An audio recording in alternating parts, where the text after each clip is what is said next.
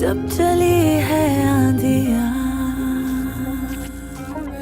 तूफानियत से हम बढ़े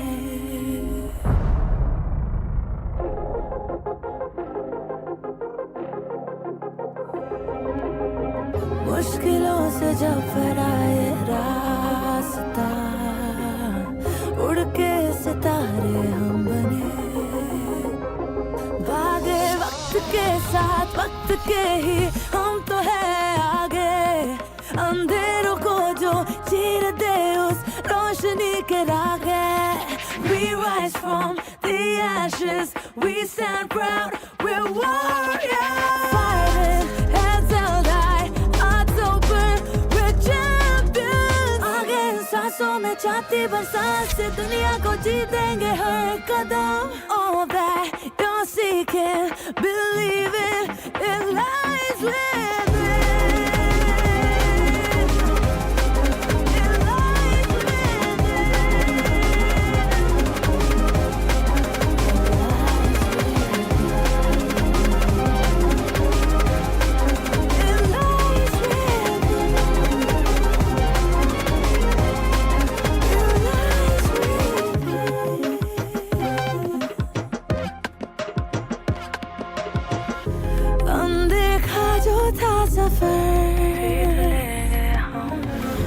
कर चुके हम पार हजार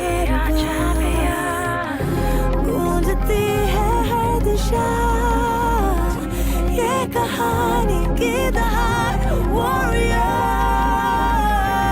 आगे वक्त के साथ वक्त के ही हम तो है आगे अंधेरों को जो चीर दे उस रोशनी के रागे We rise from the ashes, we stand proud, we're warriors.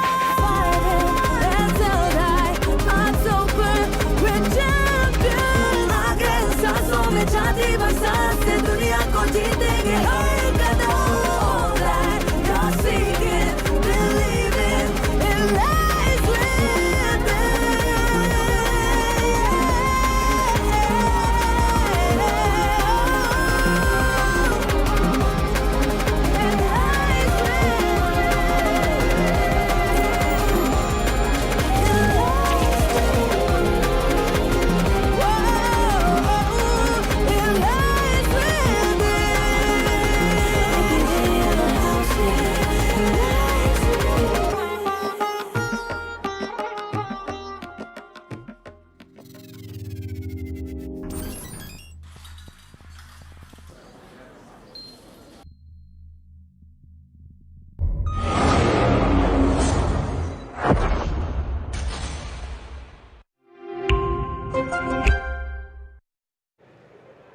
Hello India, Namaskara Bengaluru. I hope you all are doing good and I welcome you all to the Grand Finals of Predator League 2026 India. And before we begin, I would like to call upon stage the Associate Director and Head of Marketing Acer India for Bangladesh and Bhutan, Mr. Suraj Balakrishnan.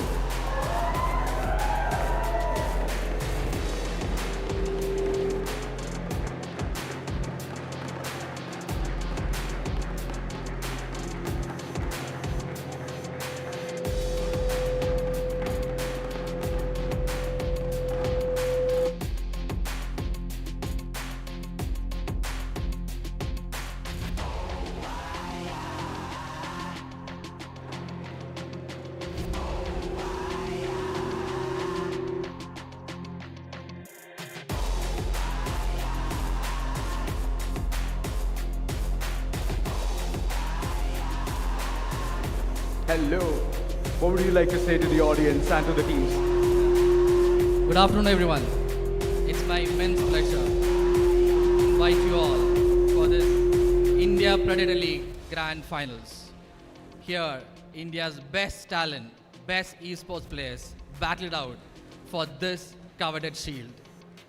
At Acer, we are very proud that we do this year after year, and we are the only brand who does this consistently and giving back to the esports community. This is our 8th consecutive year of doing this Predator League. And I'm also happy to say that this year, the Asia Pacific Grand Finale will be hosted in India in January 2026.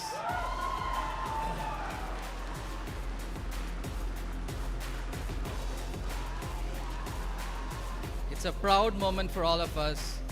The Asia Pacific Grand Finale has been going on for past 8 editions, and previous year it was in Kuala Lumpur, before it was in Manila, and before it was Tokyo, and this year it's coming to India.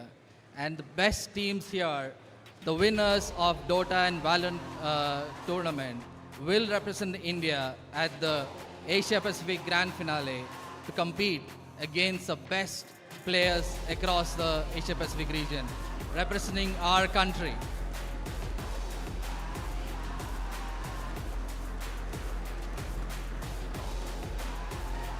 I want to thank the players, I want to thank all the audience and our partners who have stood by us over the years, who supported us and made Predator one of the most loved gaming brands in the country. I wish the players best of luck and let the games begin.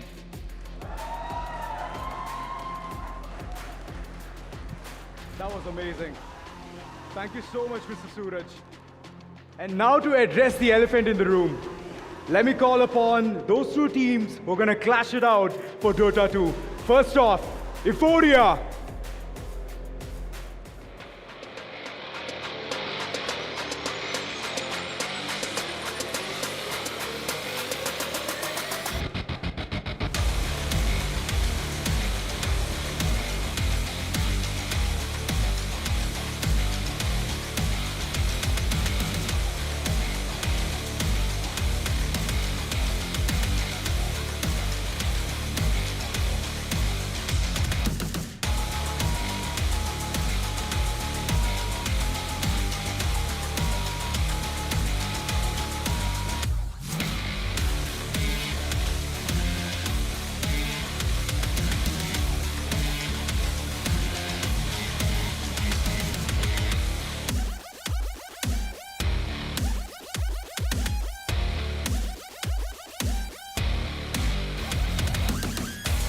To be last hope.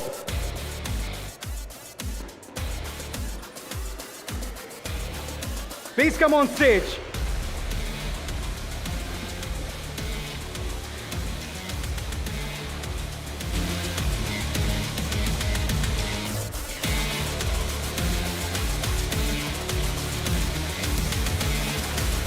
Hurry.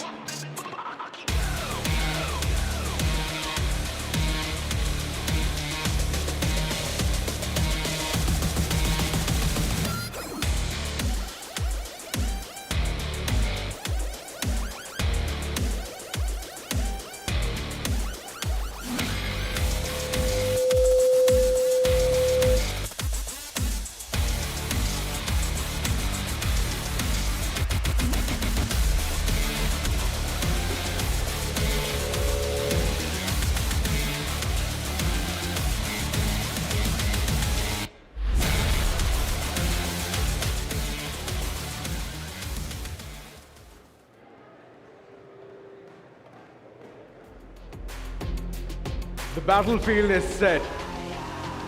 And before the action moves any further, I will bounce and I will throw it over to my lovely casters, Floki and Vivek.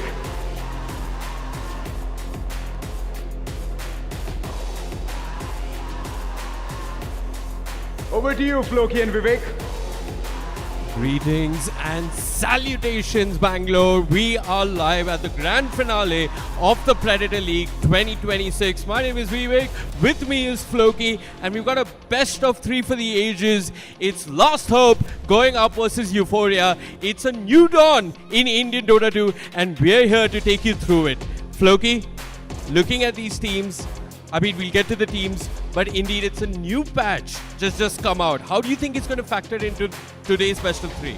I think this is actually a really good chance for Euphoria to perhaps take us by surprise. 7.39 was dropped a few days ago. Lots of interesting changes, but I'm going to touch over some of the ones that personally were very interesting to me. The nerf refresher orb, actually one of the items that is very prevalent on Earthshakers. A lot of Earthshaker debuffs, and now you get a stacking increase in the cooldown of refresher orbs. So previously it was a flat 180 seconds, now it's 180, 190, 200 and 210.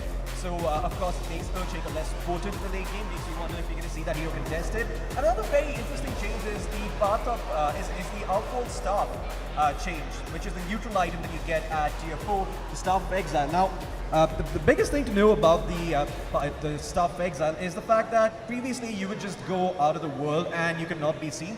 Now it sort of renders you invulnerable, but you can see where the hero model is going. The way it works now is that if you Omni Slash a target who is within the outworld staff, it can still actually continue, and more so, even more than that, is the fact that you can see where the player is going. So some of the outplay potential that the item has previously is gone. Overall, thought-wise, I think Euphoria actually have a very good chance here, Wake, but it is going to come down to how well the cohesion is, which is where I think Last Hope actually have an edge. Absolutely. Last Hope, in case you're unaware, are led by Krish, India's prodigal child of Dota 2, everybody's favorite person to hate, but everybody's favorite person to love as well. He's been representing India inside India and outside as well. And of course there is in Southeast Asia. Yep, in Southeast Asia. He's been playing in Europe for a bit. So yeah, they're coming with that experience. They're coming with not just that, the experience of having played a lot together.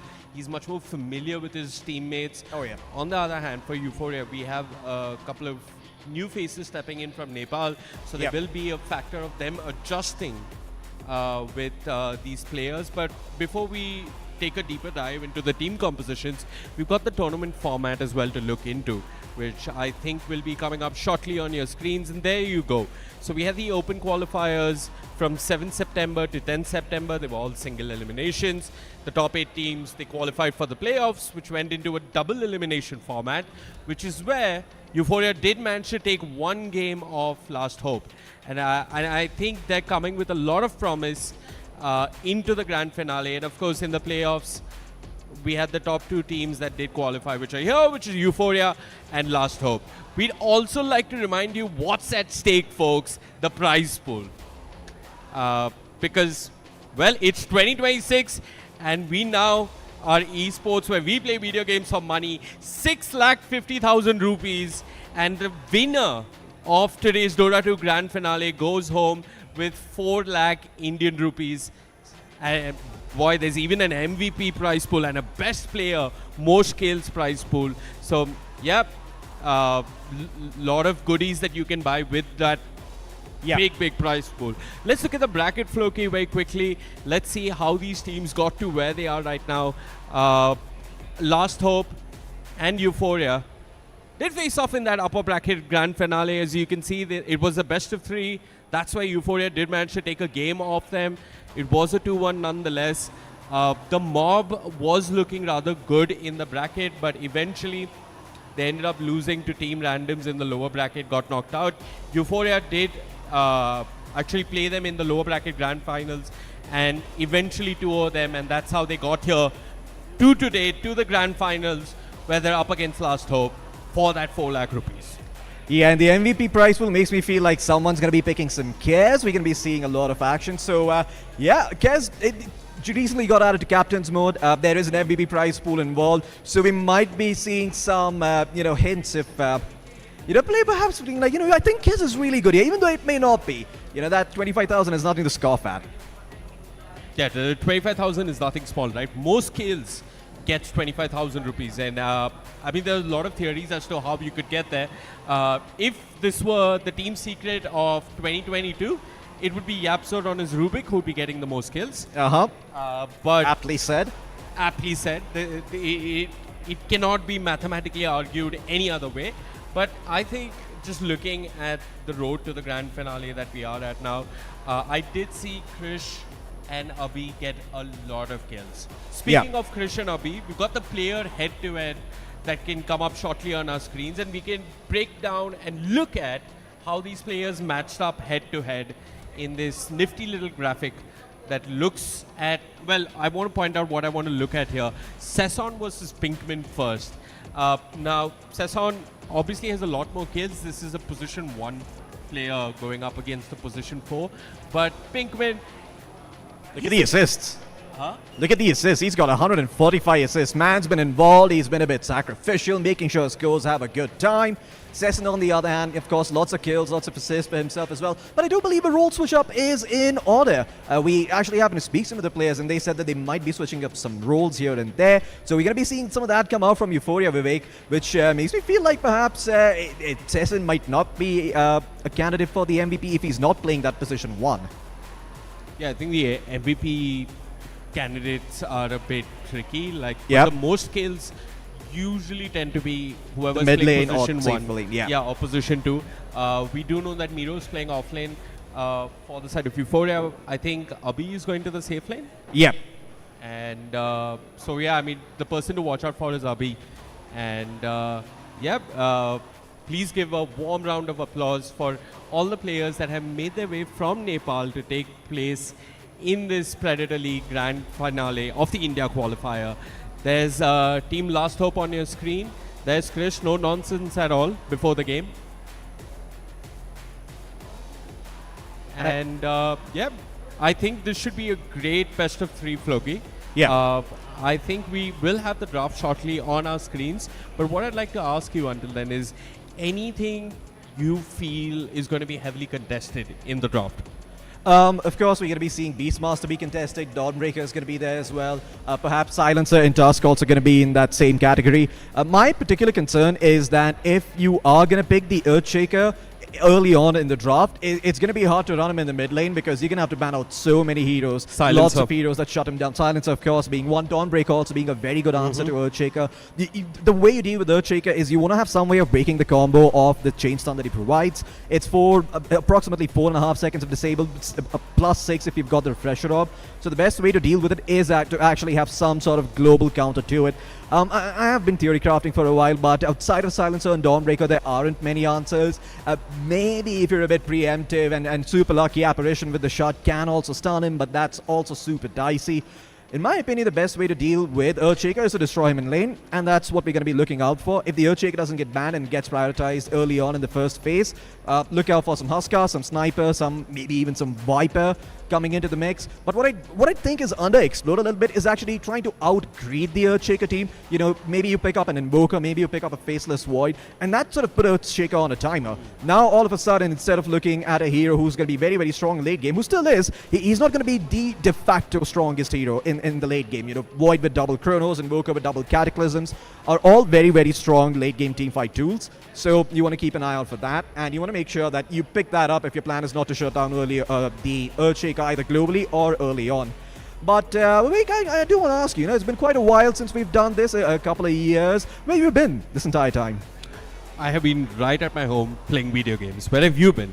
That's a lie, because I actually talked to some folks over at the Asylum here in Bangalore. They said they had some records of you. For those of you unaware, Vivek, he did commit some crimes, and those crimes being picking Magnus position 4, staying AFK in the trees for 3 to 4 seconds, saying that he's looking for a skewer, but in fact it's him indulging in his morning coffee.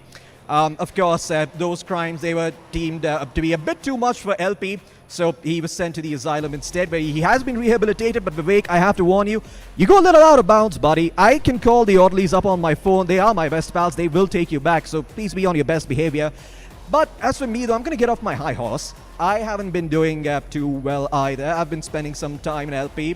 Turns out playing position 5 SF, not the best thing in the world. People will report you for that.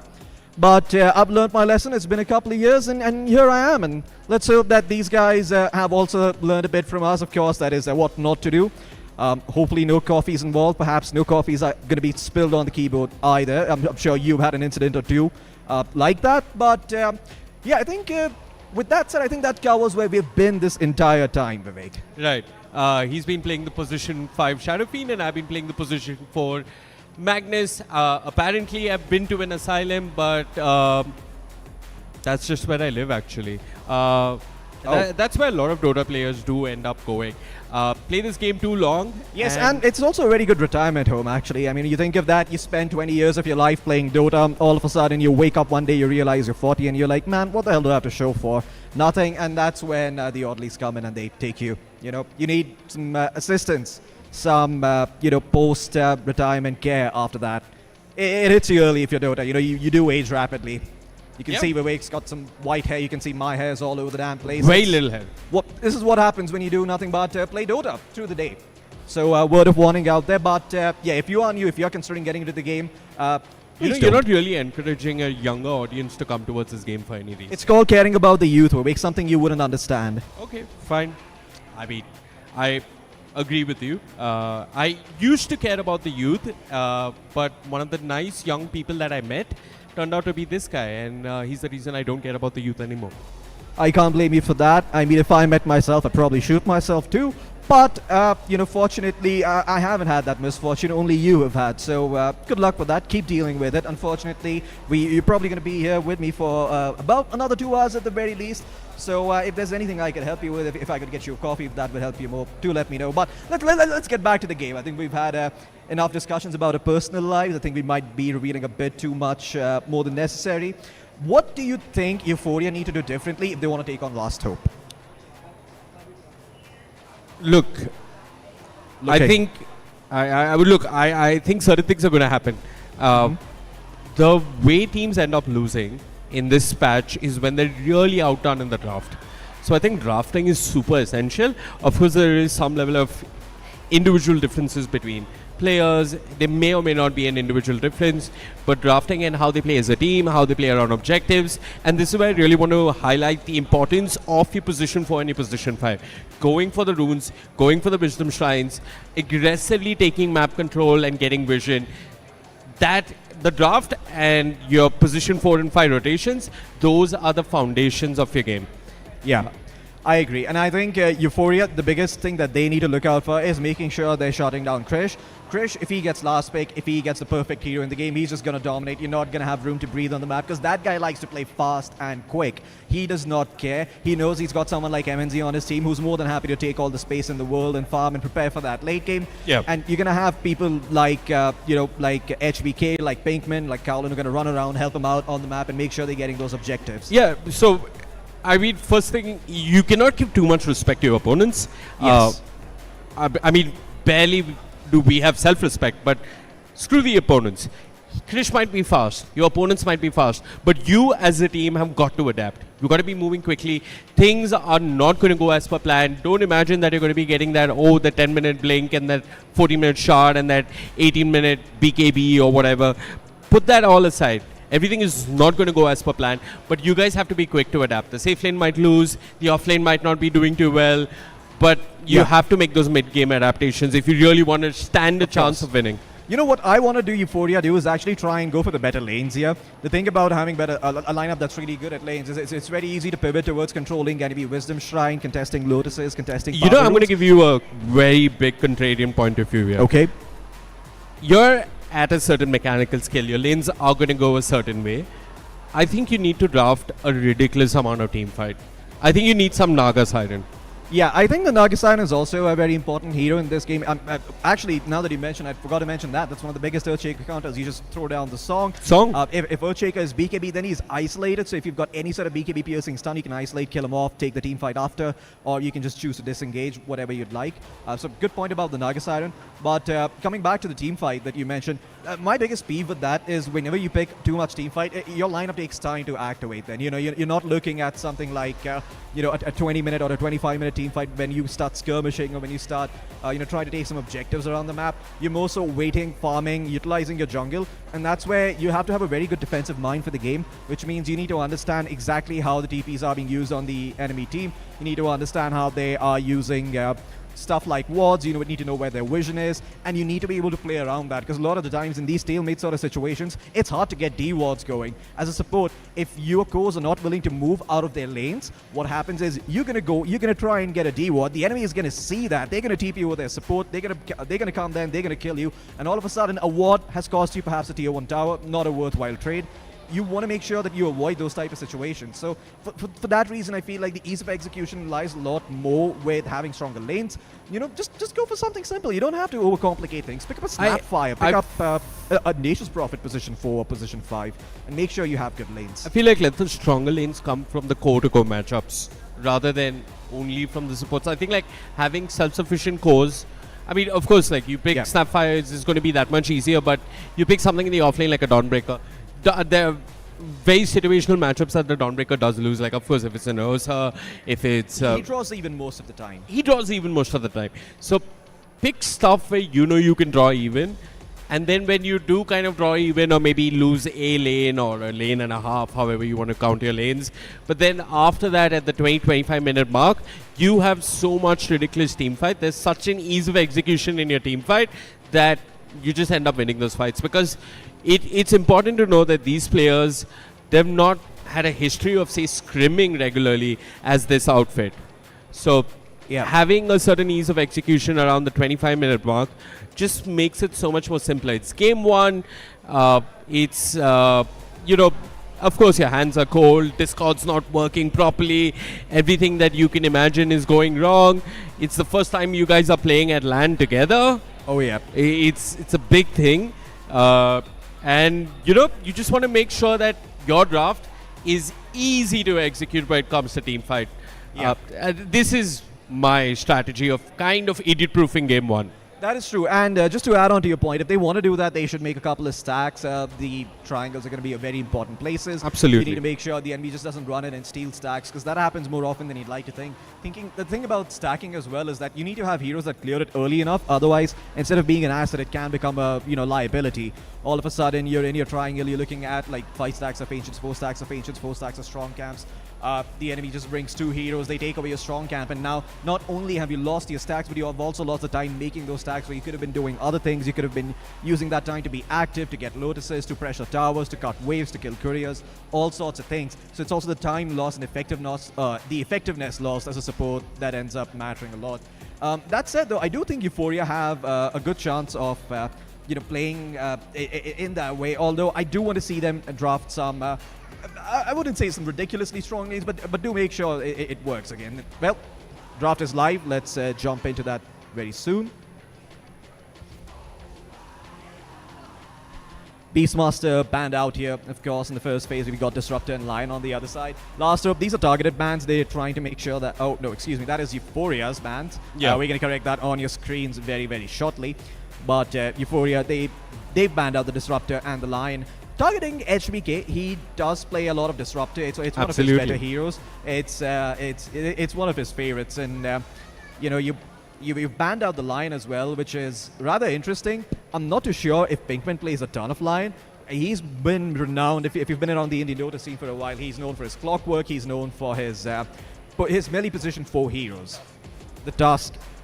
Right, I mean, if you could say that into the mic instead of telling me, Vivek, you'd get the credit, but thank you. Yeah, that's Tusk. It's totally me. It's my original idea. Earn that paycheck, Vivek. Anyway, Tusk banned out. I mean, for those of you who were not clued in, I did say that off camera, but yeah, Pinkman does play a lot of Tusk. I don't think we'll see a Clockwork ban. I think it's too much to waste a ban on Clockwork, honestly. I'm surprised that Furion actually has slipped by so far, and so is the Dawnbreaker, by the way. And the Naga. Yeah, a lot of heroes have slipped by. 2 bans remaining. So Naga, Furion, Dawnbreaker, Earthshaker. 4 heroes to be looking out for. I wonder which of these 2 are going to be left in. You probably want to not be the team that bans out. Oh, okay, so they're going to ban out the Oracle. Now, this is actually really good for Last Hope, because they can decide what direction they want to go in. Naga Siren is open. I don't know if they played, but a very good hero if they just want to go for that reset potential. Of course, if you've not been living under a rock and watching Dota, you'd notice that Snaking had a very good Naga Siren at TI. That hero completely dominated. I see no reason why Last Hope couldn't do the same. Yeah, I mean, I'm all for the Naga Siren if they do play it, but I'm just looking at these bans and looking at the fact that Last Hope has first pick. The support pool has now been rather narrowed down, like in terms of the meta. So I'm expecting Last Hope to really. I mean, there's going to be a bloodbath for the support in the first couple of picks. Yeah, power runes, lotuses, wisdom shrines, all the objectives that you can see, expect to see fights around. I was saying as far as picks are concerned, because I mean, Yeah. look, silence has been banned out as well. What's left in the pool? You can pick up the Dawnbreaker that deals with the Earthshaker. The Naga Siren sort of remains the only counter. I wonder if Euphoria actually picked that up. But yeah, that's what Last Hope are probably debating. They probably want to pick up Cao Lin's hero right away. And they're going to go for the Earthshaker instead. Euphoria, they just went with the Naga? Oh, Shadow Demon. Okay. Bit of a curveball here. Wasn't expecting that. I'm not too surprised. Yesterday we were having a board with Pampu during our media day, and he did mention that the support role is a lot about getting saves off and extending these team fights. And I just said, hey, probably Shadow Demon. He did agree, and there is a Shadow Demon. Last Hope. You did mention the Dawnbreaker. They banned it out. They banned out the Silencer as well, which means that this is going to be a easier game for the Earthshaker to just get his spells off and be up to no good. Yeah, and I want to talk a little bit more about the Shadow Demon. Now, this is a different way of countering the Earthshaker. It's as simple as you just banish the target that's been gone on, and what it allows you to do is pick these sorts of hard carry, late game oriented heroes like the Faceless Void, heroes like the Anti-Mage, who are sort of prone to being chain stunned, but now with the Shadow Demon in the mix, you can actually save that hero. You can pick that hero up. It's not like you're going to be able to deal with it entirely, but Last Hope can still go for a lot more follow-up stuns. So when you come out of the banish, life could still be difficult. Underlord, probably one of the best heroes. I think you probably want to ban out the Lycan here. Yeah, you also want to. Yeah, you might want to ban for out Euphoria. The Lycan. Okay, they're going to ban out the Lifestealer instead. That's interesting. Lifestealer, it also a hero that potentially is not that bad against Earthshaker. So I'm a bit confused by this ban. And doesn't Shadow Demon do well to control the Lifestealer? I think the logic of Shadow Demon is if you have like many Zoo heroes, or if you have like a Spirit hero or something, that's when the Shadow Demon needs protection, because Zoo heroes can pretty much just run at him. So yeah, I'm a bit puzzled. Protection, it is very important. Absolutely. And they go for the Clockwork?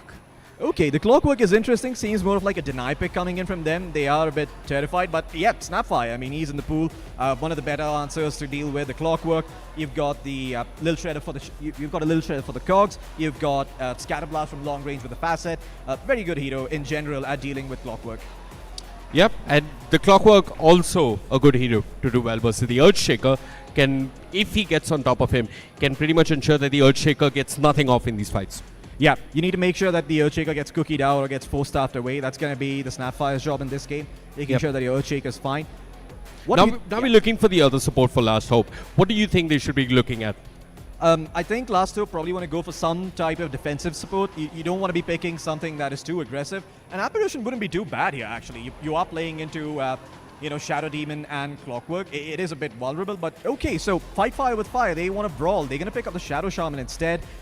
Absolutely, and this fills so many gaps in the lineup, right? If you go for the massive, gigantomous Serpent Ward, you have a way to go Roshan, you have Push. It fills a lot of gaps and holes, and if there is something like a Puck or a Storm or anything that could be problematic, they've got the lockdown. Yeah, one of the things to note about Shadow Shaman, though, is that he did get nerfed recently, so it doesn't deal as much damage to Roshan anymore. It still deals a significant amount of damage, but it used to have a bonus damage multiplier against Rosh that was taken away. Still, piercing damage, very good against Rosh in general. Not piercing damage, excuse me. That huge chunk of damage is very good. And the Queen of Pain pick from Euphoria. This is stock and standard. You don't know what to pick in your draft, pick up the Queen of Pain, build a Blade Mail, blink in, kill one, maybe two heroes. So I like this. This is a good middle path that Euphoria have gone with their draft. Now they're going to start revealing things away. Of course, inspired by Lao Tzu and the Way. You're trying to stick to... it's not the path of least resistance. That's probably something different here. It's the Way, if I remember correctly. Personally, the only Chinese saying I know is always order chicken crispy when you go out. Well, the one I know is that your net worth doesn't mean jack if you don't go high ground. So between us, we've got two Chinese phrases. Amazing. Anyway, coming back to the game, Euphoria, they're going to pick up the Bristleback here. Very good hero to have in general against the... Actually, wait. You pick Bristleback into the Shaman. He can break you. This is weird. Oh yeah, but the Hex Breaks talent, it could be a problem for the Bristleback. The question that I'm asking of Euphoria here is that they've got heroes that confront, that can go into the backline in fights. Have they got heroes that provide the control necessary to kill slippery heroes like the Puck and so on and so forth? I'm not quite sure. Like, a lot of that onus falls just on the Clockwork. I don't think he can do it all by himself. Yeah, and now what Euphoria want to do is probably pick up some hero that helps them out with Roshan. You look at their lineup, they've got Bristleback, it's nice, but they are lacking some of that Rosh potential. On the other hand, Last Hope can do that very easy, like you mentioned earlier, with a Serpent Ward. Then they've also got their carry pick remaining, so that's probably going to help them out in that aspect This too. is so sad. I was actually gunning for a TA, right? You get the trap, you get the shot, you have a silence, you can go Roshan with all the minus armor and the goo. Now it's taken away. Really good against the Shadow Shaman too, because he can silence him super quickly. Good against the Earthshaker, of course. We're not going to be seeing that anymore, though. 2 bans remaining from Euphoria. They probably want to ban out whatever is it that they think is going to be useful against what they want to pick. The Terrorblade isn't too bad, in my opinion. You get Shadow Demon Terrorblade. An AM ban is... the lineup is very vulnerable to an AM, to be honest, so I don't mind this. It makes a lot of sense. You don't have the overwhelming physical damage coming in from any of these heroes to take him out. Is this also signaling that they're considering Medusa, and is this going to force a Medusa ban from Last Hope? They could go for a Medusa, but that makes your lineup very slow on the side of Euphoria. Very slow. So you're going to be farming on the Bristleback for like the first 15 or so minutes. You at least want to get the Lotus Orb up, get to the shot, get to maybe something like a Sanj, and that's when you can start taking team fights and running at the enemy supports. Medusa, it does seem like they're preparing for that, but if they want to play slow, it's completely fine. The Ursa ban makes sense. Now this kind of gives away the fact that the Bristleback is going to the offlane. They're doing their best to protect their lane. I want to remind you, though, that Monkey King is still in the pool. It is. And Monkey King is great versus Bristleback in lane. And I think it's just going to be a total menace for Euphoria to play against. It has been nerfed, though, a little bit. That's the issue. I mean, if Last Hope want to pick that, they end up with a very active lineup, but perhaps then Euphoria can start outscaling them in the late game, like you mentioned earlier. And you can pivot. You can go towards something like a PA for the side of Euphoria. In my opinion, PA this game, very, very strong against what Last Hope have. I feel we're going to see a Dragon Knight and a Terrorblade ban. Okay, Medusa banned out. Guess you were right about the Medusa ban. Makes sense. They banned out the Anti-Mage. What do you want to go for here, though? I mean, you probably want to try and pick something. You could go for Swen here on Euphoria. That would take all of your physical damage issues, and it wouldn't be too bad. But they can respond. They've got last pick here, so we'll see what Last Hope go for. Personally, I'd like to see a Dragon Knight, but they're going to go for a Faceless Void. Okay, they are doubling down on the late game. If in case the other 4 heroes do nothing of any value, I have this weird purple Frieza sitting in the safe lane, and he's going to ensure that that Chronosphere is the ultimate late game boss. It is the poker chip you want when you go into the late game. Yeah, now the question for Euphoria is, do you trust the Swen? Do you believe in yourself to be able to close out this game in 30 to 35 minutes? Last Hope, they've got a monster of a scaling lineup. Late game Puck, an absolute menace these days in every bracket. Late game Faceless Void, late game Earthshaker. Lots of late game coming in for Last Hope. Every single one of their heroes absolutely dominates late game and with some items. Euphoria, they probably want to pick something that gives them a tempo. Nature's Prophet was in the pool, but they go for the White Spirit, so it's going to be a carry Bristleback, I believe. Oh, okay, the carry Queen of Pain instead. That makes a lot of sense. You're going to take this Queen of Pain at the safe lane. That's going to provide you with some tempo. You get Sonic Wave super early on to make rotations and to make things happen. Miro going to be in the Bristleback, so he's going to be having some support as well with the magic damage coming in from ABH1. ABHI, actually. So now. what does the Queen of Pain look to build on Bondage You if go you're for the playing same. on the board? You go for the same build. You go for Blade Mail, but then actually maybe you don't go for Blade Mail. Maybe you go for a Mjolnir instead. That can also work.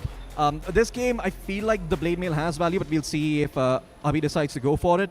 Session on the White Spirit is the one I'm most concerned about, because White Spirit typically is very good against the Puck, but with the new Curveball Puck, you can actually put White Spirit in a very awkward spot. Think about this hero, you need to buy a couple of extra branches, maybe even a Circlet if you want to dominate the CS charts, and that just means that Puck, he's going to resort to last hitting with Orb in his lane and get that early bottle and then just play to shove out the waves. And then if he doesn't go for that, and if he instead goes for the bottle, Puck, what he gets to do is he gets to right-click your face and break it, and that's not a trade you're going to win as a melee hero against the Puck eventually. Well, what are your predictions for this game, Vivek? We're going to be heading into this one. Do you believe in the carry Queen of Pain? Do you believe in the Faceless Void? Oh, this one is really hard. I mean, I've been just staring at the drafts and seeing who comes out on top, but I'd like to lean in favor of Last Hope for game 1. Okay, well, I like what the side of Euphoria have got in theory. It's very cool to me, the fact that they've decided to put the Queen of Pain in the safe lane. Very interesting way to deal with some of these heroes here. But, we can sit here, we can analyze from our armchair in the lofty heights of a combined total of 7,800 MMR. Of course, me providing 6K, you the other half. But, yeah, maybe we're going to be stepping into the game soon. In all honesty, I feel like Last Hope, they've got an easier to execute lineup. Absolutely, folks. Make some noises. It is time for game number 1 between Last Hope and Euphoria. One team is going to be walking away with a total of 4 lakh rupees at the end of this best of 3 series. And Krish on the puck is already in trouble, dropping low. He's got enough to get away from the cogs and get some space. Yeah, a bit of an early skirmish breaking out here.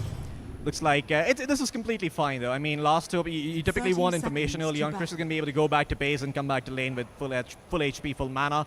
Everyone else on the side of Euphoria, they're losing a bit of HP, so their start to the lane is going to be a bit rougher. Yeah, this also means that Last Hope, they're going to have 1 man less at the bounty runes, and Euphoria know this, and they should look to punish this Floki. Yeah, they are. They are going to try and go for 3, but in all honesty, it's going to be very, very difficult. Seems like the side of Last Hope, they want to try and contest these bounties, but they are going to have to give it up. The Void should be able to get 2 bounties up top, though. Maybe you're looking for any sort of slip up. Ooh, not the case. The Bristleback gets the bounty up top. It's 3 for the side of Euphoria, and just the 1 for Last Hope. Yeah, this is exactly what you'd want for Last Hope, right? If you were a Last Hope supporter, they need to get off to a good start on lanes. If anything, the clock is working against them. I don't think they're going to feel too comfortable taking this too late. Pinkman just being a nuisance early on. Has he gone for the chicken fingers? Yeah, the chicken fingers is the better facet these days compared to the massive serpent ward. Typically, because you just get so much more harass potential with Ether Shock. You can't win a trade against this hero. That's the problem. Look at that. 1 second of being a chicken, another second of being a robot, both equally as useful. Yeah, chicken versus mechanical toy. Chicken comes out on top. That's the strange, beautiful world that Dota is. Or at least for us. Looking at the last hits in denies, Krish is doing really, really well for himself in the mid lane. I mean, he's nearly, I don't think he's missed a single creep. Yeah, perfect CS from him so far, and that's the value about the fuck. That's the thing about the fuck as a hero. Like, look at that. You can just combine your right clicks with your orbs, get some pretty free CS. I do want to see if the top lane's going the way they think. The top lane, MNZ has already dropped to half HP here. And he's going to be taking a lot of pressure from this Bristleback. The problem about this lane for the side of Last Hope is that eventually the Bristleback is going to cut creeps, and you're going to have to bring in the Shadow Shaman up top if you want to kill him off.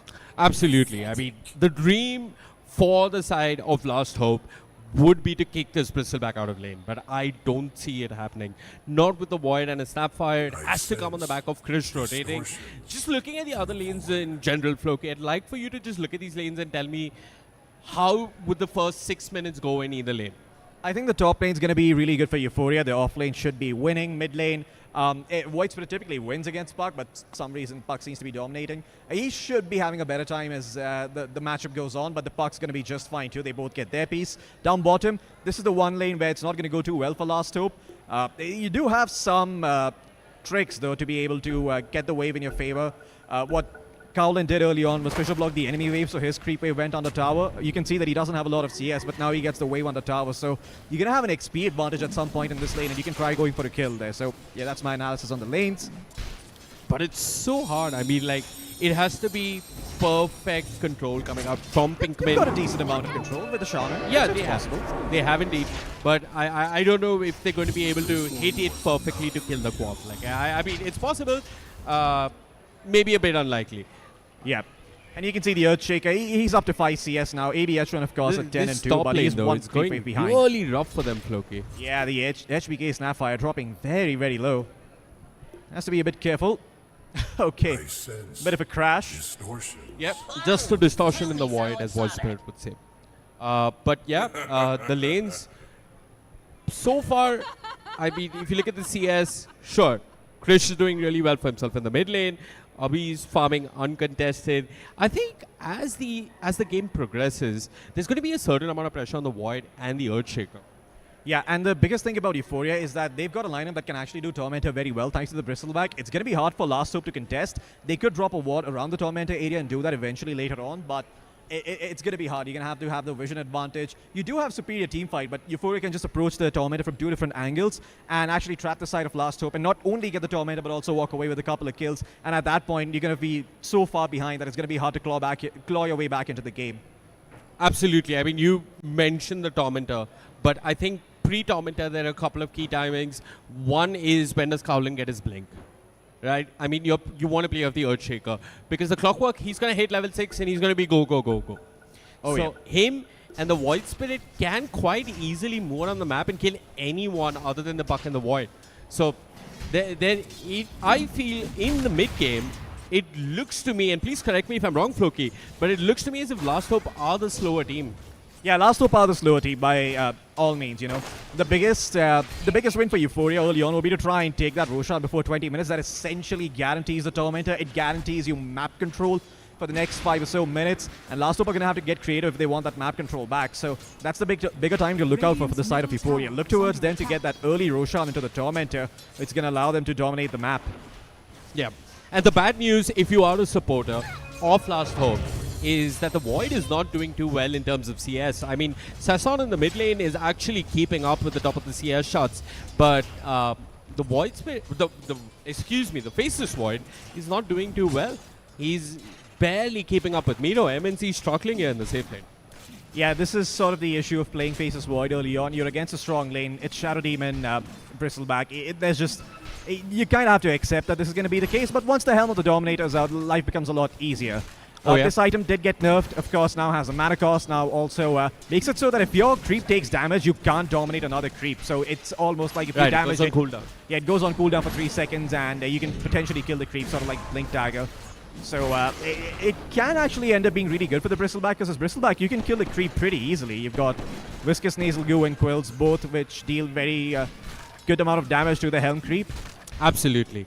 The Bristleback, if he sees an Helm creep all by himself, he's going to be like, hey, that's 300 gold for me. Thank you so much. I shall kill that creep and continue farming. But we just like to paint this picture once again quite clearly, guys, that Euphoria, they are the team that's moving into the mid game with momentum. You're going to have ABH1 with the Sonic Wave. He's also free to rotate if he so chooses to. So, yeah, the advantage is on their side. They can fight earlier with less.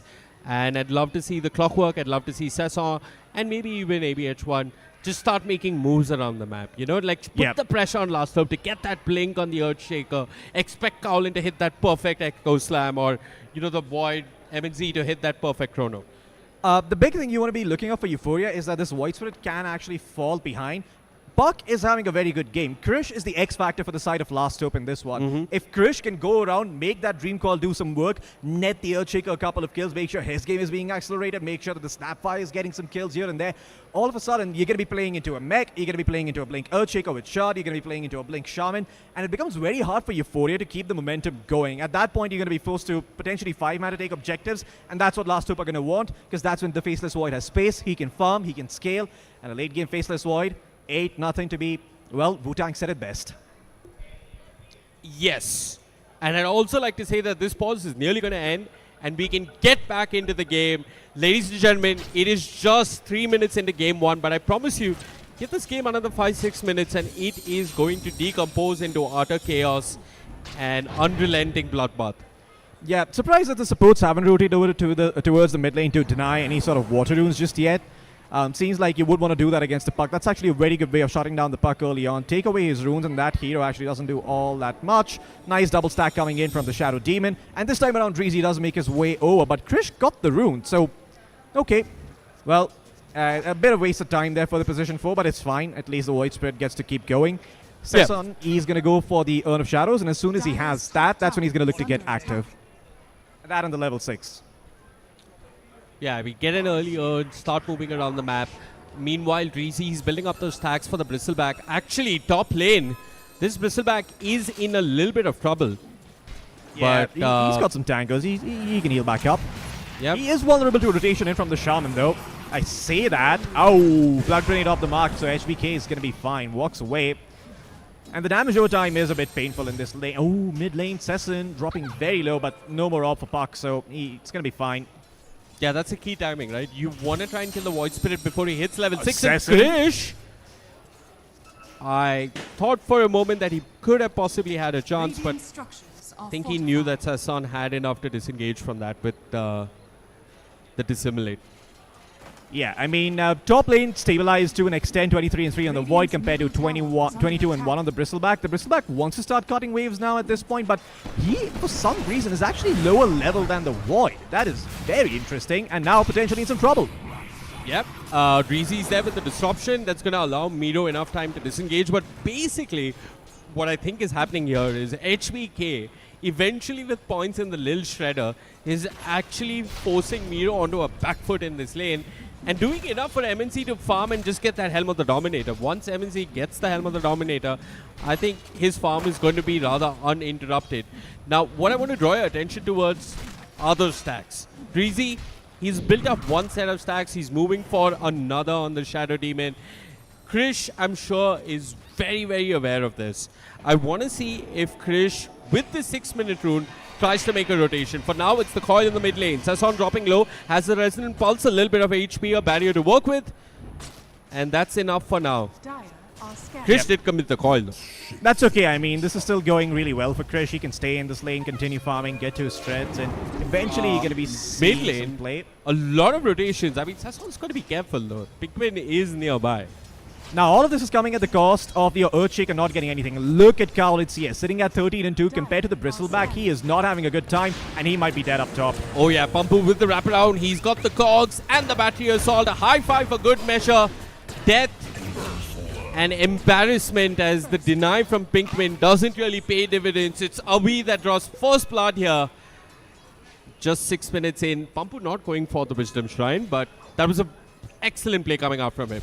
Yeah, Dreezy is going to be there to take his Wisdom Shrine, so it's fine. You would like to contest the enemy Wisdom, of course, but it's a bit difficult. What I want to see from the side of Last Hope is stacks, stacks, stacks. Your Earthshaker's not doing well. You need to start stacking up your own triangle, or you need to smoke to the enemy triangle and drop an Echo Slam there so your Earthshaker can start coming back into this game. Yeah, exactly. I mean, does Cowlin know? I don't think anybody from the side of Last He Hope needs time knows. because he's not level 6 yet. I mean, this is a very slow game coming in from the Earthshaker. Yep. But I'd just like to point out that the Bristleback is in level 6 either. So both offlaners taking their time here. Yeah. CS Charts ABH1 just stacking up those denies, man. Look at that. 45 to 21 compared to the Earthshaker. And stacks now being made in the in the Dire Triangle. Excuse me. Pampu once again. They are just bullying Evil Ash or Ketan. Some of us might know him from Discord. And once again, a high five. The Sonic Wave. Just for BM, it feels like, on the Pinkman. And now ABH1 wants to pursue, or maybe not. 4 points in the dagger. He's going to be fine. Yeah, he's got the Dispel coming in from the foul play, so he should be able to run back. Yeah, they'll just proc the foul play, and then Pinkman, regardless, might need to make a base trip. Back in mid though, Sasson trying to get handsy on your HBK. 2 Marin, coil coming out from Krish, Nice but where's the follow-up? Where? Okay, there it is. There's the cookie. Sasson, he's trying to bait him in. He's got another step. He's going to be forced to use it. Krish, good chase, curveball, top spin, leg spin, off spin. I'm not too sure. Oh, ABH1 though down bottom gets the kill onto the Shaman and gets away. HBK TP's over, but they're not going to be able to find any return kills here. This is so good coming up from Abhi. He's gotten multiple kills in the safe lane. He's bullying not just Cowlin, but he's also bullying the Shadow Shaman. And yeah, soon enough, I think once the Sonic Wave comes up full down, he could try and look elsewhere. Now, we want to look at those stacks because I think MNZ is building up some stacks as well as Dreezy. I'd like to see if the Dire have any stacks going. Yeah, HBK started to work on those. Strong Camp, unfortunately, not going to be stuck, but the Ancient Camp is. Now, you just want your Earthshaker to hit level 6, get to the camps, and drop the Echo Slam. Although, it's going to be a while. He's just flying out boots on the courier. Yeah, it is going to be a while. And look at Pampu on the clockwork. He's going to scout those stacks. He's actually moved into the enemy triangle, wrapped around as well. I think he did spot out those stacks. And he might just try and go on a Pinkman or Cowlin. Kill him one more time before he hits level 6. Now the timing matters, right? Because Miro is level 6 on the Bristleback. And Abhi has no fear at all. The clockwork kept busy by the Shaman. Pinkman caught in the cogs while Sasson and Abhi deal with the Earthshaker. Cowlin pushed back by the Sonic Wave, will die, and Pinkman will join him in the base. This offlane coming up from Last Hope, well, it better not be their only hope. Yeah, valiant effort coming in. They both try to save each other, but they were instead diagnosed with the case of the SIB, Save Your HBK. Buddy Syndrome. He's going to check in on the stacks. Does Krish make a rotation? I mean, this is really good. HBK is just going to get like an entire level off. I mean, yeah, he's just leeching EXP. Excuse me. MNC's come here. He's bought a Helm Dom creep. He's bought a small teeny weeny ENC friend to this party, and I don't see what he's going to accomplish all by himself. But maybe with the Scatter Blast, they can do more. Yeah, I mean, this, you need to bring heroes over here from the side of Euphoria. You need to protect these stacks. But instead, they're going to lose the Shadow Demon. That's the first kill on board here for the side of Last Hope. Dreamcoin dropped in as well on the Bristback. But in the meantime, Abhi assassinates the two offlaners down bottom. The two heroes down bottom, excuse me. Pampu also probably going to end up losing his life. Cookie coming in for MNZ. Bit off the mark, but that's okay. Krish with a triple kill with the amp damage rune. And now the stacks can probably be cleared up, although you did lose your post 4 and your post 3 for that. They not only their post 4 and their post 3, they lost their tower as well, Floki. So Abhi getting things done elsewhere on the map. Sure, they lose their supports, but I want to remind you, they didn't lose all their stacks. Kowlin is still only level 5 on the Earthshaker. They have been bullying this Earthshaker, and I don't think Kowlin is going to have much of a game under the 18-20 minute mark. Yeah, he can't even show his face in the lane anymore. He just needs to wait for the creep wave to come to him. Abhi, as soon as the Sonic Wave is back up, he can just blink it and solo kill the Earthshake as long as he doesn't have a TP. Yep. And look at this. Meteor still has a decent amount of the stacks to work with. 4 stacks of Shadow Poison on the 4 stacks as well. And that's just stacks all day long. So a lot of goal going in favor of Meteor now. I hope that Euphoria know that they're the ones with an advantage. Yeah, I'd like to drop down the network chart at this point because that would contextualize what you're saying. We've seen last sets for a while now, but yeah, there you go. So AVX one obviously on top. As I say that, though, Pampu, okay. Yeah, a disruption will have to be used, but it's first the Demonic Purge on MNZ just to push him back. Get wrecked. You tried to go up against the Faceless Boy, but it was bad. And now they're going to turn. Pampu goes in with the hook shot, but MNZ gets the time out just in time. A cookie could come through, but MNZ doesn't want to pursue because HBK is there with the Scatter Blast. They get the kill. That is just so unlucky for Pampu. He got bashed 3 times in a row. It's a level 2 bash. He smacks Time Walk on the Faceless Void. Look at that bash. 3 times in a row indeed. And yep, that kind of stuff only happens to Gok. It shouldn't be happening to anybody else. Very good hook shot coming in from Pampu, but MNZ had the wall. Elsewhere, Breezy gets picked off. Krish on the other side of the map might just end up dying, and indeed with Abhi's Sonic Wave and Dagger, his dominating streak gets taken away. Yeah, and what better hero to give it to than the Queen of Pain, ABH. Abhi just absolutely dominating in this game so far. Kowlin, he's got the level 6. He's going to be able to Echo Slam the Creep Wave and get him the Echo Slam the stacks and be able to get himself the Blink Dagger off of that. So, you know, last up we're getting some answers now, but HBK, he is dead. No Man's Land, hounded by the Void Spirit. MNC is Helm Creep, killed for a second time. A hook shot also being heard off screen as Pampu, he's managed to find Pikmin. He'll commit the Demonic Burst, they want the Shadow Shaman, they'll have him, and now they can look back to that tower. Floki, this is so much going in favor of Euphoria. Yep. One of the other interactions we didn't talk about actually is the Demonic Purge against the Foul Blade. Completely takes it off, allows you to secure the Shaman Killer, which can otherwise be a bit annoying. 14 minutes in, they're getting the tier 1 tower. It's really good because Last Hope, they've only taken one not committed entirely to that tier 1 tower. They see a bigger person to bully, and that's Kowlin on the Earthshaker. They've actually abandoned the top lane. Pampu might get caught though. Yeah, he's, once again, it's just no man's land. Oh man, he's just dead. MNZ probably going to be getting this kill. Pampu in some trouble. Trying to hit his own cogs, actually unable to do so.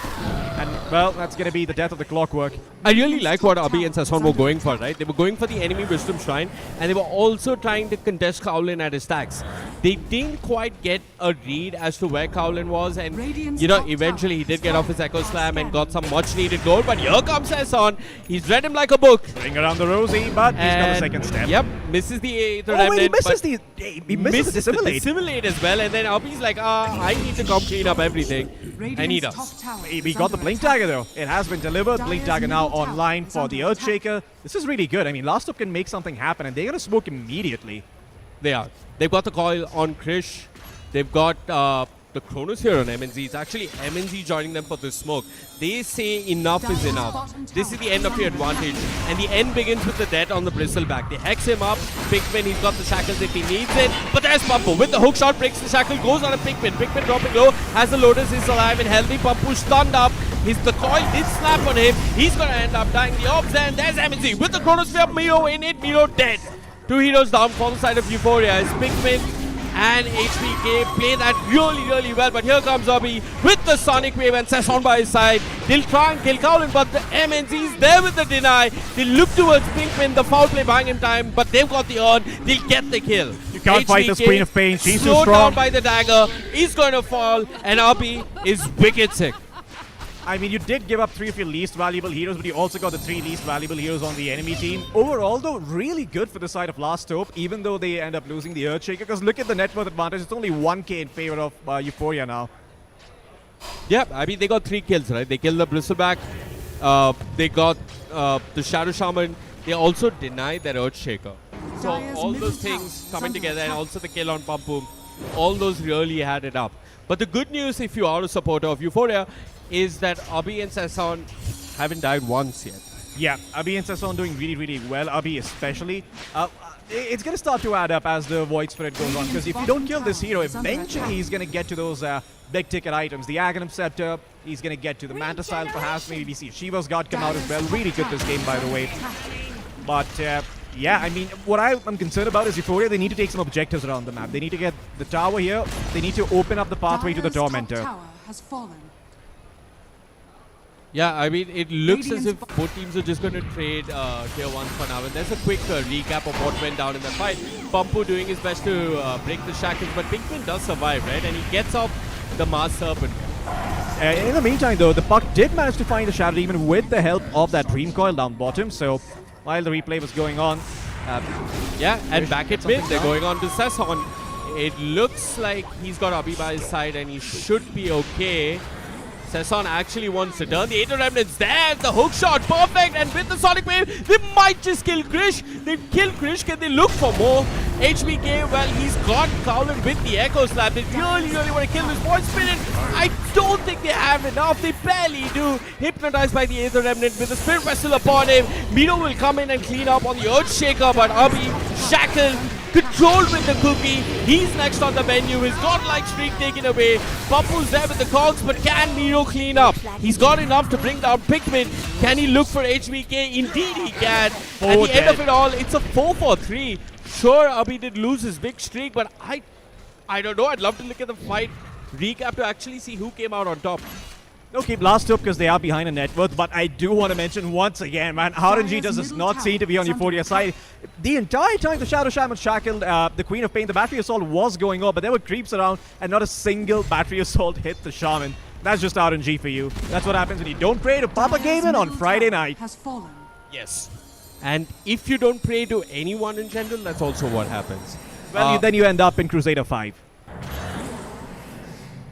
That's worse than low priority. Don't have to be so personal, Floki.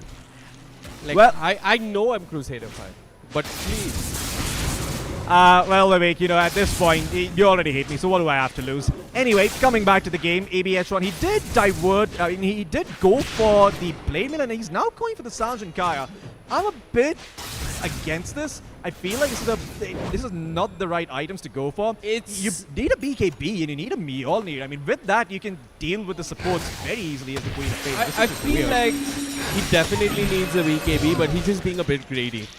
Sergeant Kai is not the right way to be greedy, his though. Build, I agree, right? Like, he started off Falcon Bait Maelstrom, then he goes back for the Blade Mail, and now Sergeant Kaya. Yeah, it is going to allow him to deal more magic damage, and perhaps, you know, if Chronosphere is down, he can be a bit more tanky. But then again, it's not the damage that's going to kill you; it's the chain stuns. Yeah, it's neither here nor there, right? Like, it's pink sauce pasta. It's not a thing. There is no pink sauce pasta, It's and a there myth. is no carry Queen of Pain with Maelstrom and Sandstorm. Well, you summed it up perfectly.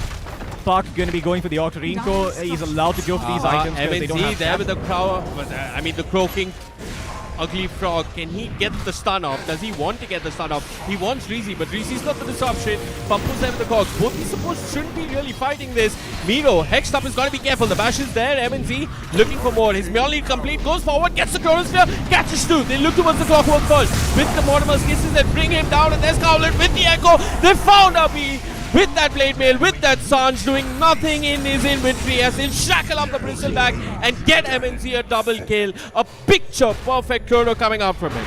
Man, this is once again just bad RNG, but at this point you have to ask, if 3 times in a row you are facing bad RNG, then why is that the case? Why on earth did ABHO just blink in there? I mean, there seems to be a lack of coordination, a lack of communication. Something's going wrong in the Euphoria lineup, and I think it's communication. They're miscommunicating. They're getting caught up in these spells. ABH1 is perhaps, I mean, he's doing his best here, but the supports are not in sync with the cores. I also feel that these fights where, sure, the Bristleback is in the front, that's okay. But the supports cannot give away their positioning at the same time. It's really counterintuitive if Pampu and Reezy are the first ones at the beginning of the fight to use their disruptions aggressively on a Void. That's useless. You've given away your position, and you don't have a disruption for any defensive use. Also, what an awkward fight. Where was Sesson?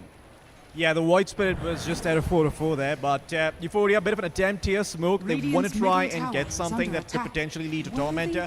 Could have them come back in the game if they make this one work. But Cowlin, he was off to a bad start. Now he's done with a shot. He's got 1.4k gold, making progress towards the Nyasha and Kaya. The Earthshaker slowly coming back into this game, although still bottom of the network chart on the cores. What is this smoke though? I mean, Sesson, he smoked up with the Clockwork. Pampu's gone off towards the Lotus Pool and towards the Watcher. We have an extra smoke in our inventory and we've got 3, so let's just pop it and see what we can get. Okay, that explains it. Thank you. Just for clarification, because I didn't want to be the one to say that. Yeah, well, but I mean, this Euphoria now just looking awfully similar to a Headless Chicken, running around the map, figuring out what to do. Eventually they just decide, okay, let's just take the Tormentor here. This is good. This is going to give them some network back in their favor. Who gets the shard though? Ooh, you'd much rather have it on the Shadow Demon. I think the Dispel is of value. Yeah, the Jetpack pretty good. It allows the Clockwork to actually provide a lot of vision in the daytime. But sort of akin to a Night Stalker with Dark Ascension, except it's in the day and it's only for 6 seconds and you can't turn very well. Yeah. But yeah, all those things aside, it's not that bad. The question is, Euphoria, they should instantly smoke and make some type of play on the map. Well, the one thing I'd like to point out is that Euphoria cannot just walk up to a tower. And the other thing I'd like to point out is that as Euphoria move around this mid-game without much direction, they're losing Roshan. MNZ has the first stages of the game. It is only the first stages though. But it does allow you to farm the map now with impunity on the face of the wall. You're no longer as afraid because you can buy time for your team to come and help you out. Aegis available for the time being. Eventually, the issue is going to be that the Void's going to have too many items and you're not going to be comfortable fighting into this double disable of the Dream Coil and the Chrono. Really good follow-up this game as well, like I mentioned earlier. I mean, anyone can play off of anyone, right? Like, you can have Chrono into Echo into Chrono, Echo into Coil, Coil into, Snapfire, Alt. One thing I'd like to point out is that Abhi's actually changing up his build. He completed the Kaya, he's not going full Sanj Kaya, he's now queued up a BKB.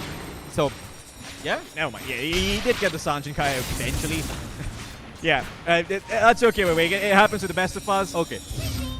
Okay, well, they have the Aegis. It is that very well goddamn birthright to make a play, and what a better... You can ask for anything perfect. They find Abhi farming away with the Sanj Kaya. The mid push is going to come through now because you can't deal with the creep wave. Sesson's showing up top on the Void Spirit. Pampu trying to drag it away, but this tower is as good as Could dead. I ask you something? Look at the bottom lane. Do you feel like the Shadow Demon needs to be sitting behind the core? Yeah. And now back to the mid lane where the core is actually in trouble as Pampu and Miro both end up dying. Yeah, this is just some real garden game stuff going on here on the side of Euphoria. They have sort of... They need to take this game by the wheel, not give it over to any magical entities that might take it otherwise. But I really like how in the early game they were the ones dictating the tempo, but in the mid game they see completely lost. Yeah, and again, it's you can say that it has been bad RNG, like Pampu getting bashed thrice up top, or ABH1 getting caught in the Chronosphere, or the Clockwork not hitting the Shaman with the Battery Assault. And at some point you do have to ask, why did you get into those situations in the first place? It's not the egg, it's the chicken that's the problem. It is indeed. It is the chicken that has been the root cause of all these problems, and Which is why you're a vegan. a vegetarian. But yes. Back to the game. MNZ still has the ages. There's a nice deep observer ward in the radiant triangle. They haven't dewarded it just yet, but it feels like they might go for the deward and then a smoke. But Kowlin and Krish are moving towards the triangle. The Earthshaker, the Park, well, it's nearly all of them from the side of Last Hope as they are smoked up. Will they find a jump? MNZ is moving in very, very deep. And I think RB and Miro have read this. They're just going to get the hell out of them. Yeah, they're just trying to cut the creep phase. I mean, even then, this is still okay for the side of Last Hope. Because even though they are like losing some net worth here, they're getting to impact the map. They've taken one tier 2. They want to try and take another one. Eventually, the top wave is going to push in, and that's going to give you more space later on. It's going to make Euphoria very uncomfortable at playing the map. The thing about picking very mid-game heavy liners, Awake, is the fact that you want to have towers across the map so you can take fights wherever. Yeah. They are losing their ability to take fights with these tier 2s. That's what's happening. And they haven't been really taking fights, right? They went up for that tier 2 tower, but then after that, they seem a bit lost. Disjointed. Okay, mid tier 2 was not taken. Now they're going to take it. Never mind. Yeah, this mid tier 2, they hadn't taken it. They just got 2 kills and then they disengaged. But yeah, Miro's pushing out top. Breezy relegated to just defending all the creep waves mid. And yeah, it feels like Abhi and the others on the side of Euphoria are buying time for BKBs and whatever else they think helps them stand a fight in the upcoming mid-game fights that will be there. I mean, slowly but surely the net worth also going up for Last Hope, right? Like, they got that tower, they've been getting some farm, not every core is farming, they're not safe, heroes are not showing on the map, so it's understandable. But now, Euphoria, they know Age is about to time out in 50 seconds, perhaps the smoke is a bit premature. Man, MNZ doesn't care. Sanj and Yasha, Lotus Orb, so what? I will man fight you. And he's just standing there. Yeah, he doesn't care, but there's Pampu with the hook shot. They found the void, but have they got the control? The Aether Remnants, they're quick, but look at Kowlin with the Echo Slam. Ensures that Pampu's dead. Krish comes in with the orb. Can he find someone with the coil though? He silenced up Abhi, but Abhi's getting away. Miro still in the middle of all of this. Tanky holding on, but the magic damage a bit too much. HBK with the Scatter Blast gets the kill. It's a dominating streak for the Snapfire as the side of Euphoria take a fight, Floki, and it feels a bit forced and completely disjointed. Yeah, I mean, that is just Last Hope and MNZ doing so well. He understands he's got this Age for another 50 seconds, that they can't really be fighting him. Good discipline as well coming in from SDK. He had the Scatter Blast the entire time, but it's always coming in sync with the Fisher. You can see their communication is on point for Last Hope, and that is the difference maker in this game. The communication from Euphoria doesn't seem like it's been doing too great because they've had a couple of mishaps, they've had a couple of accidents, and you can't keep having too many of those. Bob Ross, he might disagree, but well, he's 6 feet under Vivek, so who's really right? Dire are scanning. Yeah, I don't know. But back to the game. Void Spirit, he's got his Axe Scepter. Finally, 28 minutes in. I really feel that, sure, you're waiting for Abhi's BKB, but the rest of the team can still be doing stuff across the map, right? You can't wait only for Abhi to join you guys. You got a Clockwork, you got a Void Spirit with his Axe. There are plenty of opportunities to go around the map and do stuff, and it finally feels like Pampu and Sesson, they're aware of this. They see the Void, the Faceless Void in the top lane. Can Sesson get the jump and offer the control? Man, this MNZ Void just becoming a monster as time goes. I do believe he had an entire item on the courier. I do believe it was a diffusal blade that he ended up losing. Of course, no way of showing the courier. It's a little unfortunate, but he's got an entire item and he's making his way towards Miro's got to be careful. He is all by himself up ahead now. Krish and the others have smoked up. It's a bit of cat and mouse. MNZ goes in, getting vision. This is risky. He's got backup arriving, but he could end up falling here. He needs help. Mantis time's dead. There's a dispel. Decent call coming out from Kish. Where's the follow-up? There comes the Snapfire with the Mortimer's Kisses and with the Chronosphere. They're looking for the kill, but the disruption's there. MNZ instead will just turn towards Abhi. That's their position. 1 feet of being dead. Pampu dies to the cookie from HBK, and they leave the Bristle back for second last. For a very last is the kill onto the Shadow Demon.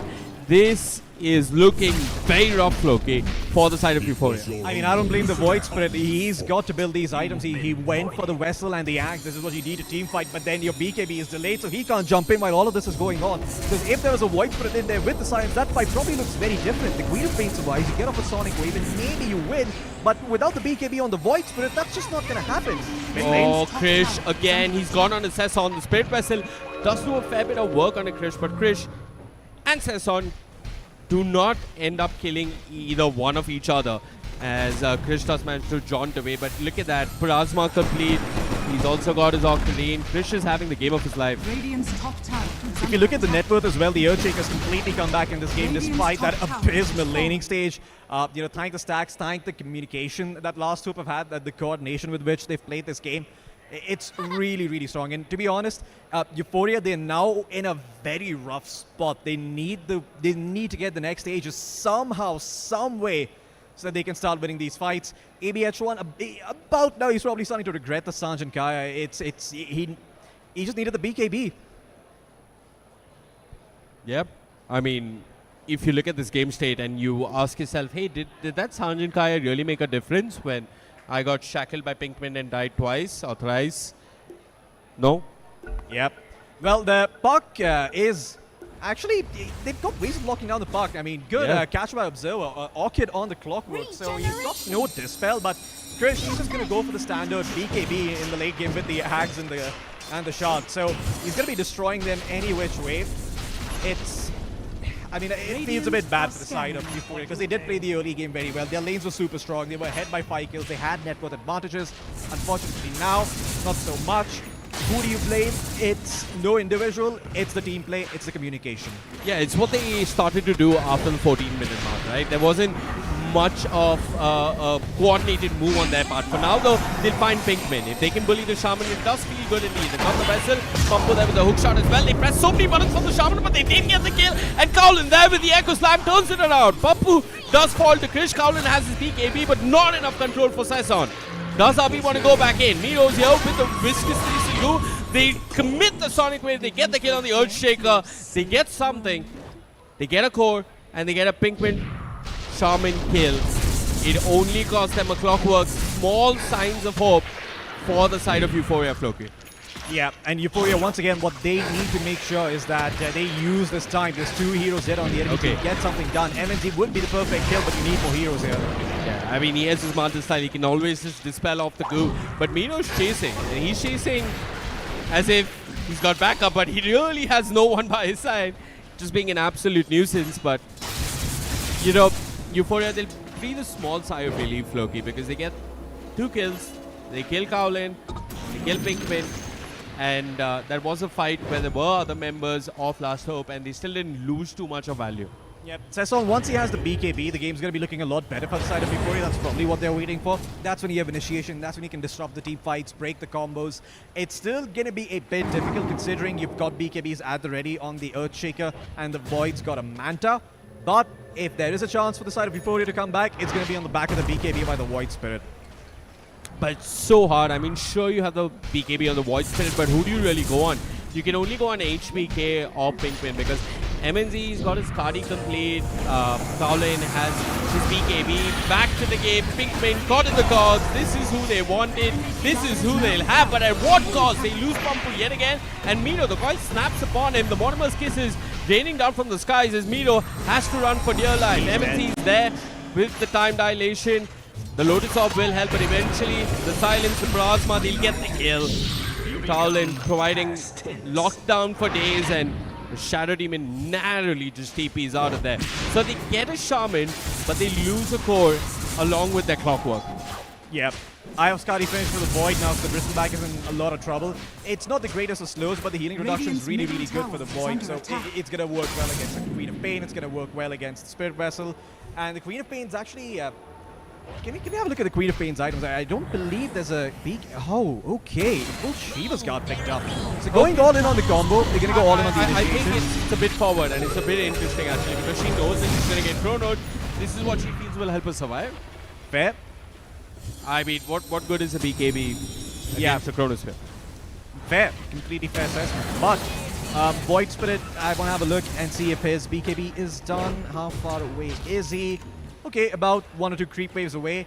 Yep. Smoking up before that, though, I'm not too sure if this is the brightest of ideas. It's hard, right? They kind of have to because of Roshan. Maybe Sesson can come a bit late, wait for the BKB to get delivered, and then join his team. Kowlin TP's back to the outpost. He now has a Ghost Scepter. I think for now, the Ghost Scepter is just about survival. Krish sees the Shadow Demon, but the Shadow Demon's got a blink. Oh, this is unfortunate. Sesson without his BKB, Hexstorm Shackle held in place, but he got the Resident Pulse off. The silence was there before the Shackles came through, but Kowlin at the right place at the right time, drops the Echo, offers the control he can. Miro still running for dear life. MNZ, who does he chrono? He's got Krish by his side, doesn't feel like he needs to expend the chrono. It's weird though, they're going on the Blizzard back first. What are they losing? Nothing at all. All the supports are alive and healthy. Abhi and Sesson haven't managed to poke a nail into this armor that is Last Hope's backline as Sesson is running for dear life. The Shadow Demon's dead. Here come the kisses. And Krish with the triple kill, as it seems as if Last Hope don't even need Roshan. They can just walk down mid. Didn't even use the Blueberry. It's still up and running. Look at that. Chronosphere still available, so they've got that at the ready. And you don't even need to go Roshan anymore because you know that they most likely don't have buyback. You spotted out items on the side of Euphoria. You saw the Shiva's Guard. You saw the Bristleback pick up something as well. This is just bad news, becoming even worse. They're going to lose a set of frags. They're going to lose the Aegis here. In all honesty, if I have to say, what Euphoria, where they messed up sort of this game, it's the fact that they seemed a bit uncoordinated because every single time they try to get something done, Last Hope was getting something else on the map. They were always able to make some sort of trade come through. That's what you want to be alert for. That's what you want to try and shut down. But it does need a high level of coordination for that, and that's sort of what's costing Euphoria this game, if not so far has costed them the game. Yeah, I mean, they will definitely be having a very intense discussion post this game if they do lose it as to what didn't work. And I feel this is the kind of game where you can't really put your finger on any one thing. I feel that there are holes in this draft, and I feel it's the support duo. It is. The support duo is a bit awkward with the Clockwork and the Shadow Demon, but I'm going to hold on to that thought. MNZ running around with the Haste Rune. I love his confidence. Miro just running straight at them. The Lotus Hub at the right time. But Pinkman's got a cookie and MNZ, well, he's got a croaker. He's going to use that to try and turn. Kowlin pops his BKB. What does he do with it? Walks around, looks left and looks right.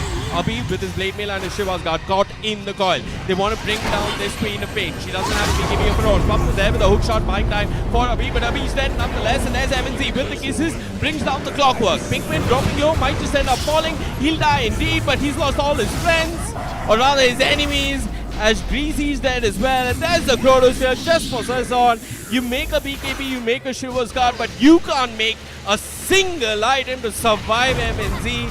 As bit by bit, the entirety of Euphoria is losing any semblance of hope in this game. They've tapped out. GG, well played, is called. 37 minutes in, Last Hope have clearly outclassed them in this game 1 pro. Great team fighting coming out from the side of Last Hope. That was a masterclass in team fighting, in execution, in the way they played the mid game. That's a superiority. I mean, Euphoria, you did really well in lanes. I do want to mention their lanes were phenomenal. They were ahead. They were 5-0. They had like a 3 to 4k net worth lead. But Krish went unchecked. And what did we say, Vivek? You cannot let this man go unchecked in the mid lane. Absolutely. And I want to point out that it's not just Krish. It felt like a complete team effort from all of them. The supports, HBK and Pinkman, both had really, really good games. And I'd also like to point out that Pampu did try. Like on the other side of the river, it felt like Pampu as well as Dreezy were trying their best. But I mean, Pinkman and HBK just looked a whole lot better. It really felt like for the side of Euphoria, they didn't have an easy way to start the fight. Yeah. I mean, for the side of Last Hope, what they want to be looking at this game is this laning stage and the off lane in particular. Kowlin did not have a very good start, but he did have some stacks to fall back on. Eventually came back in the mid game and the communication was on point. That's probably what you're going to be looking to fix here for game number 2. For the side of ABH1's team, that is Euphoria, just make sure you actually convert your lanes into something more meaningful. You need to be able to pressure the mid lane, take some towers, take some objectives, and that hopefully will open up the game enough where you feel comfortable going for objectives like the Tormentor or getting more map control. Yep. I also feel that in terms of draft, you could just draft something that's a bit simpler. Yeah, I mean, there was there was an ease of execution issue with the lineup that coming in from the side of Euphoria. And ironically, you actually pointed that out earlier. I thought, it'd be the side of Last Hope going for something a bit more complicated there. But no, it's actually Euphoria. They go for something that is hard to execute. Shadow Demon with Clockwork. You've got a Bristleback in there as well, Queen of Pain. It could have gone a lot better, but someone from the side of Euphoria needs to step up to the plate and play a bit more so that the team can be, like this. They need to gel together, they need to play as a unit, and they need to play off of each other. Someone needs to accept that burden and carry it. I feel like Pampu and Abhi really did their bits. If you look at Abhi is winning his lane, he did that, but then afterwards in the mid game, it felt like that team had no answers for the Void. Yeah. And I really question, like you did question, the Sanchkaya. Like, It's unfortunate, but do you think he should have gone directly for a BKB then? I think it's either the Mjolnir first or the BKB, right? Because the way you're going to be playing is, okay, Echo Slam's used, Coil's used, that's fine, I can probably tank a Chronosphere. I'm going to go in with my Blade Mail and Mjolnir static charge on me. Hey, Void, whack away, let's see who comes out on top. But you didn't do that, you went and you pivoted towards this build. Is that the reason they lost? Not entirely, but it's one of the ingredients in in a soup that you call defeat. Absolutely.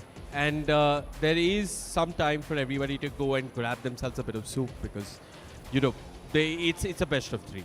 And if my instinct is right, I think that Euphoria will mount a comeback in Game 2. I don't like to call this too early because I feel like it's very draft dependent. And, when we say ease of execution, I don't think it's hard to execute Clockwork, Shadow The Demon, individual heroes I aren't, but just think, together, like, yeah. Pick like ridiculously one spread AoE something. Look at the, okay, I'm just going to make it super easy. Look at the lineup of Last Hope. Echo Slam, great team fight initiation. Chronosphere. Dream Coil, great team fight initiation. Coil. Chronosphere. 45-50 second cooldown. You can keep going. Exactly. And you also had, the Mortimer's Kisses early on. You've got the damage follow-up to work with as well. So, yeah, I mean, it's ease of execution. That's the name of the game on LAN. Always in Indian Dota. That's what you got to do. Hopefully, they can do that. But for now, I think we're going to be going to a bit of a break, aren't we? Yeah, I think we'll have a short break and then we'll be back with game number 2.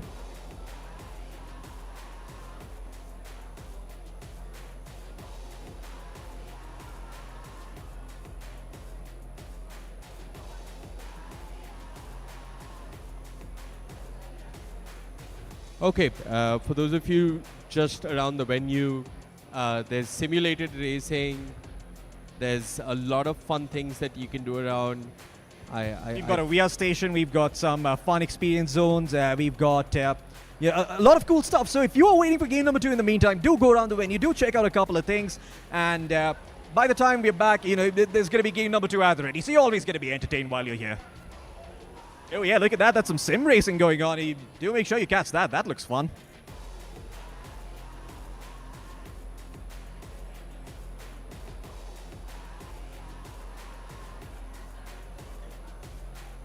I think if you have a chance also, you can check out some of the Acer Predator laptops that are around the venue. There's a really great laptop that I like, which is the Aspire Go, which allows you to really multitask with an Aspire Go 14 AI PC within it. It's powerful and it's good for anything really. It's ideal for people who like to multitask, for makers, for creatives, if you're an aspiring filmmaker, if you're a content creator, if any of that excites you, this might be a laptop that you might like. And it's got all the goodness of AI in it. And there are a lot of offers going about. There's an instant bank discount up to 20,000 rupees. There's about like cashback up to 5,000 rupees. And there's a free Acer sling bag and there are other goodies. There's, I think, even an Acer convertible bag if you buy the Aspire Lite. And there's free extended warranty on select laptops and of course the EMIs, no cost EMIs. We've got the scoreboard ready. we can pull it up on our screens and we can take a look at who did what, because Floki, there is an award for who gets the most kills. So I want to see who that was, and it's Krish. Oh Not a boy. real surprise. 25,000 rupees easy if he keeps this up. Oh yeah, 15 kills so far in this game.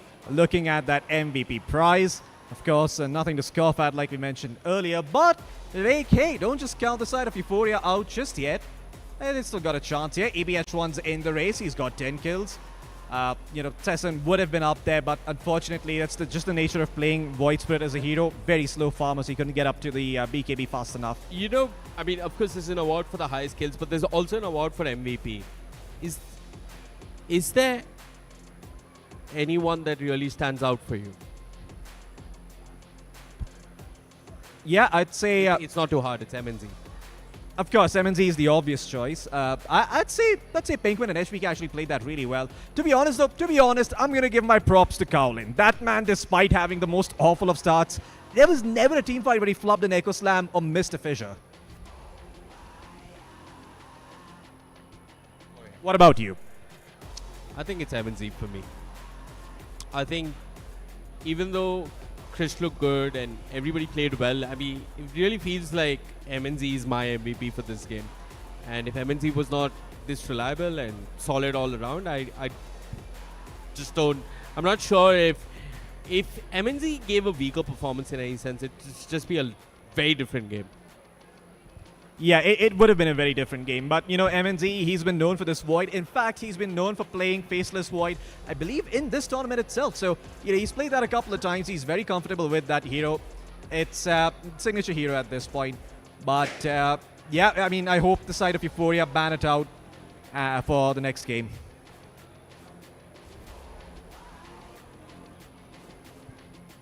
Yep, really good stuff coming out from the side of... Last Hope. I think, sure, there were a couple of hiccups in the early laning phase, but in the mid game, they pulled it all together. For those of you in the audience, please go check out the sim racing. There's a free claw hand game thing. There's a lot of cool stuff. Go check it out. For now, we'll be taking a quick break, and then we'll be back with game number 2 between Last Hope and Euphoria. We'll be right back.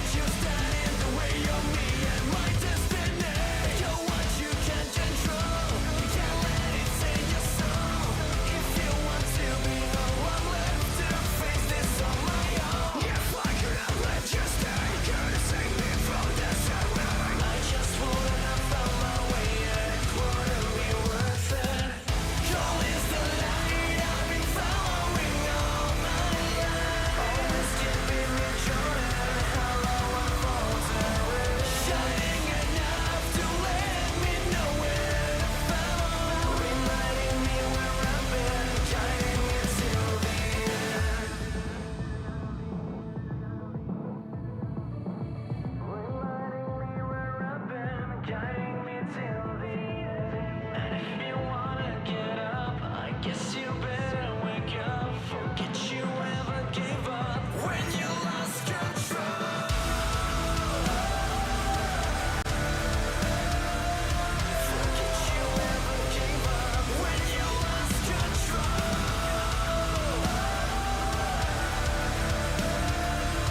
Forget you ever gave up when you lost control.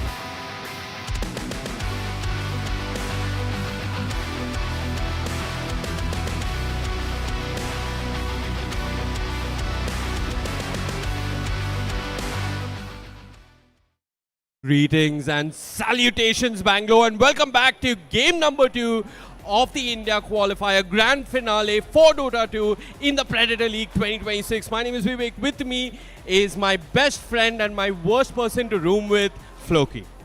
You are the one who forced me to get Lies. melatonin gummies and earplugs so that I could deal with your snoring, but sure, Vic, spin it your way. Anyway, I'm going to be calling the Oddlies after this game anyway, so it was fun knowing you for the next, for the few hours, Vivek. I will see you again in 3 years when they let you out of the asylum. Anyway, game number 2, Euphoria, we did mention their lanes were strong. This time around, I just want to see them. The idea is right, just a few changes here and there. The draft gets easier to execute. We're going to be seeing a completely different game coming out from them. Yeah, I want to talk a little bit about game number 1. So in between both games, I did manage to meet India's very own, Aoi 2000, as we'd like to call him, Darshan, or A35 as somebody else knows him. So he was saying that, in the draft, there were certain things that were very, on paper, they make sense. Like picking Shadow Demon to save someone in Chrono. Or picking Clockwork to ruin the Earthshaker's game. On paper, these things make sense, but the game doesn't quite play out that way.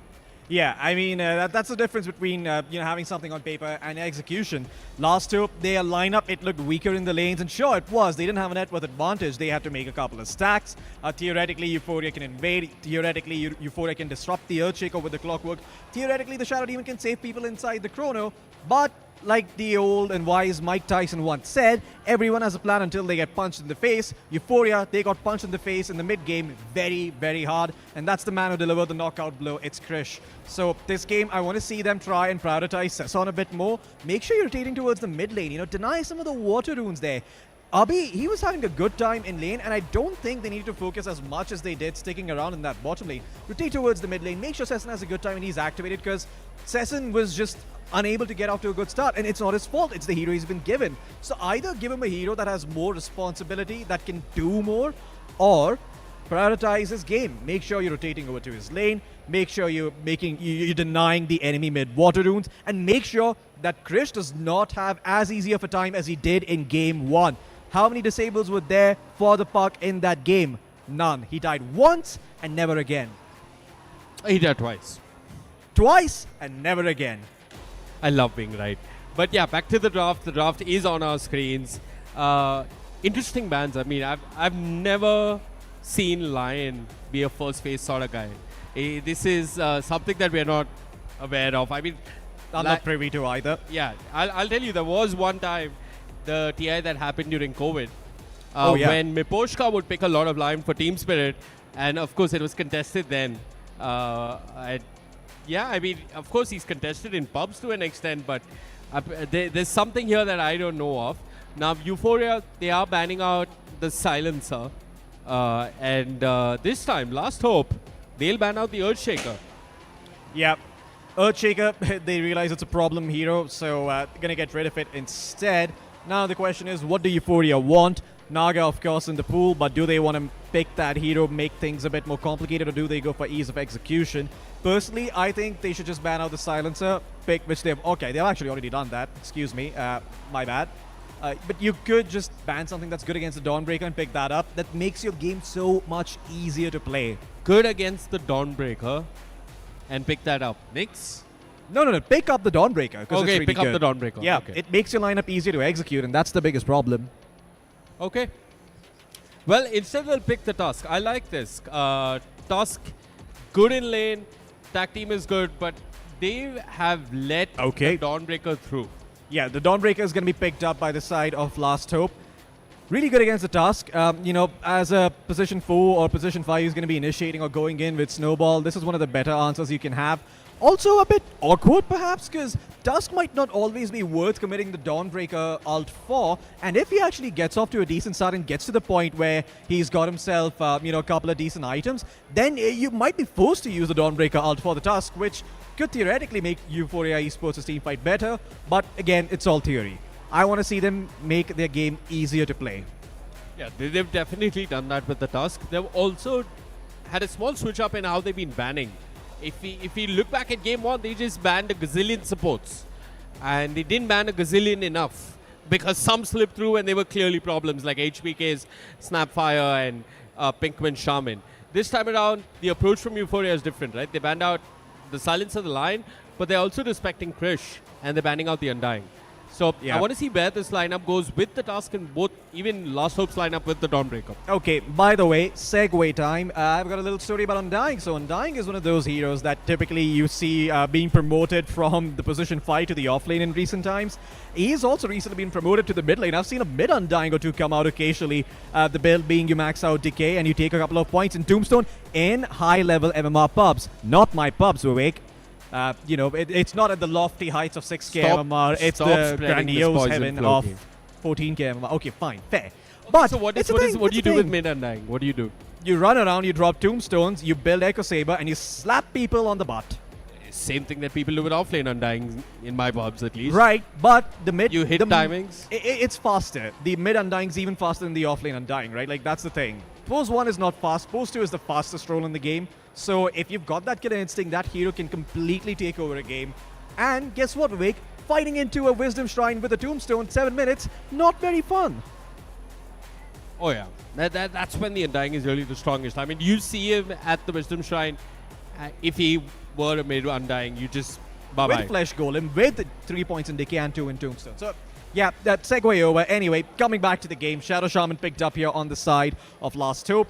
They're going to stick to what works. And, Euphoria with the Tinker. It's a support Tinker. Calling it.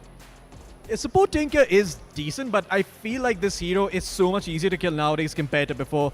I don't know about the support Tinker. It looks good. It sounds good. It can farm and become a core. Hooray. Amazing. You cute post 4, but you don't really want to play post 4. But you're kind of scared of playing post 2, so you play post 4. That's when you pick up Tinker. But Bangalore, much more honest to God mid laner for the side of Euphoria this time around.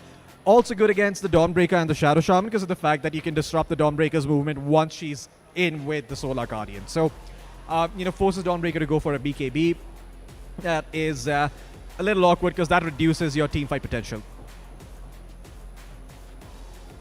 Well, Bangalore, another cool thing about this hero general is just having the inhibit against heroes like the Shadow Shaman and these low mana pool but mana intensive heroes. You kind of get an edge with that diffusal with the Swashbuckle and eventually with the Aghanim Scepter as well. But Grimstroke coming in for Last Hope. This is starting to get a bit spicy. Also really good against the Bangalore. Yeah, indeed. I mean, the Soulbind, really good versus the Bangalore, and I think for the first time, we see a draft that's a little bit centered around Cowlin, right? I mean, like, he has a hero that's generally good in lane, often draws, even if not outright, wins the lane, good supports to go with him, and now there's an answer for the Tinker on the side of Last Hope. It's going to be Krish on the Storm Spirit. Vintage 2010, folks. Yeah, I love it. I mean, you've got a lot of good AoE coming in from the side of Last Hope at the moment. Eventually, not right away, you're going to have the Solar Guardian, you're going to have the Stroke of Fate and the Inkswell. Actually, I really like this in theory when you think about it, because Storm Spirit's biggest issue as a hero going in is that he doesn't have enough follow-up damage right away. Inkswell sort of solves that issue, gives him a stun, gives him that extra burst of damage, and also allows for heroes like the Shaman to come in and follow up. So I like this idea coming in from Last Hope. It's a really, again, a draft that's a bit easier to execute, right? What do you think Euphoria could go for that kind of pulls their lineup together? I think this is where they'll probably reveal what role the Tinker's going on. For me, it's very obvious that the Tinker's going to be a support. So you're probably looking for your off lane or your safe lane here.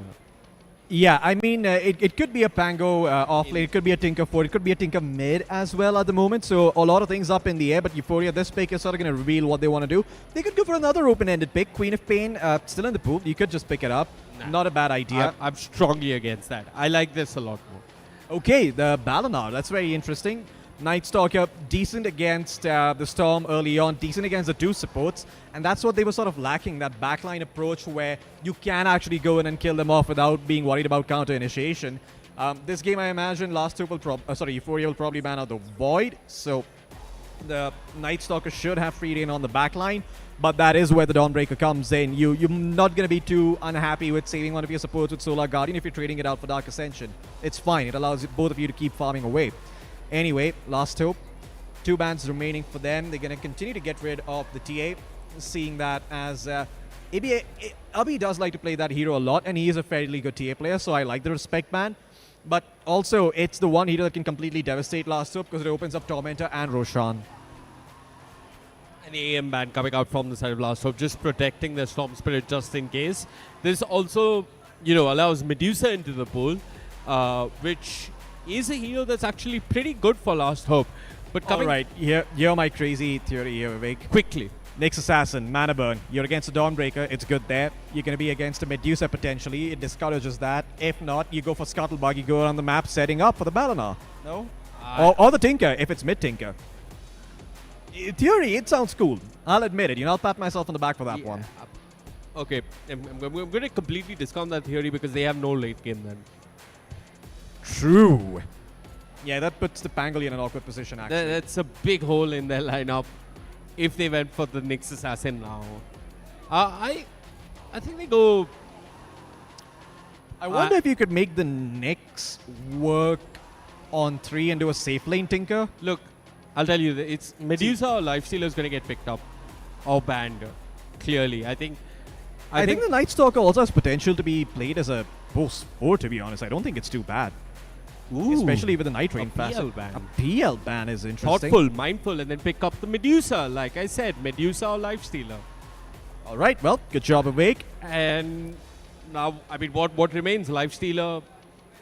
The Medusa Sven? can... What do you want to play versus the Medusa? The problem is space. Euphoria are a slow lineup, so you want to up the tempo here a little bit. For Last Hope, you've got 1 minute and a half. You've got 1.5 minutes remaining. A diffusal builder would be nice. Yeah. But in all honesty... Do you want to go back for the Void? Do you want to Void go is... Bloodseeker? No, Void does not seem that good. Bloodseeker? I'm trying to think what's decent against the Medusa. Nothing immediately comes to mind. Theoretically, Sniper is not bad because you can just peep away from a distance with Sniper diffusal. versus Night It's- Stalker, Tusk, historically not kind of favored. I It's- did think yeah. about the sniper. Yeah, they can't protect the sniper. That's the problem. So what do they want to go for against the Medusa?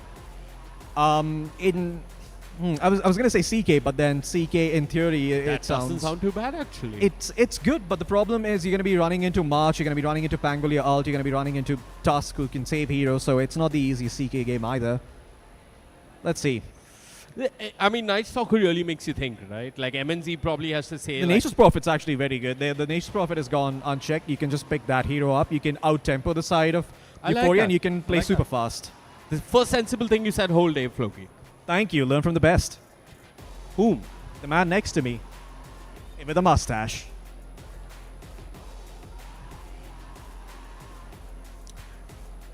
Well, can't disagree with that. I didn't think about the Nature's Prophet, so. Wow. Pat Floki. yourself on the back. I said Medusa Lifestealer, literally the next two Okay. heroes to get picked. Beautiful, Vivek. I mean, I think you should check your DMs afterwards. There might be a couple of coaching offers coming in. No, please, please. What's so bad about coaching? I'm not fit to be a coach. You can always get back in shape. Huh? Hit the treadmill. Oh, you mean game-wise? Ah, okay, fair. Well, you wouldn't be the first if you decided to, coach at the MMR you were at. That tends to happen more in Valorant than Dota, really. Interesting. Yeah, I mean, it beats me in a shooter. There are people who are bronze and they're the ones coaching. Don't ask me how that happens. You can't be a coach in Dota if you aren't immortal or have played at the highest level. But in Yeah. Valorant, that's fine, right? Because Yeah, it's an inferior game. but it's I just jest. after this. Oh, yeah. Well, as the superior Dota master race, I do believe, we should give our thoughts on who we think is going to be taking this game. Personally, I like life. I like the Lifestealer pick, but I'm Yeah. going to go with Euphoria here, actually. I feel like they can play the game a bit slower compared to the side of Last Hope. You're going to go with Euphoria here because you feel like they can play slower. You can stall out the game with their picks. Okay. Okay. And they have answers for the Storm and the Lifestealer, in a sense. Yeah, I mean, if they want to fight into you, you've got Pangolier, Night Stalker. If they don't want to fight into you, you've got Tinker pushing out lanes with March, and you've got Tusk with the shards who can, with the Aghanim shard actually, who can start shoving out the waves as well. So you've got these double wave shove supports. You've got Hero who can farm the jungle and Medusa. Night Stalker and Pangolier are going to be taking the aggressive farm on the map. So you've got a way of slowing down the game and actually, just scaling really well. Okay, we have a little bit of time, Floki, and before we jump into the game, because we have a small pause, I want you to look at these matchups. I mean, it's very clearly a support Tinker, Okay. a mid Pangolier. Yeah, I mean, the thing about this Tinker is that it can start to... It's actually really good with the Medusa now that I think about it, because Holy Locket also gives you mana, right? So you've got that extra healing coming in from the Tinker. There's also the fact that you can save the Medusa with the defense matrix that pretty much never dies, because I believe the mana shield barriers don't expire on Medusa. Your mana is absorbed first, and then the barriers start to tick down. So he's going to have permanent status resistance. And again, theoretically, some very cool stuff by Euphoria. I like this. It's pretty intricate. But again, ease of execution, I feel like that lies with Last Hope. Euphoria can do it if they come out, swinging in the lanes. But again, just make sure Krish does not go unchecked, man. Yeah, so I mean, for that we need to look at the mid matchup, right? It is Storm versus Pangolier. How do you think this matchup plays? It's a fairly Storm favored matchup up to a Storm does certain okay. degree. Yeah, but I think the Pangolier is not too bad. I'd say it's 50-50. It's player skill 50-50. dependent. Yeah. It really boils down to how they individually play the early minutes I've seen of the Storms matchup. win out the lane. I've seen Pangoliers win out the lane. It can go either way. Entirely down to player skill. I love Sesson's starting items. 5 Ironwood branches. Beautiful. Perfection. Yeah. It's also important like how Miro does in the offlane as Night Stalker. I think he needs to get his early face boots, maybe get a blink dagger so that he's there with the silence at the right time. And Yep. Without him and without Pampu, like getting off and getting the fight going on the right terms is a bit difficult. So it's really important that Miro and Pampu do really well. And of course, as on with the Rolling Thunder, I just want to look if he's probably gone for the double jump facet. Oh, he's gone. No, for he's gone for Thunderbolt. Thunderbolt is the better one to go in the mid It lane. is better. But yeah, off late, a lot of pro players were going for the double jump. Yeah, I mean, it's essentially post 3 was supposed to, right? Post 2, you want to be going around stunning heroes in the Rolling Thunder, trying to get maximum value out of that. Post 3, it's more about surviving, getting that big barrier so that you become a very undesirable target to go on. And then Yeah. Bangalore, being Bangalore, will chase down your supports with Diffusal and kill them off. So there's Mhm. that. Sesson, I like his pick a lot more in this game, a lot less dependent on items. You just need a Diffusal blade and then you can just get the ball rolling, haha, pun intended. But the good thing about having a Pangolier is that it's going to fix the holes from the previous game. You're going to have a mid laner who can fight at the Wisdom Shrines. You can rotate early on. He can cause MNZ some trouble as well. You actually don't like playing into Pango too much as a life stealer because he's going to keep poking and prodding at you from afar. You kind of have to get on top of him and kill him off. So a lot of the responsibility for killing the Pangolier in this game is going to fall onto Krish on the Storm Spirit. Yeah, but Krish is not alone, right? Like he has the possibility of the lifestealer infesting within him, and then the Dawnbreaker coming in with the Solar Guardian. So there is ample support for Krish to pretty much pick off any hero on the map. You do have a snowball save, and you've got a Tinker who can lay Sure, down marches. sure. So it's a bit difficult to fight into them if you just go full on head to head. But there are going to be openings, there are going to be cracks. You're going to force a couple of TPs, and using the man advantage that you get as a result of those TPs being used, it's going to be a bit easier for you to play the map. I agree. And it's time, folks. It's time for game number 2 between Last Hope and Euphoria. Last Hope on the verge of winning this best of 3 and taking away 4 lakh rupees here in the Predator League India Qualifier Grand Finale. Can Euphoria mount the comeback of their lives in this CD and take this all the way to a game number 3? We'll find out shortly. My name is Vivek. With me is Floki.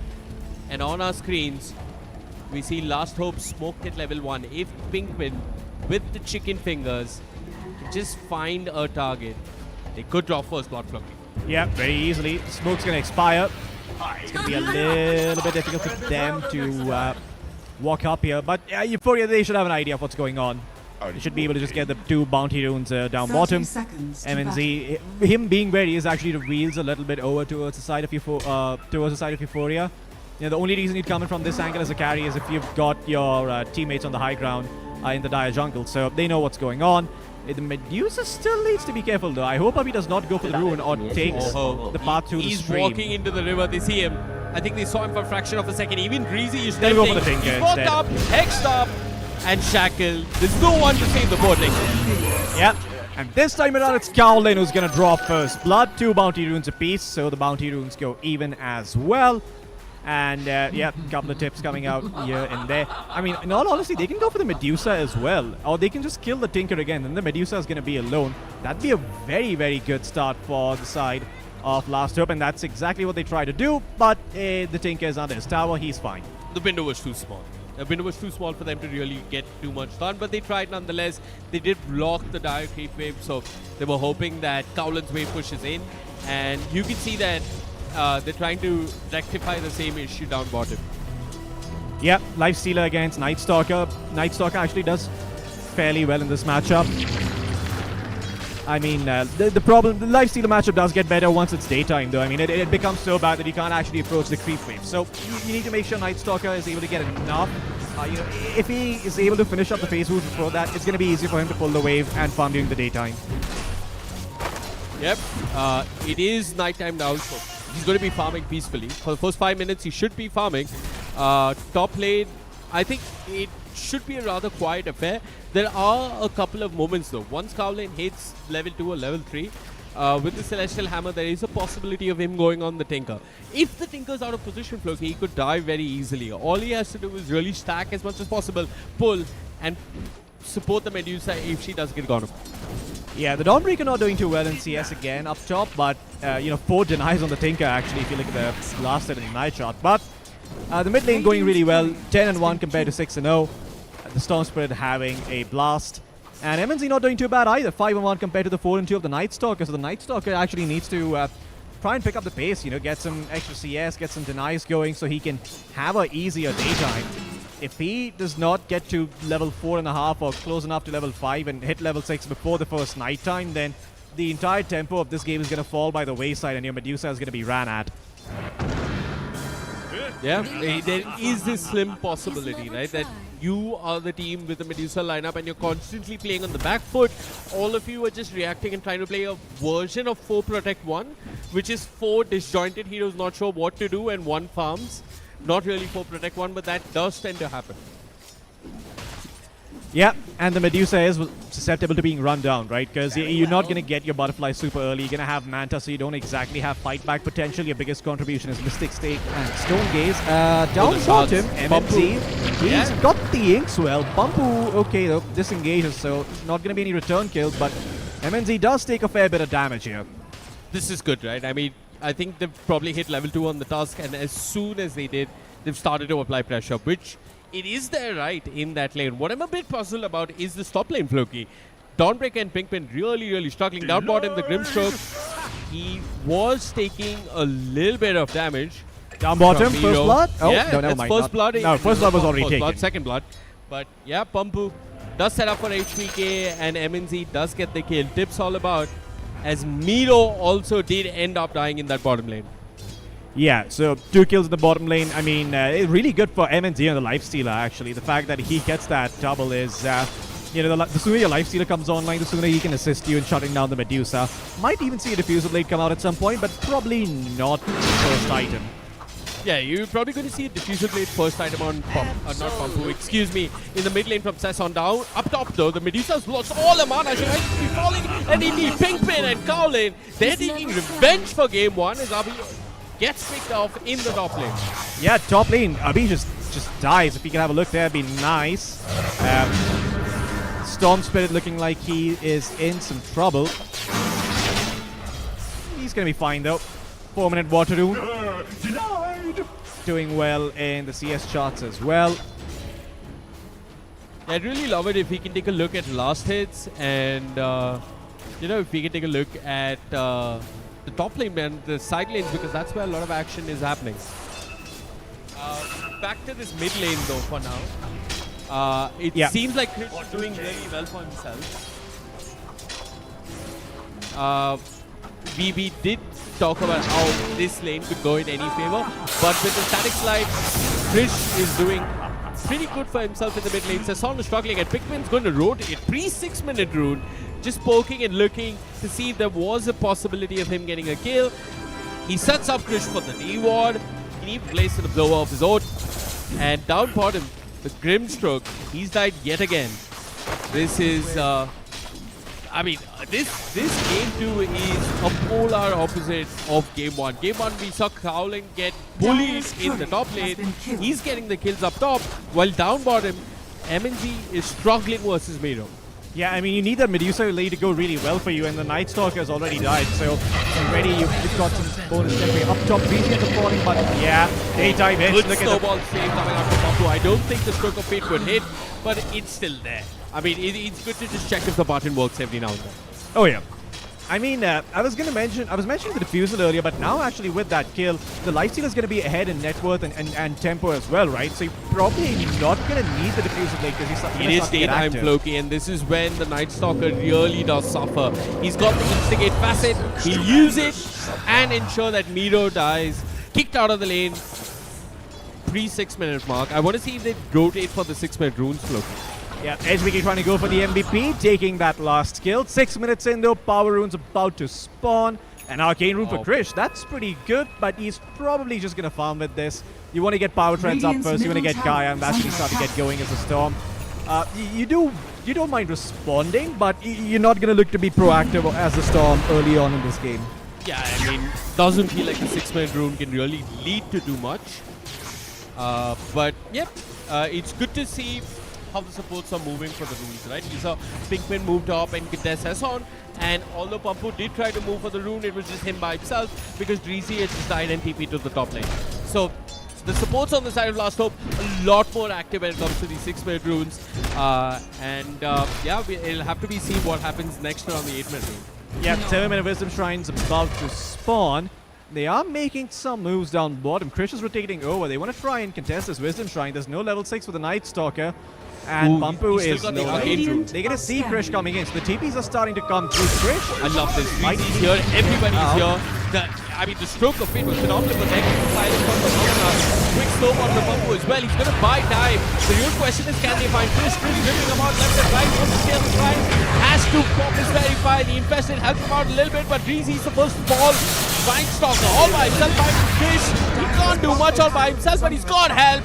Sesson there with the Rolling Thunder ensures that they get the kill onto Krish. Despite Euphoria losing 2, they're still fighting at this Wisdom Shrine. They're now looking towards the Grimstroke, who's trying to get cheeky and get a deny, but knows, okay, he does. HBK does. If not one cap, there's always another. The Centaur Conqueror obliges, as I'd love to take a look at that fight recap. Yeah. Really important fight for the side of Last Hope. Did they get the Wisdom Shrine though? If we could just quickly press enter, we'd find out. Just have a look there. Oh, did Sesson got it. Okay, Sesson got it. So, okay, only one Wisdom Shrine. Oh, HBK, yeah, they do get both the shrines. HBK did manage to snag that one. So, okay, no Wisdom Shrines for you. They're going for Last Hope. Yeah, and back to this. Last Hope, they're looking for more. Don't take the level 6 there with the Solar Guardian. They'll bring down the Bangalore. The snowball save is there for Pampu, but it's not really much of a save as both these supports really low in terms of HP end up falling. Hats off to Cowley. Hits it, makes a rotation, and he's got a friend by his side. It is HVK on the Grimstroke and Krish on the Storm Spirit, and just like that, the mid tower might end up falling. Is it too early to call it a curb stomp? A what stomp? A curb stomp? Is that mid lane gang? Is it too early to call it a shellacking? Yes, I think shellacking is a tier Down got him. There's more of a curb storm shellacking all in one. As they're going onto the Night Stalker, it is still daytime. Sesson's going to rotate with the Rolling Thunder, but the Lifestealer invests in the creep, gets out. Here comes the Medusa with the Gorgon's Grasp. They want Pinkman, please. Okay. He's a chicken. He got attacked. I was just wanting to check or hoping that he doesn't somehow draw aggro and ends up dying. Sesson does try to clean up on HP. Both supports dead on the side of Last Hope. Krish is here. What can he really do? The Balana's back with the silence, and Sesson and Miro and the others gang up on the Storm Spirit and shut down my co-caster who was calling this a curb storm. Yeah, well, looks like Last Hope. Dyer's top They are going to be tower having is some under issues attack. here on the Storm. He did die twice now, so already you're out of all your galvanized stacks. You lose 3 every time you die. I think he's down to 0 now, so that's a little unfortunate. But MNZ is having a very good Radiant's game. middle So, tower is in all under honesty, attack. he's probably going to be able to carry this game on his back. Look at that. He's 300 gold ahead of the He is. Medusa. And He that is is. before the But, Manta. but it's Lifestealer versus Medusa, Floki. It's not very linear, but it's still a tricky matchup. It's a tricky matchup because Lysila actually provides his team with survivability with that Radiance, right? You get to the Medusa, she starts missing Medusa provides attacks. your team with cope for the 60-minute mark. Yeah. You're against Mega Creeps. Your Medusa starting to have slot issues. She's trying to do everything by herself. She's got a rapier, disperse or whatever. But what she really needs is teammates. And we'll see if... Well, for now, Pampu seems to be up to the task. The Yeah. snowball saves are there. We'll see if this continues till the late game. I'd really like to see Pampu just be a bit greedy, you know, be a greedy, boxy type player and get the accent. That's going to be a while. But Diffusal Blade is done. You know, half the cost, twice the effectiveness of said Aghanim Scepter, because Sesson is... he's going to be able to go around the map and do a lot with it. MNZ in particular has to be careful. If he ends up stunned under a silence for even a moment and takes a swashbuckle, you just have to disengage. He doesn't have one up top for the Soul Ring. And Well, up top, Breezy gets picked off. And I think the Solar Guardian is still there. Yes, indeed. They're going for Pampu. Both supports end up dying. It feels like the cores on the side of Last Hope have a very clear mission, which is, guys, let's bully these supports. Let's keep the Tinker poor, the Tusk poorer, and they're doing just that. yeah, and I do want to mention Chris, that is despite dying twice now, he's actually back up to 3 galvanized stacks, and he's top of the network shots, or at least was. So, Krish having a very good time in this game. despite those few early deaths. Speaking of time, it is night time, and this is when you want to see the Balana try and get active. The Night Stalker could try and make a play. Of course, Pampu wants to hit level 6 as well. Yeah, Pampu, once he hits his level 6, can assist his teams very easily, but it's gonna...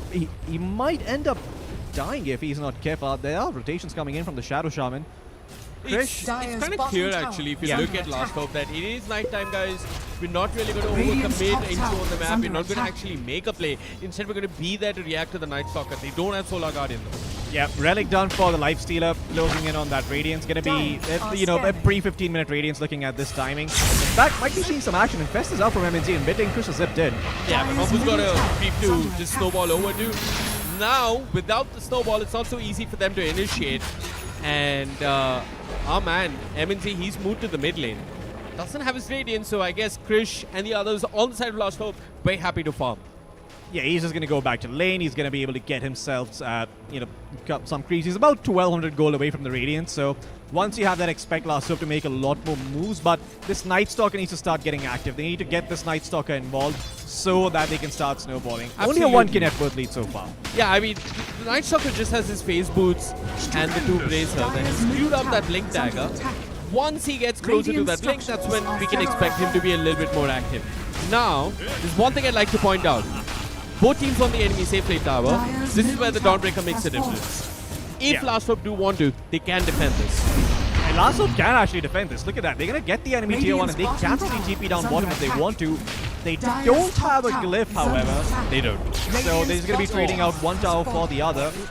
But Last Hope still up in towers because they did take down the mid tier 1. So you're going to be okay. You've got some extra map control on Last Hope. You can go for a couple of extra waves here and there. No map space lost. On the other hand, the Euphoria, now you're sort of clumped up and stuck down bottom. The Medusa taking over the jungle, the Night Stalker taking the stream down there. The Pangolier is sort of running around like a headless chicken at this point. Not much to do for him. He'd really like to have a lane where he can sit there and farm, but guess what? Wake is sitting to position 4 on your team. Yeah, I mean, he's taking up all the farm. And the other thing is, it really feels like the side of Euphoria weren't really clear as to what they wanted to do, but now they have the Blink Dagger on the Night Stalker. They've immediately popped the smoke and they're on the hunt. They're probably going to bump into poor old Shabazz, who's on a dewarding expedition. Silence, he's probably dead. I don't think anybody should be helping him. And Splat goes the chicken. Tower is under attack. Yes, certainly. Shabazz dead. It's a very meaningless pick-off in the larger scheme of things. If they can stop MNZ from getting his Radiance, that would be a worthwhile pick-off, but oops. Yeah, there you go. Well, good job. Awake Castle's Curse at its finest right as you say that the Radiance flies out, but Breezy ends up falling in the mid lane. Krish can go for more. This is Solar Guardian.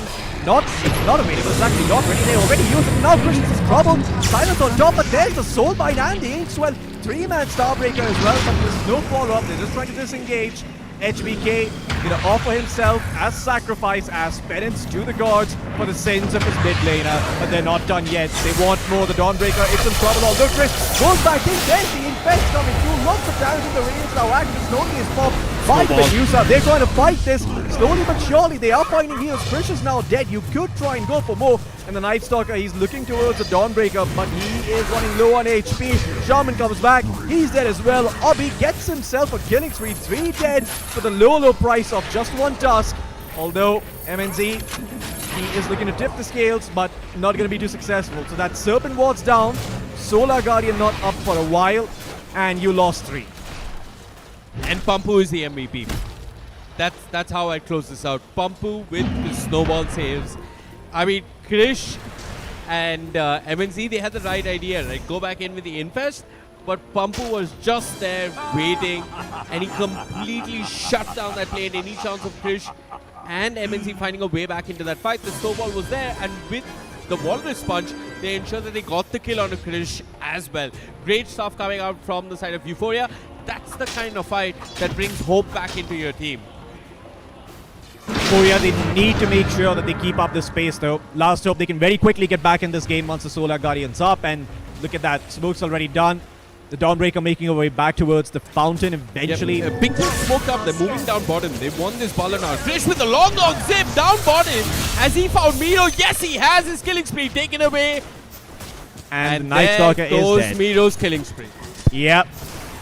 Medusa continuing to hit some creeps there in the meantime, of course. But the Night Stalker dead, a very important kill to have. If we could see the fight recap, that'd be great. Wait, Never mind, it's gone. HBK and Pikmin are still smoked up. They might just find Reezy in the bottom lane.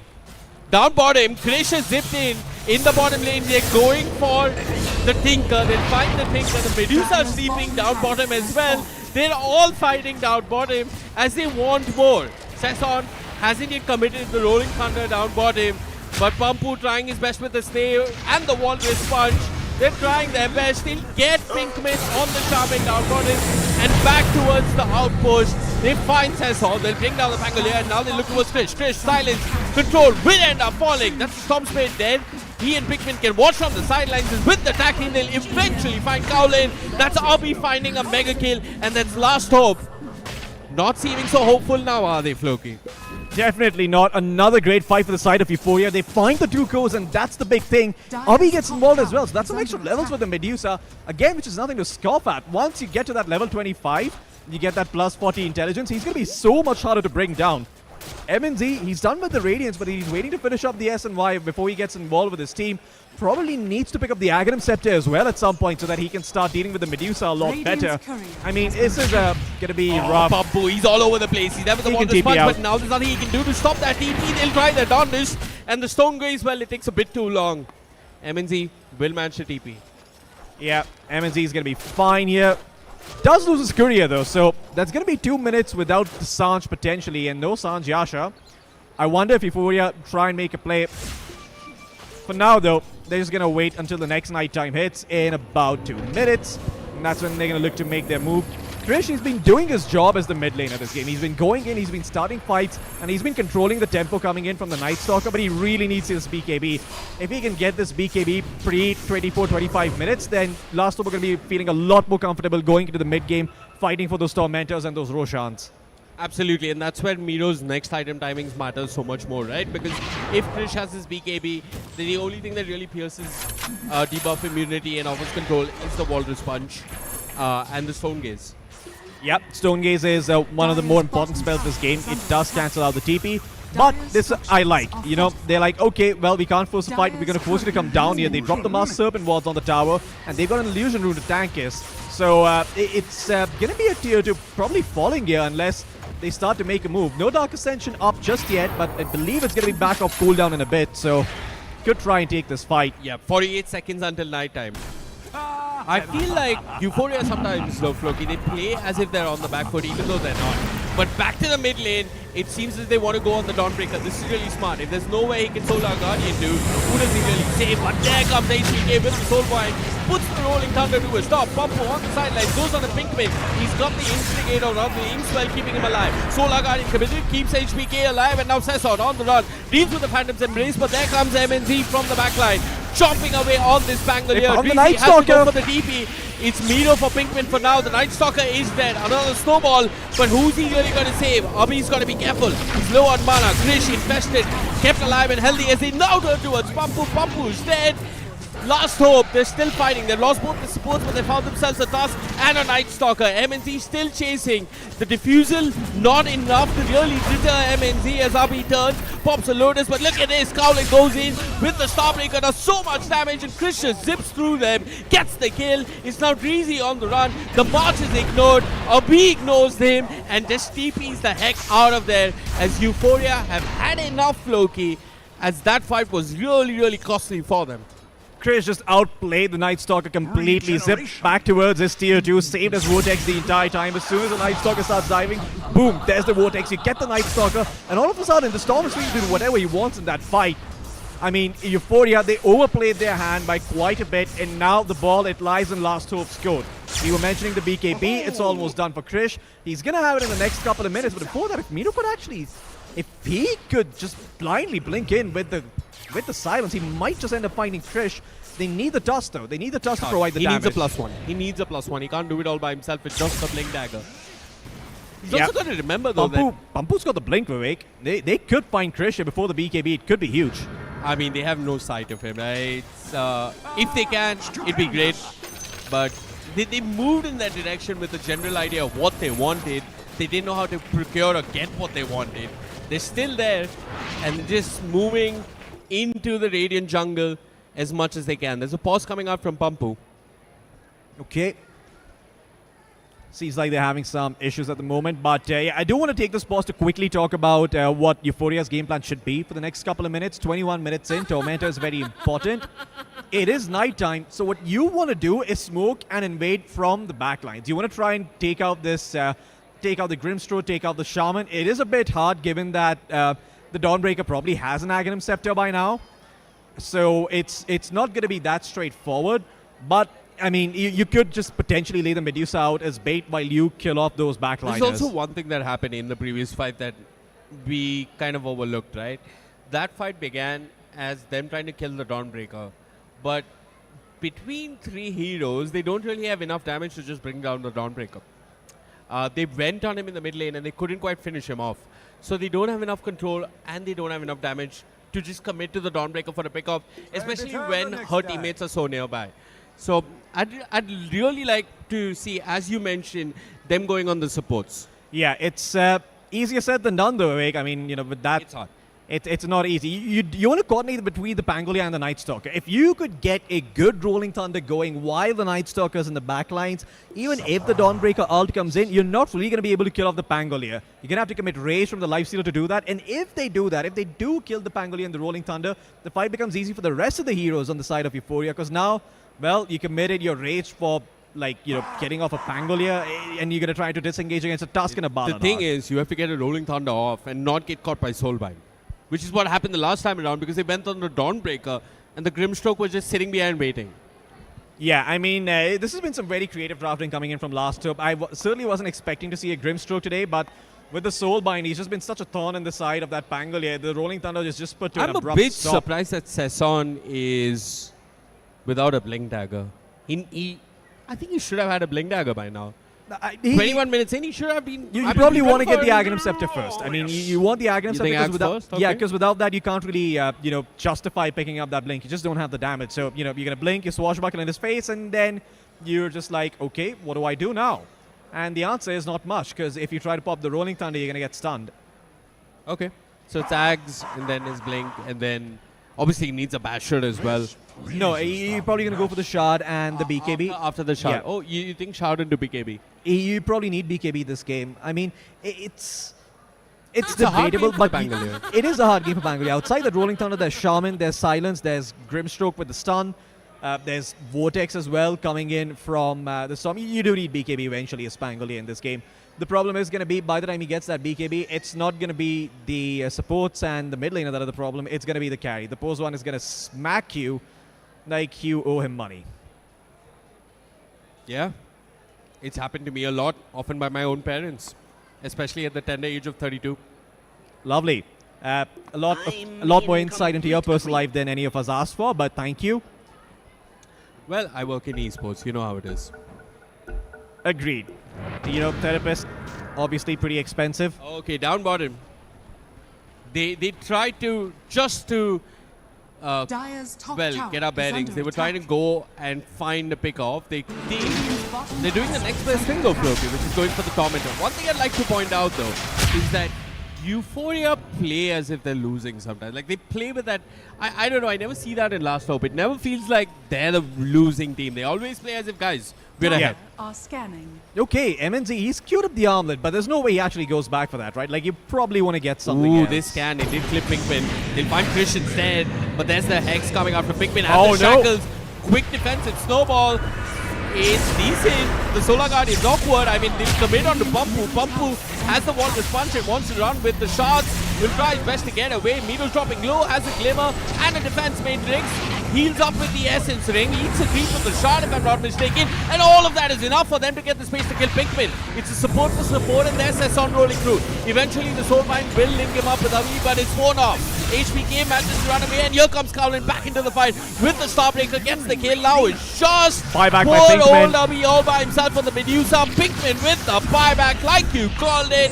Holds the Medusa in place. Krish gets a double kill. And even the Tinker might just end up falling. my. He's got a Glimmer Cape, but Greasy's most certainly dead. Krish goes past the March of the Machines, finds the Tinker, Storm and Tinker, A story is old this time. 5-man team wipe. What a beautiful series of events coming in from Last Hope. The Nightstock actually did really well. They survived for quite a while, got some help from the Tinker, and Abhi in the meantime managed to kill off the Shadow Shaman. But MNC with a very aware play actually commits the rage, knows that they're not going to try and focus him down, that they want the Storm, so he kills off the Tusk. And after the Tusk is dead, MNC is able to hang back. You know, it becomes very easy for him to play these team fights once the Tusk is down, because you can no longer cancel his TP during rage, you can no longer provide the damage that is needed to kill him off with the tag team. And yeah, I mean, good heads-up play coming in from MNZ in that fight. Yeah, really good stuff coming out from him. I mean, Miro tried to buy as much time as possible with the shot, with the SS ring, but it wasn't enough. I mean, sure, they traded supports for supports, but afterwards, Pinkman with the buyback and Trish, as well as MNZ with just superior positional play in general. Oh, yeah. And also Cowlin, special shout out. He's been getting multiple Starbreakers, doing a lot of damage. The luminosity reducing cooldowns is really working in his favor. And yeah, it feels like... Wait, correct me if I'm wrong. You're wrong. I'm wrong, but Euphoria aren't killing a single core. Yeah, it's really hard for them to find a single core in this game, and that's primarily because of just their initiation being all over the place.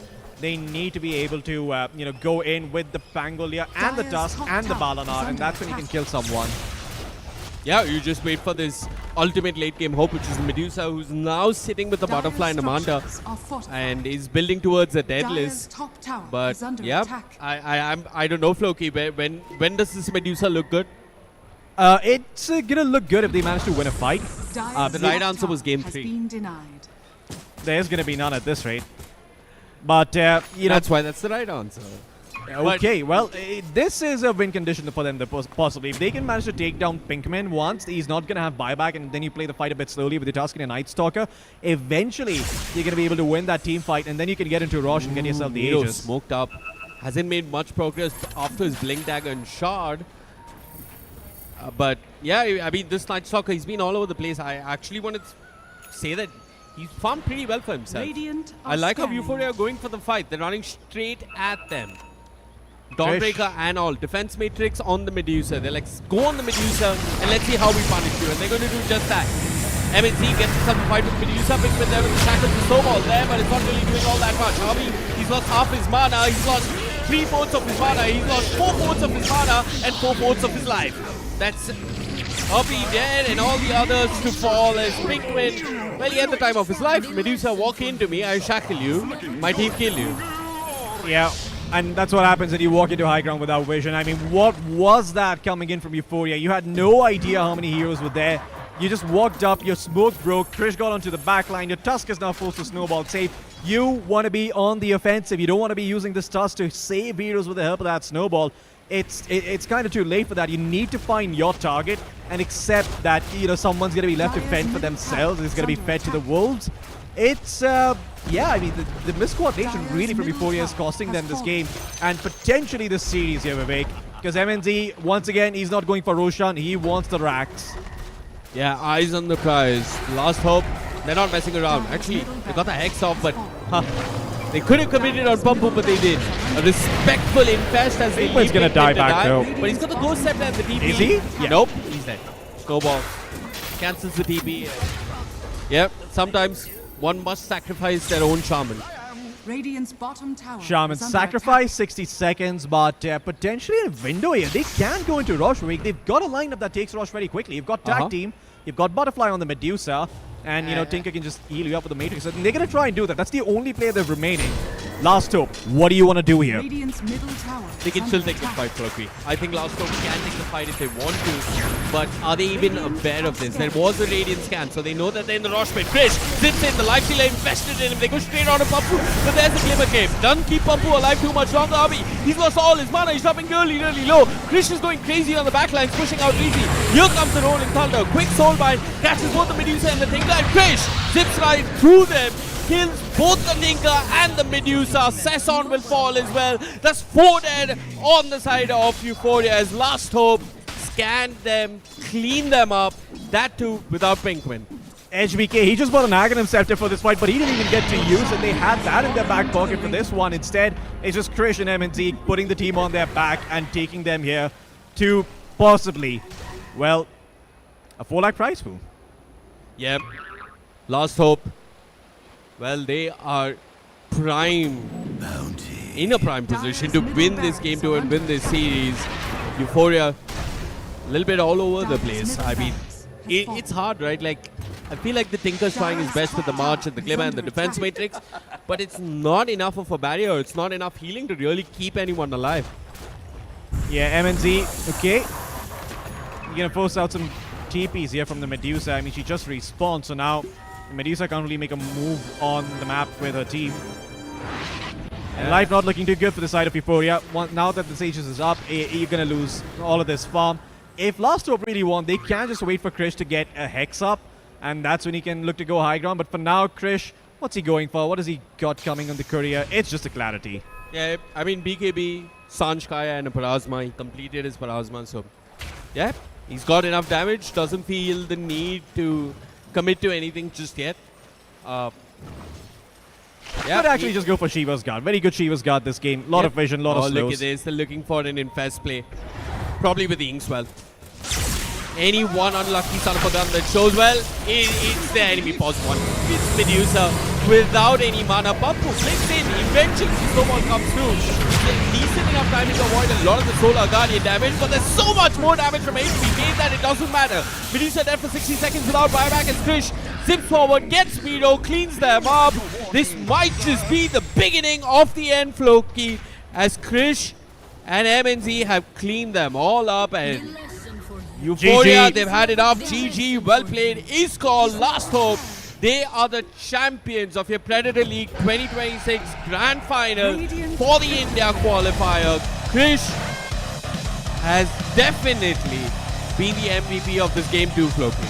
Oh yeah, really well done here by Krish. Hey, the game looked a bit awkward early on. They had a couple of awkward deaths on their Storm, but really putting his team on his back through those fights. That one fight in the mid lane where he just juked out the Night Stalker, baited him into the tier to completely turn the trajectory of this game. And yeah, Euphoria, a little unfortunate. They did have some pretty innovative stuff. The execution was lacking, but they had the right idea. Yeah, it really looked like they know how to play the first 15 minutes of the game really well. In the first 15 minutes of the game, we saw the Night Stalker, we saw the Task look really, really good. But then something happens around the mid game where they lose a sense of what is really key and what is essential, and it tends to hurt them. They just start falling back. They got outplayed. They didn't get outdrafted or out strategized. So that's okay, the big folks, those are your champions on your screen. It's Last Hope. And with us is Azura on the stage, who can get a quick interview from them. Thank you so much, Azura. Take it away.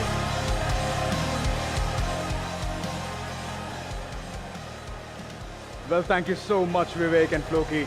First of all, congratulations, Last Hope. This is the second time that they're beating Euphoria. And I would like to call upon stage Krish to go ahead and ask a few questions, and yes, to banter things around. Hello, everyone. How are you feeling, Krish? Fabulous. Fabulous. This is the second time you're going up against them. Do you think that they're the worthy opponents? Yeah, definitely. Definitely? I mean, yeah, they gave us a tough game in the first one, I Uh-huh. would say. But yeah, we found out a draft, and I think it was mostly on us outdrafting them. That's amazing. What's the special quality that you guys went ahead, showcased, just to go ahead and win against Euphoria yet again? I mean, we kind of already knew what they're gonna pick, and we can kind of figure out their strategy.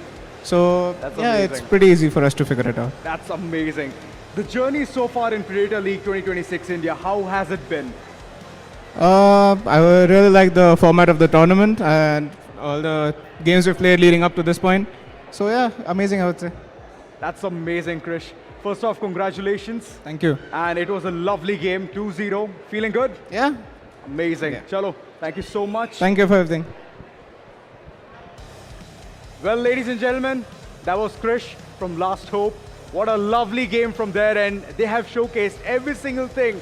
And yet again, it was like a redemption match for Euphoria to go ahead and take the battle. But yet again, they have lost it. It's all right. It's going to be better luck next time. But till then, they have to go ahead and practice a lot is what I can say. But other than that, for you folks, we have a lot of things in this entire area. We have experience booths. we have racing simulation, we have the experience hub, we have the loot locker as well, the claw machine. Of course, you have to go ahead and try your luck out. That's one of the things that I would say. Better luck. And yes, fight for honor is what I can go ahead and conclude with. We're going to take a small little break. We're going to see you on towards the other end. Valorant action is waiting for you all.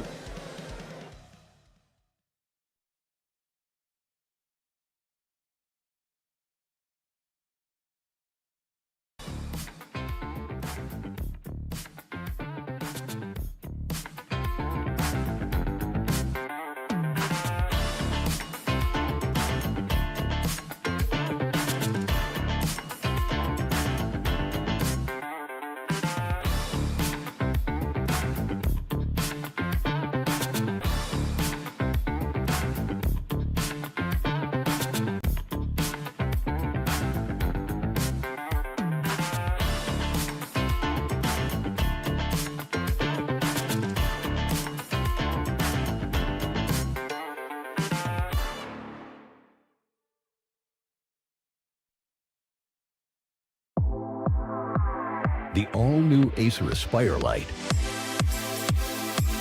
with up to 13th Gen Intel Core i7 processor. Enjoy sharp visuals on a full HD display with a flexible 180-degree hinge. Lightweight at just 1.59 kilograms. Powerful, flexible, and ready to go.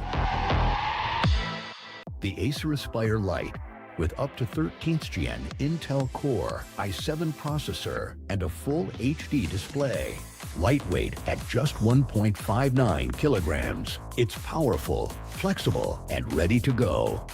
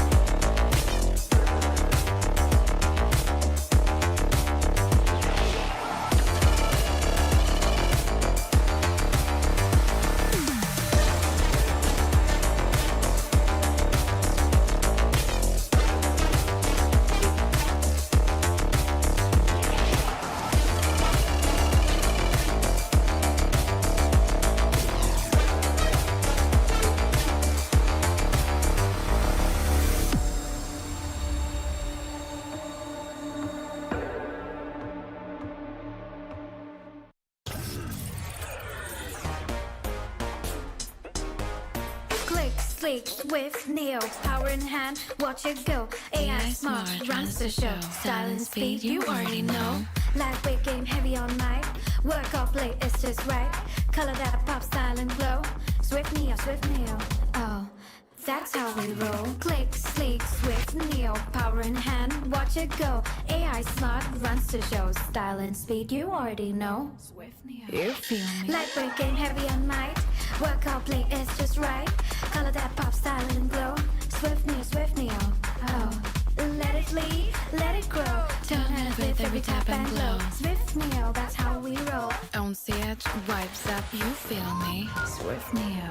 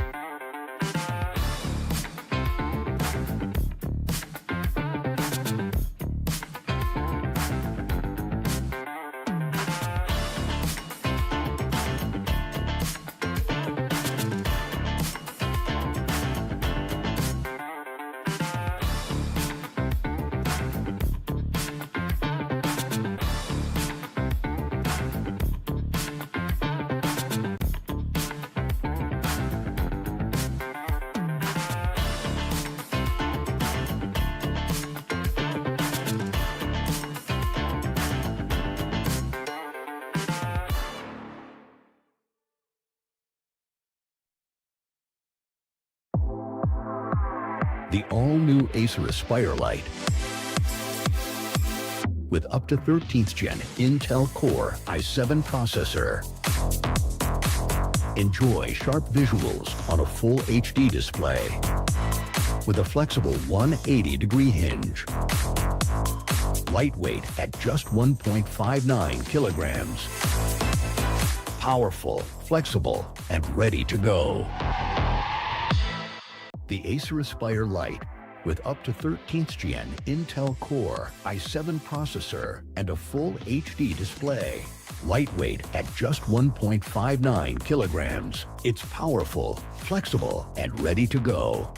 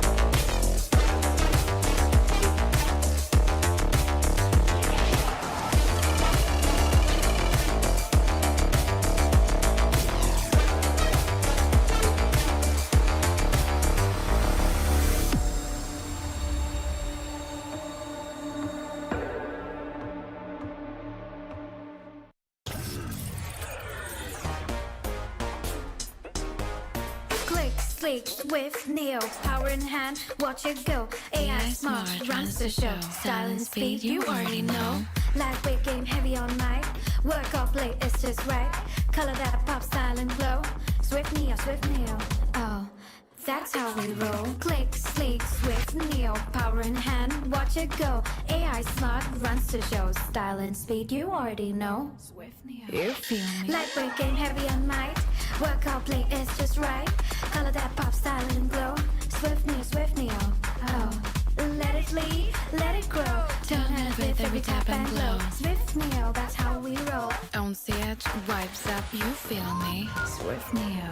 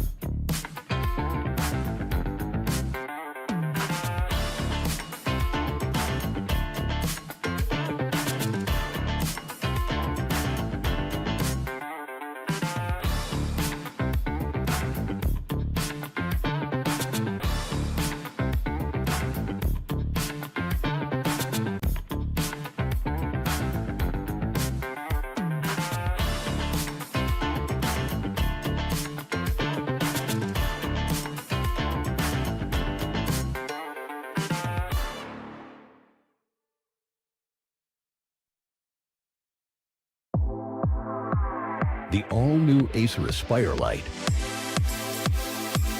With up to 13th gen Intel Core i7 processor.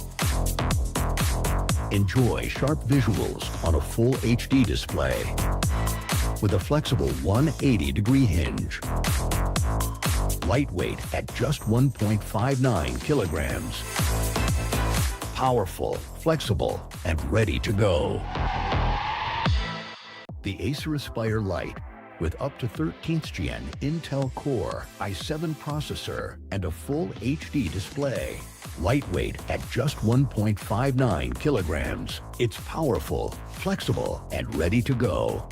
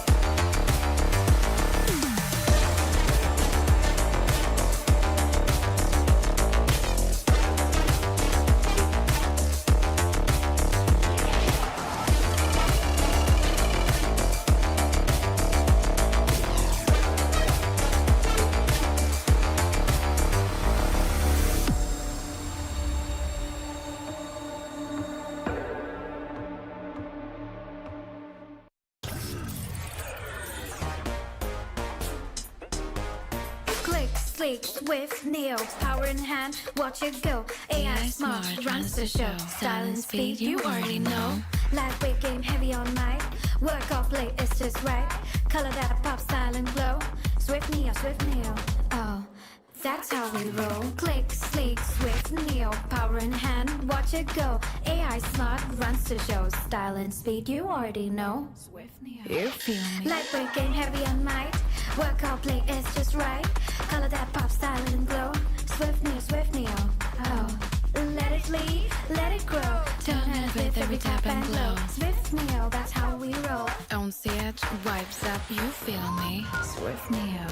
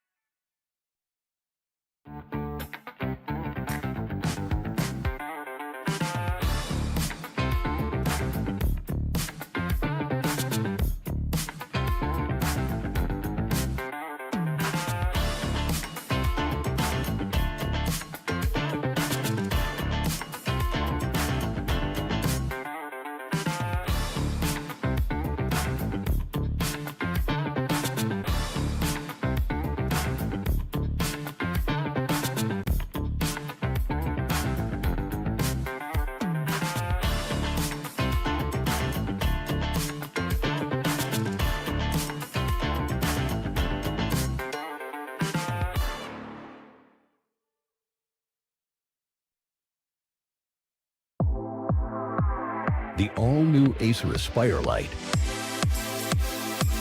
with up to 13th gen Intel Core i7 processor. Enjoy sharp visuals on a full HD display with a flexible 180-degree hinge. Lightweight at just 1.59 kilograms. Powerful, flexible, and ready to go. The Acer Aspire Lite with up to 13th gen Intel Core i7 processor and a full HD display. Lightweight at just 1.59 kilograms. It's powerful, flexible, and ready to go.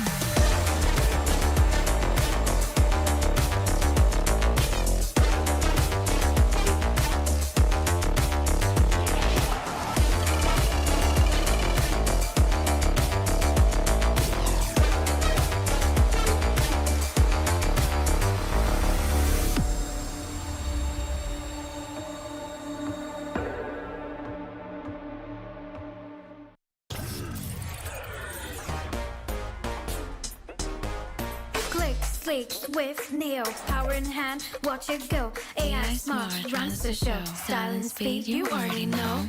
Lightweight game, heavy on mic. Work off late, it's just right. Color that pop, style and glow.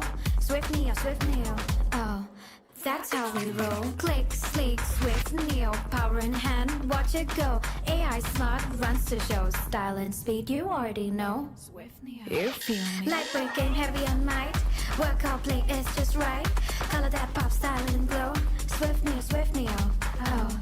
Let it lead, let it grow. Turn it with every tap and glow. Swift Neo, that's how we roll. On the edge, vibes up, you feel me? Swift Neo.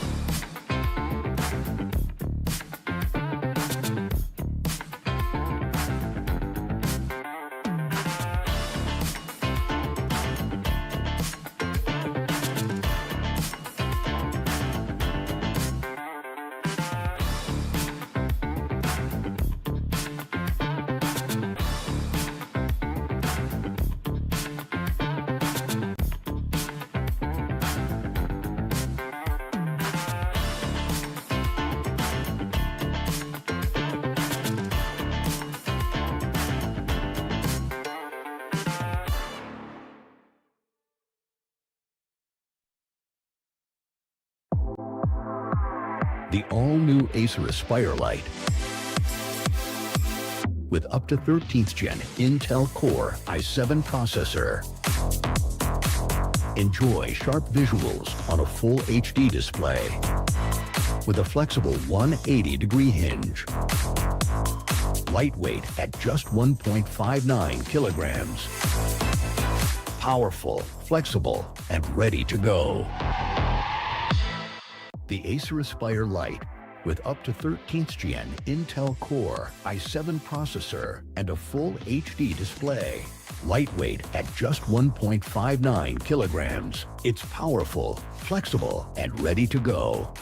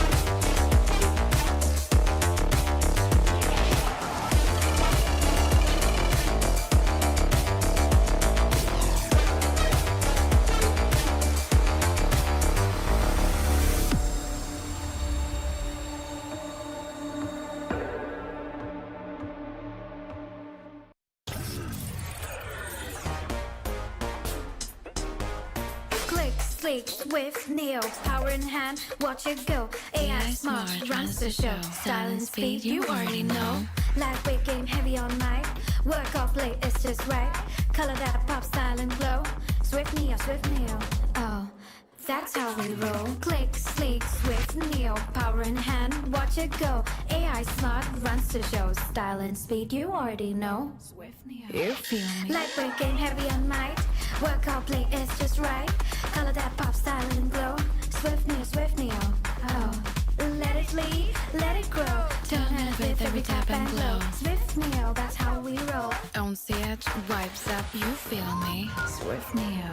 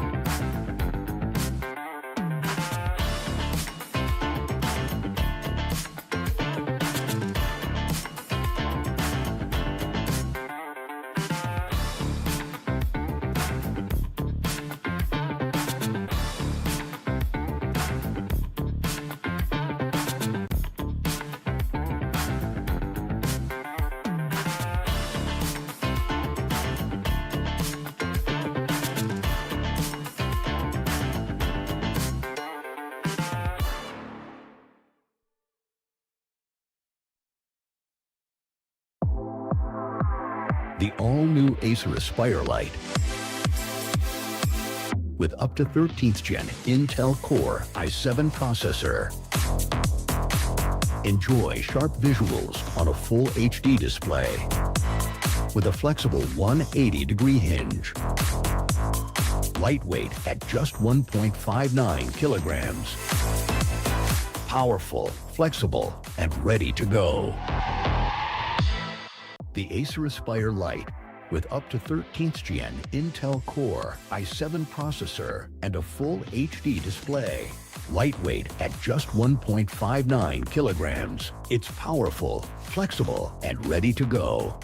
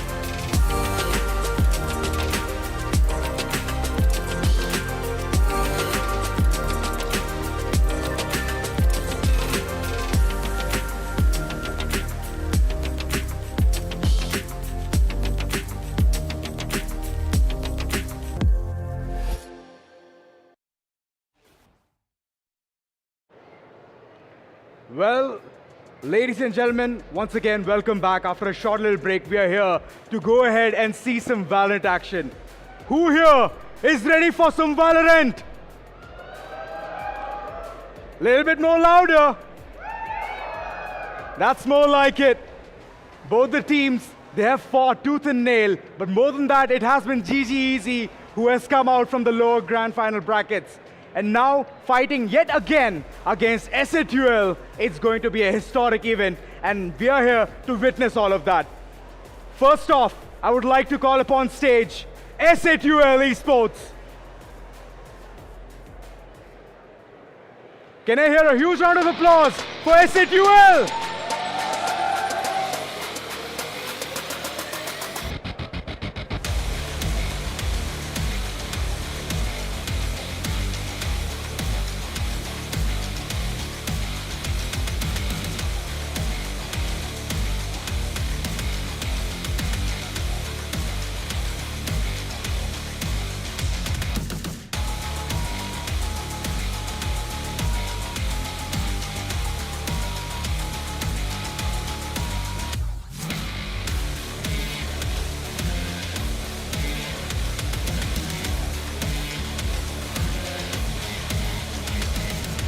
Well, whenever there's a concept of victors, there's always a concept of vanquished.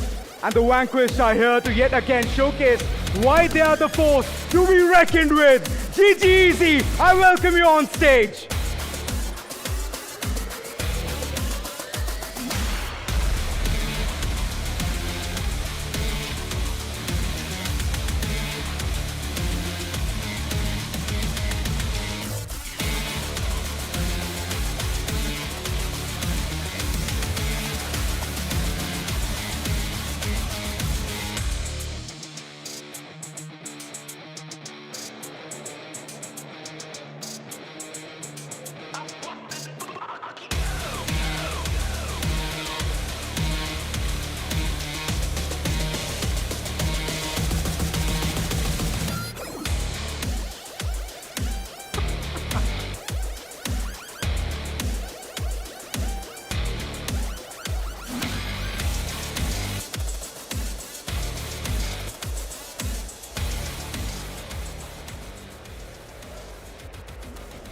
Well, and now, without taking any more time, I would love our following casters to go ahead and take away before things get escalated. Sam, Universe, over to you.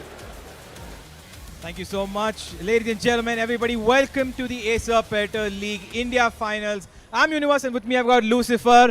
I hope everybody's doing well this evening, as we've got an amazing matchup for us. And of course, it is right here in Phoenix Mall of Asia in Namma, Bangalore. Lucifer, how are you feeling about this game? Tell me a little bit about your insight. ನಾನು ತುಂಬ ಖುಷಿಯಾಗಿದ್ದೀನಿ first and foremost I think 2 local boys here, a little bit of Kannada here and there. I would love it. It's going to be a nice one, but as you said, this game is a heated one. It's a revenge matchup coming back. SATL, they made it through the upper bracket final. They were here, they're waiting for this chance. They want to go to the Acer Predator League, but on the other end, GG Easy, they had a long trial and they've still made it here. Yeah, absolutely. It is going to be a very hard-fought battle between these two teams. It was the previous time as well. When the last time these two teams faced off against each other, it was a 2-1 scoreline and a best of 3. We had Haven and Ascent to decide each of their picks, and a Lotus to conclude it all, which was a very dominant effect as well. Lotus, of course, was an extremely one-sided affair. SATUL had taken it in the third map. It seemed like Fatigue had caught up with GG Easy. But this time around, is that going to be the same case again? Because the veto is something I'm looking forward to watching. What exactly is going to be GGZ's strategy here? Because they haven't played Abyss, they haven't played Sunset the entire tournament, and it is going to be a difficult veto considering if SAT will go for either one of those maps where they have got a little bit of experience. They've also banned Karod at all times. So GG Easy, I think it's going to be a hard-fought fight to win here. All the odds stack up towards SATUL. They have all the results in front of us.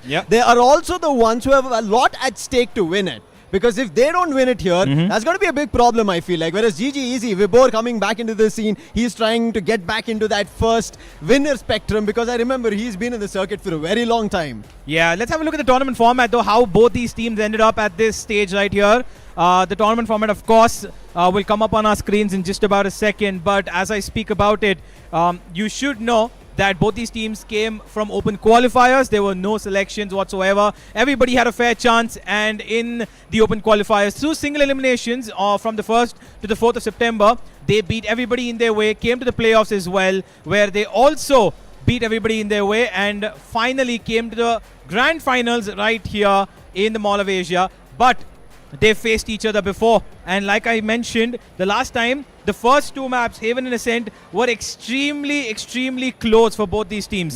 They did have a lot of battles when it came to just strategy-wise, but aim as well here is extremely good across both ends. Let's have a look at the brackets as well, though, where they've come from, all the teams that they've faced, and how their journey has been in the tournament so far, in the playoffs at least. Let's have a look at that. You spoke about the playoffs. It's a double elimination bracket. Both GG Easy and SATUL had a good run, and you can clearly see, I think GG Easy had a lot more trialing time. They had to go 3 mappers in the games that they had played, whereas SATUL, it was almost a 2-0 until they met GG Easy, which went to the third game, which ended up being on Lotus. So it's still somewhere stacks on Lotus. And again, if you come back to GG Easy, they've played Lotus once more with the Rad Syndicate, where you see the scoreline of 2-1, and that's where you see they've also again lost on Lotus once more. Yeah, by the way, ladies and gentlemen, while the stakes here are extremely high, you should know that only one of these 2 teams will be heading to that Asia Pacific final of the Acer Predator League 2026, which is going to be very important for both these teams, apart from, of course, the prize pool that is going to be on their hands. Let's have a look at both the teams' logos as we bring up the matchup screen for them, shall we? Let's just have one nice little look as to what exactly is on stage here. The Valorant Grand Finals of the Acer Predator League India Qualifiers. It's SATUL versus GG Easy, and we cannot wait to get started. I think the storyline goes all the way back. Even when it started between these 2 teams, the players played in the same team. SATUL with Helef on one end and GG Easy with Vibor. They started off in the same team, and now they're against each other. Even though friends, right, outside, this is going to be a rivalry of a matchup and a revenge, that I has startingly said. Yeah, while we speak about these players, of course, they've been friends of the server. They've been on multiple teams together. Let's have a look at the head-to-head of these players, shall we? Let's look at some of the stats that we've got for these teams. These players, of course, have been on top of the game, but one man in particular, I believe, Helef, has actually been the leader to charge from the front. He's got, I think, the most number of kills as well, and he's got the least number of deaths across the server, across the playoffs. And he's clearly been very, very valuable because he also leads this team. Him and Hawks share that responsibility where they are the IGLs of the team. They take care of all the calling. Hawks, of course, helps out in most of the mid-round calling, I believe. He is a secondary IGL. But this is a team that is extremely well knit together, especially given the fact that they've got a prodigy in the form of Venka and his best friend, of course, Techno, who is just at the same level as he is. And not to mention that we do have a bit of a substitute today. RVK, unfortunately, doesn't seem like he could make it for this grand final. And we've got King Kappa, who has previously been in the playing roster of SA2L, now taking his spot here. This could be one of the wrench in the work or a chink in the armor that maybe GGEZ could take advantage of. But before we go towards that, let's talk about the fraggers, the head-to-head. It is going to be Helef versus DC. Now, again, Helef, I think, ruling on all cards, calling shots, and still fragging out tells us that how great and how good it is. And also, as you mentioned, the least amount of deaths. But on the other end, DC rules 147 to 135.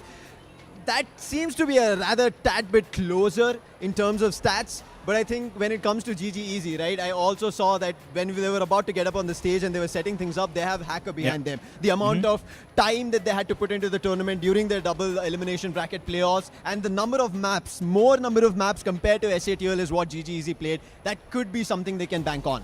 Yeah, I agree. Of course, Helef has been on hot red form in this tournament. 2 KDR he's got right here, as you can see, and he's got an ACS of 290 averaging across the entire playoffs, which is insane to think about because if you've got a 290 ACS across how many maps? I think they've played about 6-7 maps so far. Yeah, they've played about 7 maps so far, and to maintain an ACS of 290 and to have at least 1 kill per round is extremely valuable, especially if you're the IGL as well of the team. Now, we will, of course, be having a lot more to do with Helef's calling and all of that stuff. But these players individually today need to step up as much as their IGL. Map veto. Like I said earlier, it is the most important part that I would be looking forward to because there is no idea what could be coming into our playbooks today.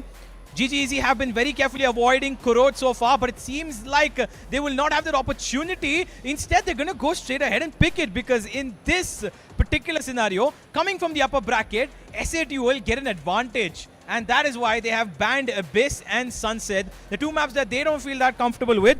But somehow, those are the 2 maps that GGEZ haven't played as well. So they just want to eliminate the unknown and go with what they know best. And I really like that they did not give that chance of going towards Lotus at all. As soon as they saw that the first pick was not Lotus, which is a strong map for SA2L, they decided they're going to make a Karot pick, which we have not seen so far. And one more thing, towards the decider, if we go there all the mile, that's going to be bind, and SA2L have not played even once throughout their open qualifiers and even the double elimination bracket of the playoffs. So it could be an advantage for GGEZ if they win in Karot and bring it to bind.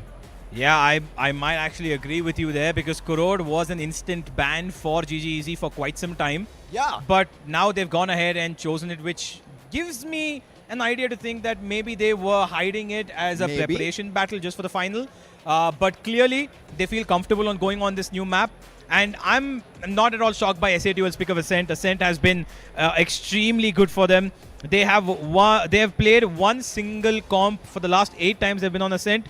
Very stable, Cypher Deadlock, the Cypher Lock comp, a double Sentinel with an Omen, Sova, and a Yoru, which is, of course, a very famous, very popular comp right now across the globe. Everybody loves playing that Cypher Lock.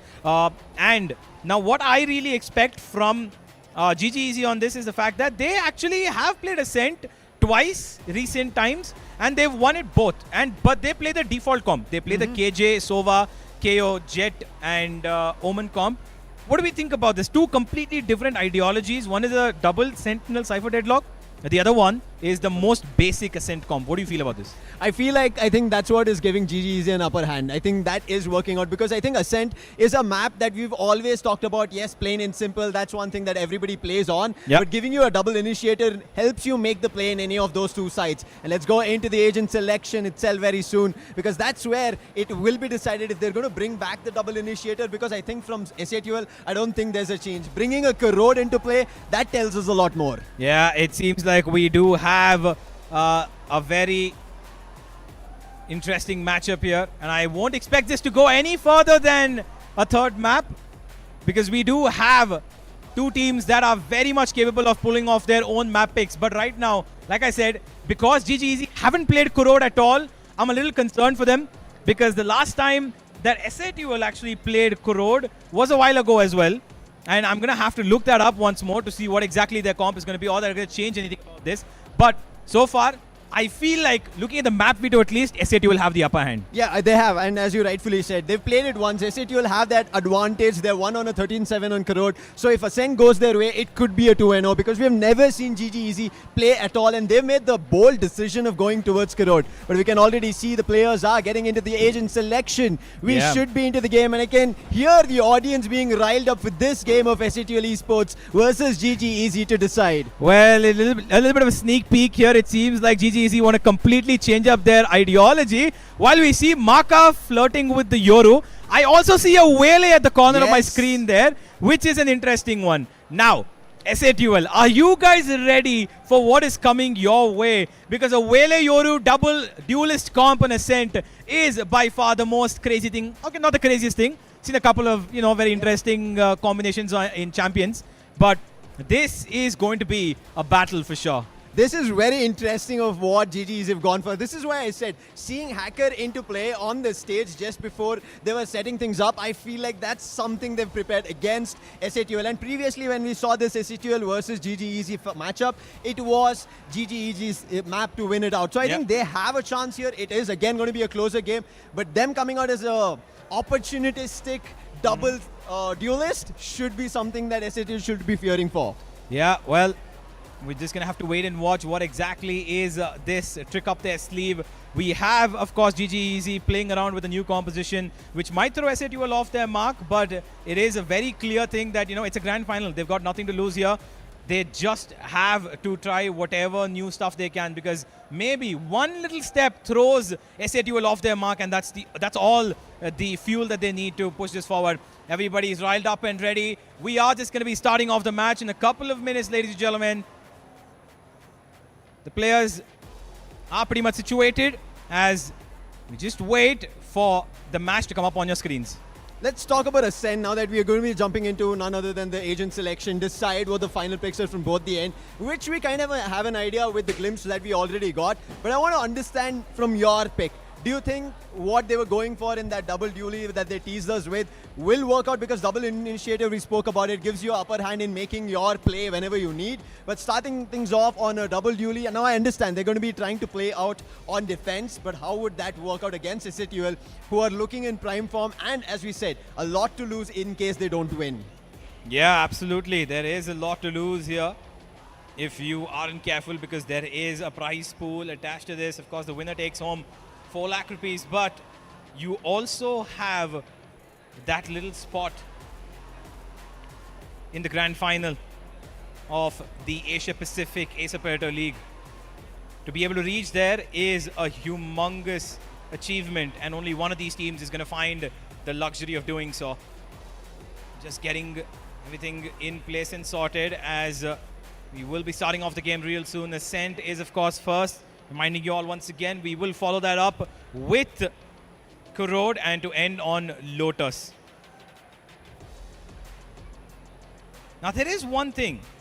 Lotus, the last time that was played by GG Easy, by the way, not just the last time, every time they've played Lotus so far and they've let it slip into the map pool, they've lost all of their Lotus maps. Yes. Which is a concerning thing for me, because they're still okay with Lotus coming into this veto, considering that we also have, them just coming off of the last Lotus loss was a 13-4. Yes. I think if this continues, GG Easy, who have given away Lotus, should be an advantage they can take and go through with. Let's go for the agent selection. This is the chance to understand what the picks are for Ascent for the grand finals of the India Predator League 2026 to decide who takes the spot for the APAC. This is the agent selection. SATUL have gone ahead with Omen, Yoru, Deadlock, Soa and Cypher. The Cypher lock that you spoke about, and we did see the glimpse on Ascent with that double duelist. Trinity as well on Wele, Vibor on Soa, DC on Weiss and Omen for Kole. I do like the GGEZ direction. You know, we've seen this Yoru Wele comp before. It's extremely dependent on flashes, constant, you know, phantoms being sold here and there when Makaveli enters with a Wele as well. But we do have to see how exactly this team can win this one out with a Wele and Yoru, because it's completely fresh for them. They don't really have any idea. SATUL don't have a really idea what exactly is going to come their way, considering that SATUL are going to be starting on the attack, I believe. So this is going to be an interesting defensive setup for GGEZ, because it is a very attack-minded comp in my opinion. So how they're going to maneuver around this is going to be aggressive map control takings towards A and B, or are they going to prioritize mid a lot more? Because I've seen GGEZ play on Ascent. They do like their mid takes. They've done that before. And I've seen that Hacker actually does, you know, establish his team to keep taking those deep mid fights towards B-Link when they're on defense. And, you know, smoking off the top of mid, have a Yoru flash, have an Omen flash behind that, sending the Wele up in the air. It's potent, but is it going to work against SATUL, who have seen these kind of plays before? I'm not so sure. Yeah, I think SATUL are going to be prepped for this. Yes, it's also composition you mentioned that we've seen before. It's not something that's new. But yes, the play style is something that we're looking forward to, especially starting things on defense. They have to be aggressive, at least on one of the ends, to make sure they have control over the map. If they don't, then it becomes very tough to juggle between those duelists, running between one side to another. And if that continues, it could be a snowball effect, because we understand once your duelists are unable to find the footing and the first half runs away from you, then you have barely enough rounds to just squeeze in those pistols to starting off, and if it doesn't work out towards the end, it could be a fall through. And again, because we have not seen this coming out from GGEZ, we speculate it to be good and bad at the same time. Absolutely. I'm just gonna wait now for everything to start off. As SATUL, they get prepared. We're also waiting for probably a little bit of a settlement from GGEZ as well.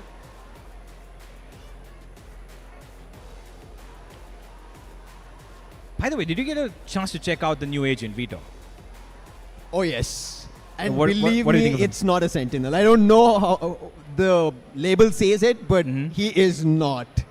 You don't like him, or is it No, just no, I that do like him. I think the abilities completely counter a lot of the ultimates, and that's going to be a problem for a lot of these duelists that we've been talking about, especially the people who want to play Raze. I feel like a complete nerf on Raze has happened just because of an agent being introduced. I mean, it's not just Raze, right? You have if you have in your arsenal kit a Raze, a Breach, and a Brimstone.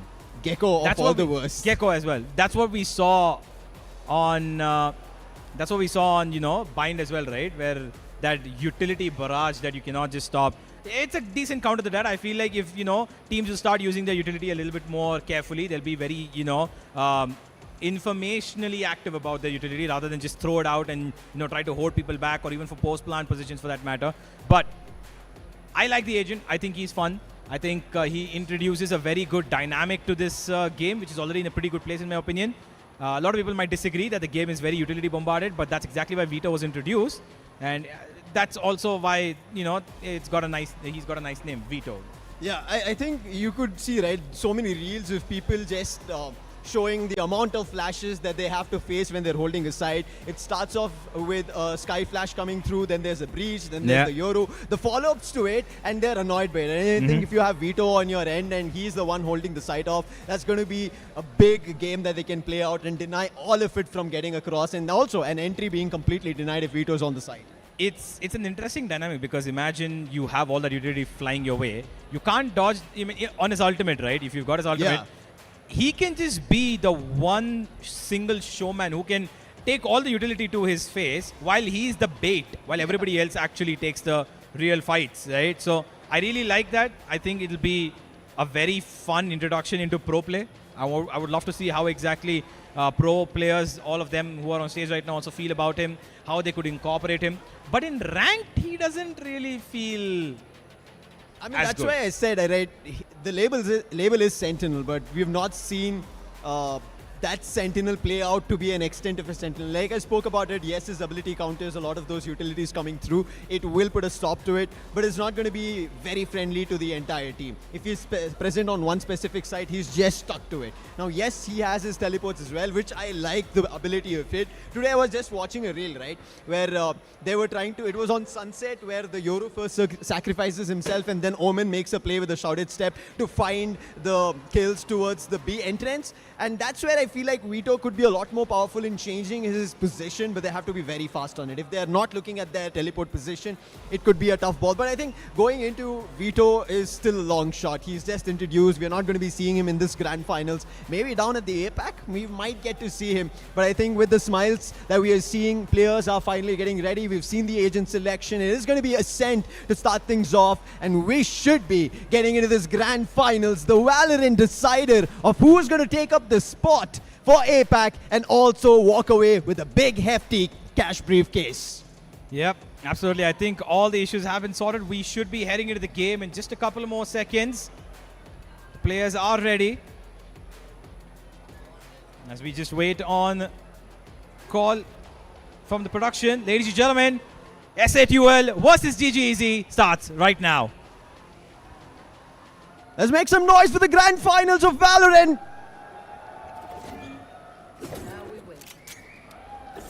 This is the map to start things off. GGEZ previously have won it. And they won it twice when they played on Ascent. Yep. SATUL on the other end, they've lost it. They will remember that. This is the only best of 3 that SATUL have played, whereas GGEZ, they've gone through a lot of others. It's time. 5 seconds on the clock. The barriers drop. And it's the first pistol round. Well, let's move on. We've got SATUL just holding on for a default to outside of B. While they put on a mid smoke, and there is a one way just to take control of A main as well from the side of defense. DC is going to make sure that nobody's going to push through. Has his Razor Vines on towards main, but nobody's going to break it. Now they finally do spot it. It is going to be broken off, while Machiavelli's been situated down towards mid. The usual default here from both teams as SAT will start taking their first steps towards the B side. Flash, good from DC. Takes a couple of bullets to his body. He's going to have to fall off over here, and Venka just triggers the wall here. Vibhor just making sure that anybody who's crossing through is going to take a little bit of damage, but SAT are playing the patience game. But while they play that patience game, we've already got a flank coming in from the defense here. They need to rush in. King Kappa gets the first one. There's a trade for trade. DC keeps it alive still. Venka finds one, and HLF doubles up as well. And just like that, SATUL have control of the side, but they have control of their fate from the flank. Venka just about dodges, teleports out of there right on time, and he's ready for the fight. And Trinity, with 10 HP, has to somehow survive and use his teammate to now win this round. It's going to be tough to get it smoked. It's not looking great on the health. They're trying to split, but look at the move from Venka. He'll try to line them up both. Gets only a single Trinity on his 10. Doesn't make it anything. The first round for SATUL really well executed, and again you can see HLF, the man calling the shots, is also pulling off some big rounds to start things off on this pistol. Venka with the double. Whereas on the other end, Vibhor and Kohli have not yet found a frag. The timings were very crucial here. Flank could have been extremely potent for this side of GGEZ, but unfortunately, Venka's timing of teleporting away from their gate crashing was right on perfect cue. And now they go towards the A side. A little more attention here, but a one-way smoke is going to hold them off for a second. No, it's not. They're just going to disrespect it immediately with Techno teleporting to the other side. And now, King Kappa will easily find a pushing DC. He's going to get information on a little bit more as well. Just make sure that the close angles are cleared off. And he's just going to instantly get away from there, hold his angle, not push any further. Don't want to give any sort of angles to the defense, but King Kappa, he feels confidence and he's going to execute it in any way he can. And with those 2 kills, SATUL make their moves towards the B side. And look at Venka holding mid, just in case he's able to catch one for him. There's only one holding on site at B, and SATUL have an upper hand in the number advantage. It's also a better round for them in terms of weapons. It's going to be tough for GGEZ to find any sort of value. They have to at least find a kill that's valuable. Oh, the timing. I'm not too sure if it was related. The grab net good enough. They're trying to spam Kohli. He's down to 6. Machiavelli's positions revealed. That's going to be a tough one. And I don't think it's going to work out further. King Kappa misses that. And Techno finally clears, but still from the switch, holding it off. But Venka, his push down the mid towards the defender spawning, getting round number 2. He was tempted for a knife there, Venka, but he's just going to hold his ground. He's going to come back for more, I'm pretty sure. He loves putting a nice little stab wound on the behind of his friends that he's previously played with. For now, though, it is not as much of a bonus buy as they would love to call it. There are 2 Stingers, a Vandal. That Outlaw can deal a little bit of damage, but on the other side of things, there's full armors across the board here. So this is going to be a little bit difficult for SATUL to kind of maneuver. Let's see what exactly their plans are. They're going to hold outside of A as King Kappa once again left alone outside of B. And he has been detected, or at least SATUL as a team have been detected here with that flash. The Akros is going to keep GGEZ with their eyes trained towards the B side, but Trinity going aggressive will refract back as SATUL start making a couple of footsteps towards mid, and Machiavelli is here to try and stop it. The gate crash, timing is going to get away. Maka still gets away with 2. And Helef is going to manage to trade him off, but Vibhor instantly back for it, and King Kappa will take it back. But Trinity, it's a game of trades here, 1 by 1. They all peek towards mid, and now it's just a 1v3. That shouldn't happen at mid. Machiavelli pulling off 2. That broke it out. But this was a crucial round. It could have gone either way. So we see 2 of the rifles being dropped. And therefore, it's still a round to start things off. But now the buy comes in from SATUL. And this is where they have to go bash in hands and try to look forward to finding an equalizer.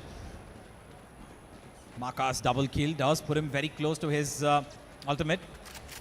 Does have a Guardian now, though. A little bit of a semi-buy here for the side of GGEZ. A Bulldog half armor for Vibhor.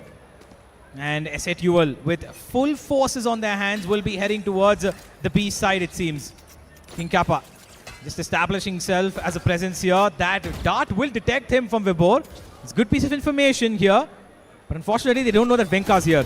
The Akros is good from DC. He does get a bit of information himself. And Venka's now trying to create a little bit of pressure here. Find out if at all the wall was put down. But no, DC is a little smarter than that. He's changed up the position. The setup's moved towards mid it is. And now Trinity spots one. The head will not connect. Has to refract back. Play for a better fight. Re-challenging this. Not a good option here. Goes down to 75 HP. And the light speed comes through. Trying to save his butt. Gets away. And now SATUL will have a little bit of map control to play around with. Trinity, he's being annoyed by utils of Sova, the shock dart, the all drone, and trying to just keep him at bay, not letting him move further, take control of trees because it seems to be an execution again towards B. They're buying time, biding it, going towards mid, but there is the wall. That's going to reveal their position, and that is known. Now they have mid control, and Trinity will slowly try to peek out and get information. Oh, Trinity comes on the flank at the right time, finds Helef, and that's going to be a problem. But Techno takes care of it. Here's Vibhor for the trade. Machiavelli gets one as well. Hawks now has to try and stabilize it, but it's not going to happen. And Techno comes in a bit of a frazzled mindset. Desperation seeps into him, and he's going to have to go through with just the one. SATUL had a decent idea, like the fakes that they tried to sell, went forward, and even got a little bit of control as well, map control. With the short drone that Helef sent, it was actually pretty good. But post that, once the sheer wall was triggered towards mid, I think it was very clear that it's going to be a B split, and they were very well aware of it. And Trinity's timing, even though he's at 36 HP, the timing he caught on to find Helef there, very brave, first of all, at that HP to go on the flank, but worked out well. That was crucial. I think if Trinity missed that opportunity, it could have been a rush. But right now, I think it could be a faster one. They're trying to push up at A. Information gotten from Kohli. He'll try to back off mid, getting checked. Not a big round here for SATUL. The weapon's not that great. They'll try to go on all these pistols, look forward to an opening. Trinity just shutting them down one after another. Good for one, I thought there is, but there's going to be a 2. So Machiavelli has to buy some time before the entry, and he does good.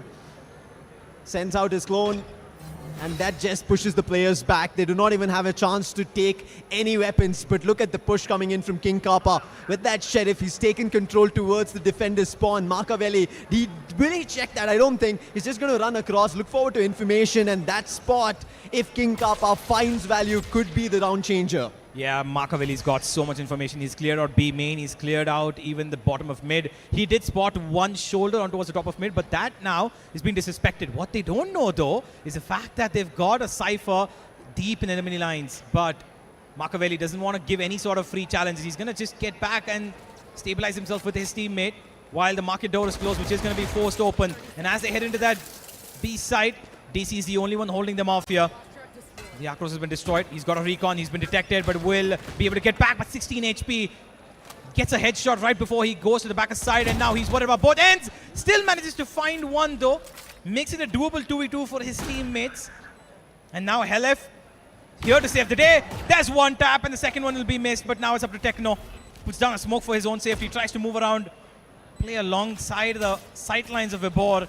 As Vibhor, he's an experienced veteran. He knows how to win these, but unfortunately, Helef's been with him since that very first day. He knows how to counter him. What a round to counter and win. And you can see smiles across the players' faces at SATL. They have the third round, and all of them in this 6th round have their ultimates ready, whereas it's only going to be Trinity and Vibhor one ult point closer, whereas DC and Kohli might need another round or two. It's time to pick up the pace. I think this double duelist composition so far has been just running okay, but this ultimate that they're going to be running rampant on is going to be crucial. Oh, Kohli just trying to sell a bit of a fake here towards A main. Nothing really bought though, because that shutter step was not really heard from anybody. They're pretty far away from their SATL, so they're going to have actually the luxury of not really falling into any sort of baits here. There is a deep smoke here from Kohli just to make sure that nothing's going to go wrong, but Venka, here he comes with that dimensional drift, going to move in towards shot. He's going to hold on to his fake out just in case, spots out 2, clears out A completely, and that's the A side opened up. Open for business, open for a plant, and Kohli, while he does get spotted, there's a grab net in his way as well. He's going to have to just hold on back. Techno plays along with a bit of the mid-region, but will instantly teleport back, and Venka starts off the fighting spree, gets a second as well, and he's going to hold on to heaven with his dear life. A flash and a peek, he will go through, finds the third as well. Venka is on blasting mode right now. He's got support from King Kappa as well. On the other side, Machiavelli comes through, but Venka with a 4K shows his dominance. That is huge from Venka, and that was on the back of his dimensional drift. Revealed the position at market from there, from trees, and from there on he just went further, took control of Haven, and from there just started dropping GGEZ players like flies. He could have almost had an ace. His teammate helped him out at Haven finding Vice. But hey, that was a big round coming through, and there was not a lot of ultimates invested. The one back from the shadows that was taken to just go away from Machiavelli, and Machiavelli still found value, but you can see how sparse the economy is, the loadout is, and that's proving troublesome. This is not looking great to start things off. The double duelists, they're feeling it now.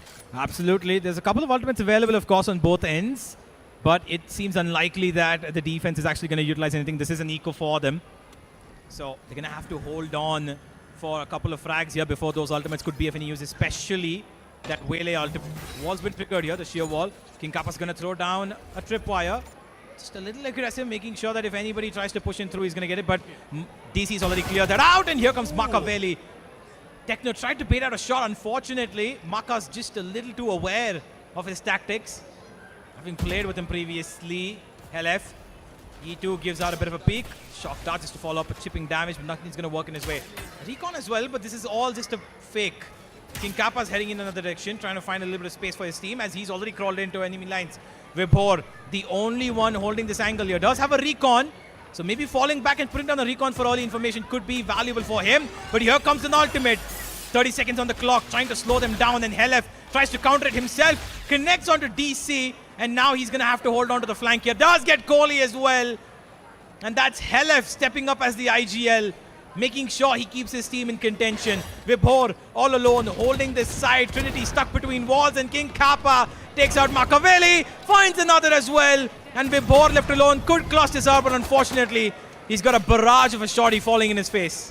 What a play coming in from Helef from mid. He single-handedly brought it back to a 2v2 to winning ways, and then King Kappa. That was very crucial. That could have been a big round if SATL lost it, because it was almost brought down to a 5v3, and from then Helef turns things around. This is looking, as we said, a little tougher. Yes, it was going to be. Their action comes into play during the attack, but for now, Hacker, he's called in a timeout. Much crucial. I think there's a lot of fights, or at least the one thing that we spoke about when they're going to be playing the double duel, is that they have to be very proactive and pushing out on one of the directions, whether it's going to be B, mid or A, they've not been doing that. They've just been getting information and slowly backing off. I think the only play I can talk about is going to be Marcavelli doing it at mid, finding value, and then one more with Trinity finding the timing on the sheer wall. If that was not there, I think the rounds would have not been on board at all. Yeah, you're going to have to be careful here. Where exactly are the positions going to be changing? SA2 have been constantly moving around. They've been going A, B, mid. They've taken pretty much, their pick of the choice here, wherever they want to be. And GGEZ are being forced to give up that for them, just on the basis of purely time. Every time SA2 will slow things down, and it comes down to the last 40 seconds, GGEZ are forced to play a little bit from behind. They're not really going for the fights that they would genuinely have a 50-50 chance in, which they're scared of taking. Fox has an Odin. He's sitting on 0 kills, but I think at this point doesn't matter. It really doesn't. Well, once again, outside of the A side, a little bit of attention, and here comes out the Odin. As loud as it is, here comes a counter as well.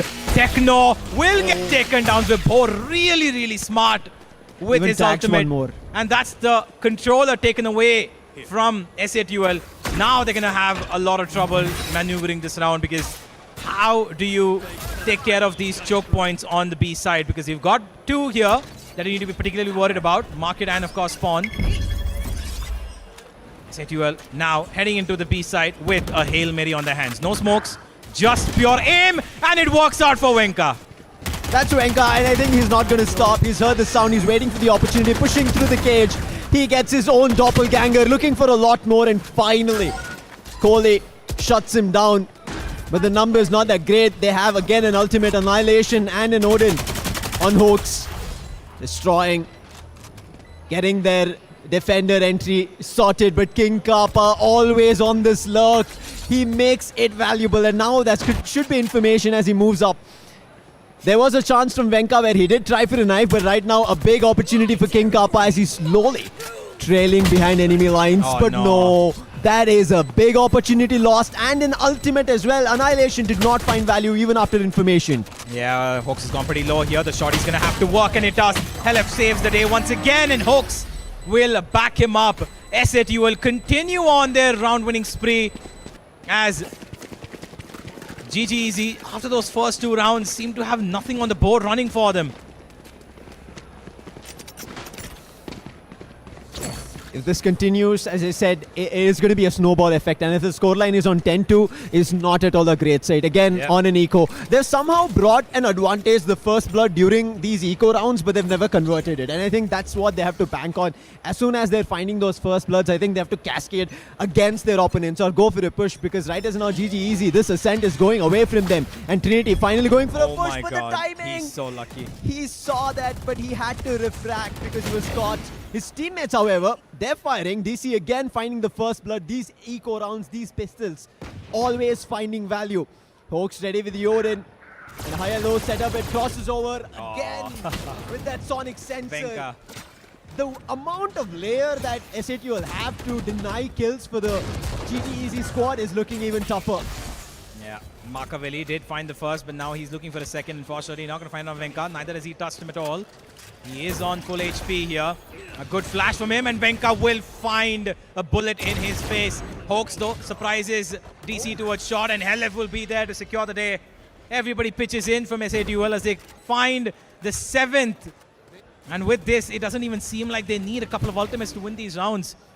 Marcavelli's got one, though, and so does Kohli and DC. And DC's ultimate so far has been in his back pocket for a while. He should be able to use it in this round because it is a very, very valuable ultimate.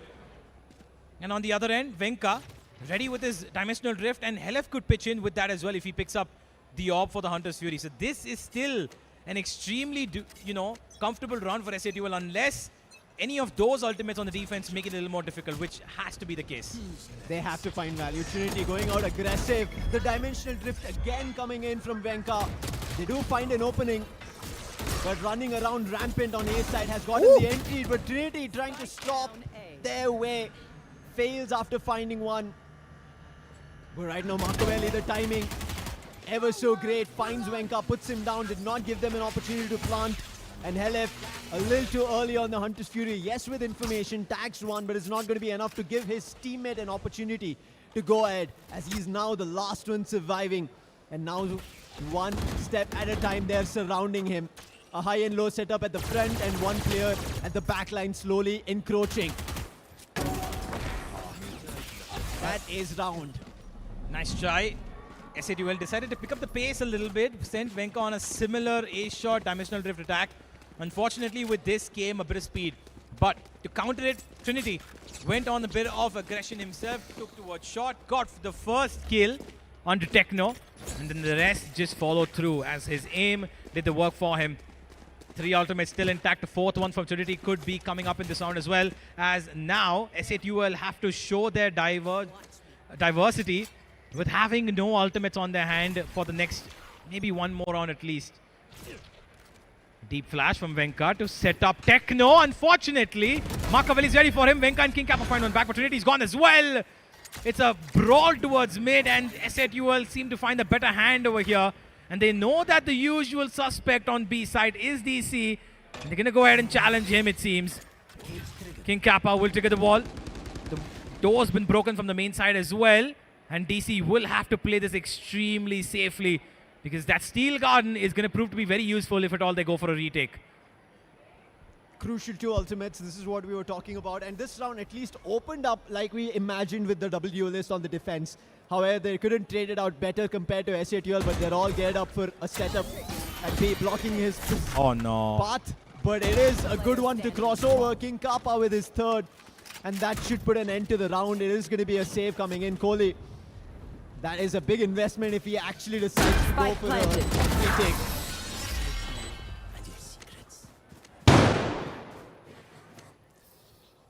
Last round in the half. Round 1 by SATUL. 8-3. Just a round away.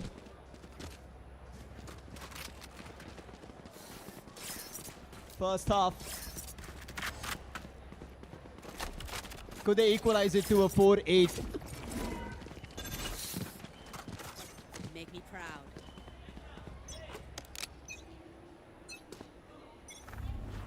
Well, we're going to continue on as we're going to get that issue sorted.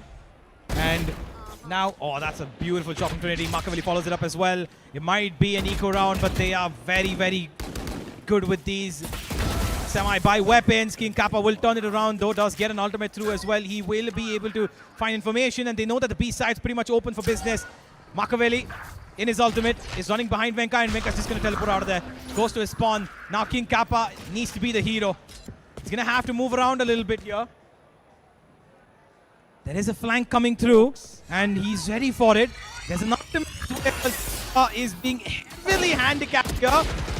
First shot misses, but Makaveli does connect the second. And now the spike is running away to the A side. Venka's going to hold off in case anybody decides to come in from the flank side. But Hawks, for now, he's going to have to play this as a 1v3. Venka has to be quick. I think he's going for a mistake right now. Planted.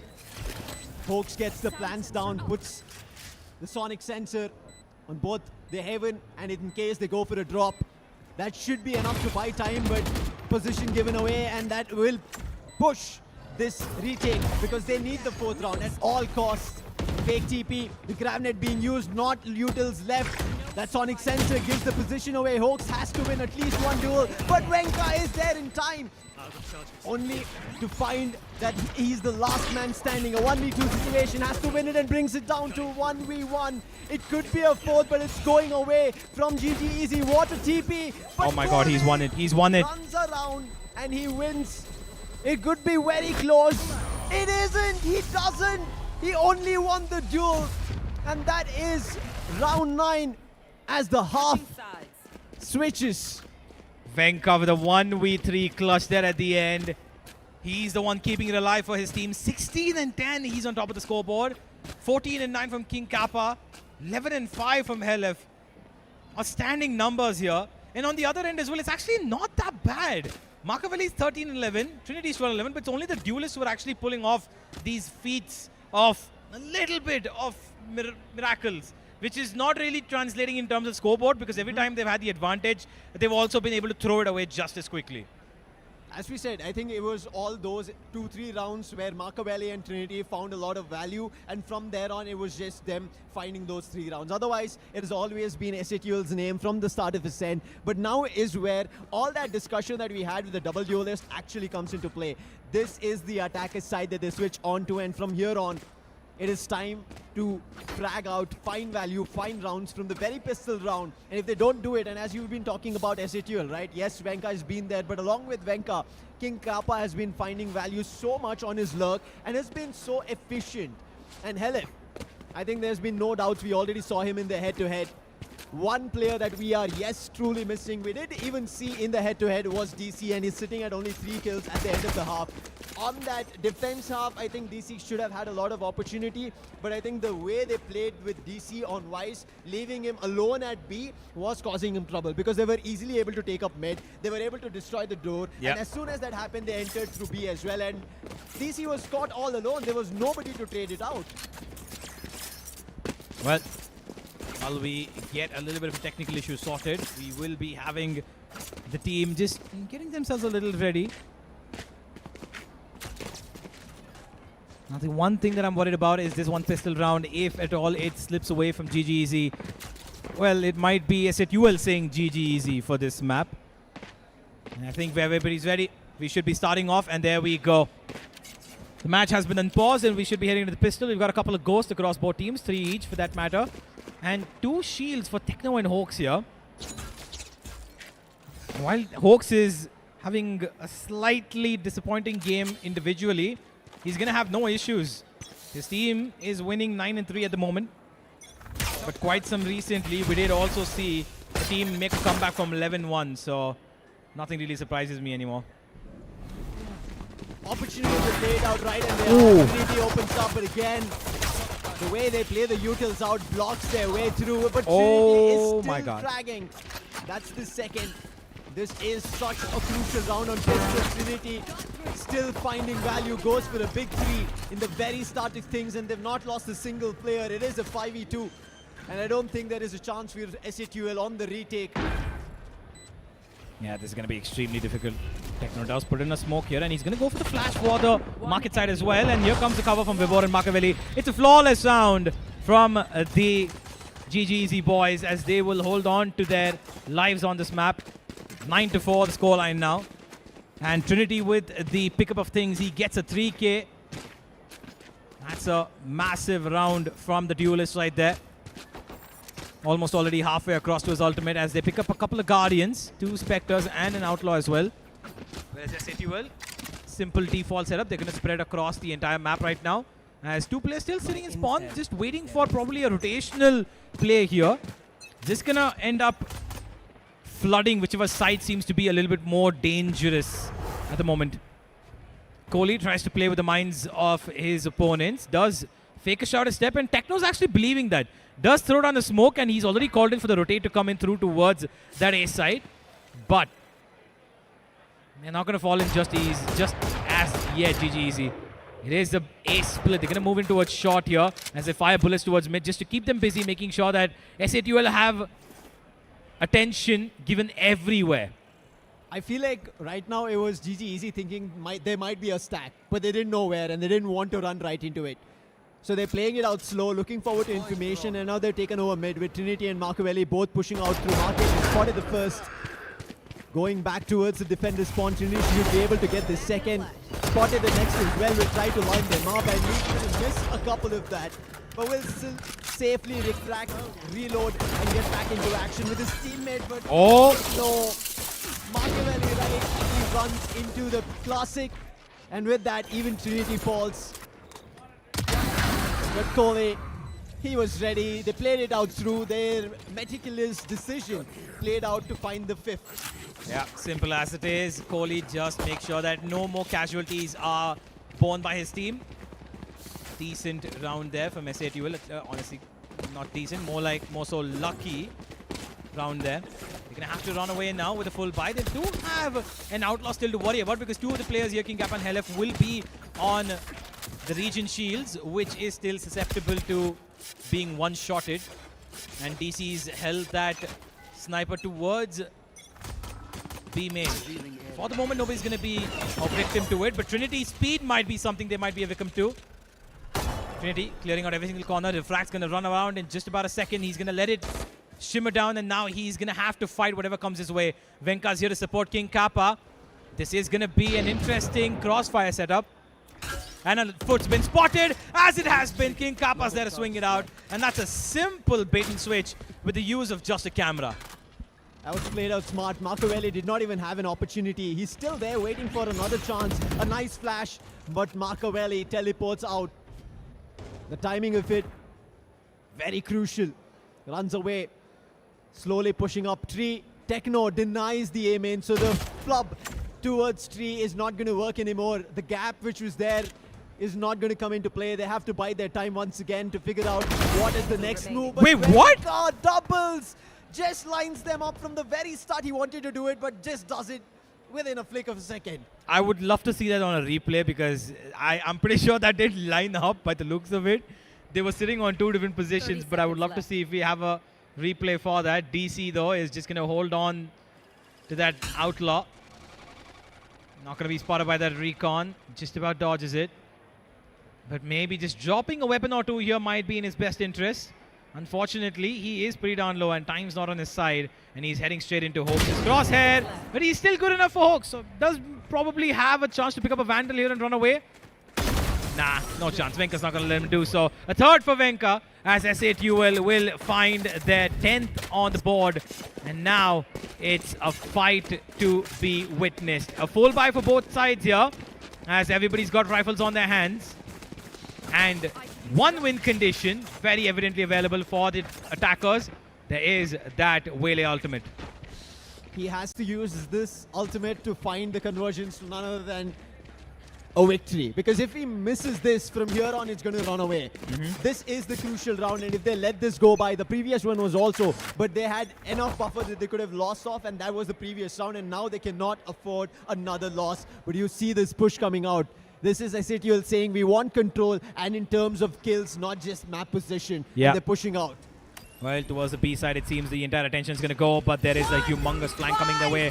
The divergent paths are going to go through. LF, he's led his team on a big, big flank here. All of them need to cross their wall together, but LF goes through, finds one. DC is going to take out the one, but does he know that there's at least 3 more following him from behind? He's got no clue, and Hoax takes out him. Kohli will be able to take out Techno, though. And now the spike is in the hands of the defense. It's in B-main, and Kohli's none the wiser. King Kappa's ready for him. And somehow, they've been completely outsmarted here. Manages to get away with the spike. That's a good thing, at least. Marcovelli will be able to plant as well. But I really love this idea to dodge that diverging paths. Everybody goes on the flank. They knew that they're going to use that ultimate to execute the round. Clearly not going to work, but Trinity and Hoax will trade 1 for 1 each. And now it's all on to Marcovelli. And he's got no idea that King Kappa's coming from the other way. Here goes an ultimate. They're going to just make sure, no matter what happens, whether it's a bullet or a cocoon, he's going to die either way. That is unfortunate to lose a round in such a manner.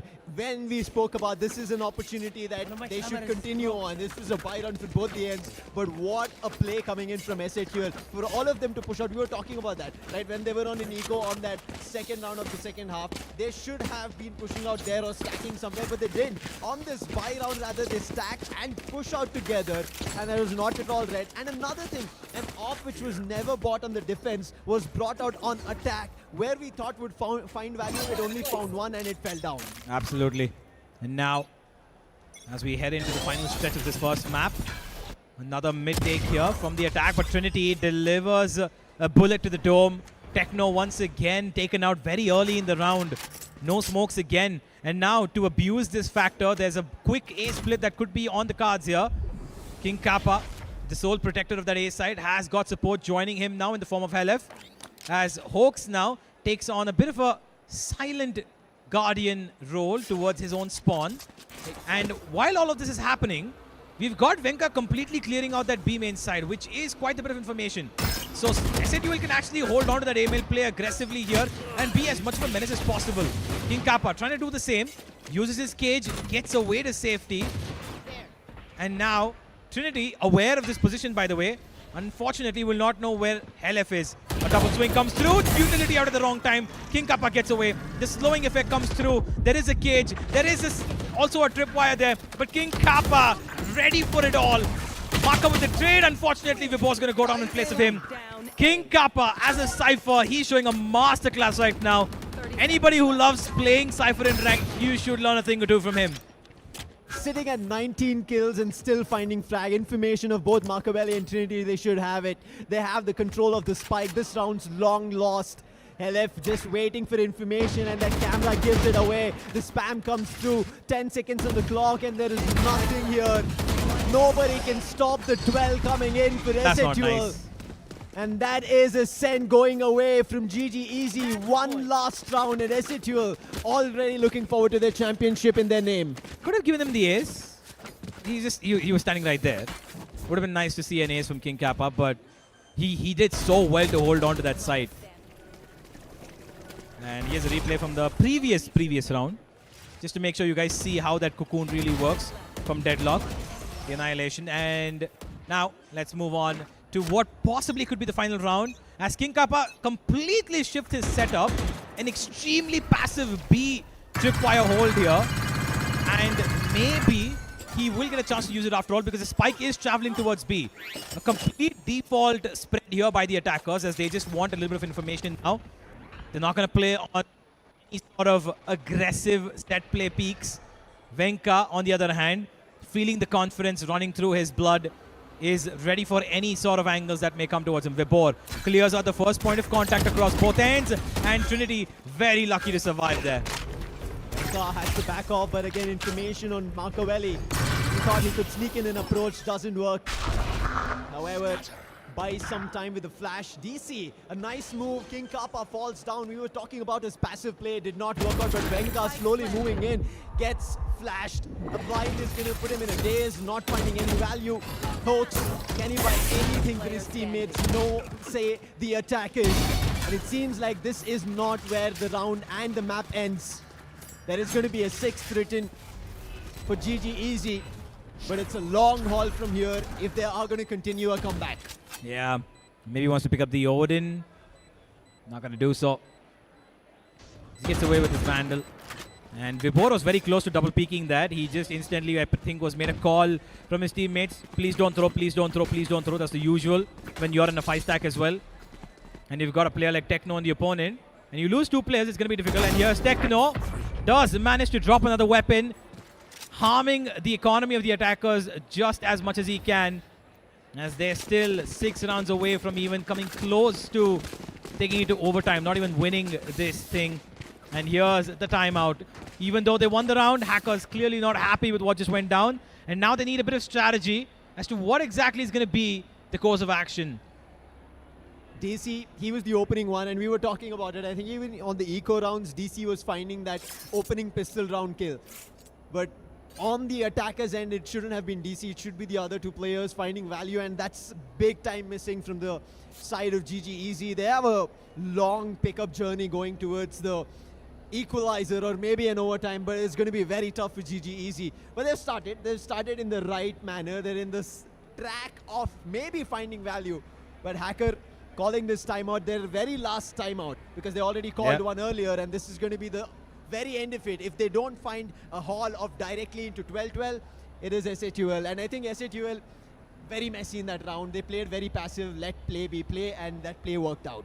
Yeah, just the one thing that was required was for DC to find King Kappa, and that was all the difference they needed to win that round. But there's still going to be an extremely difficult journey up ahead.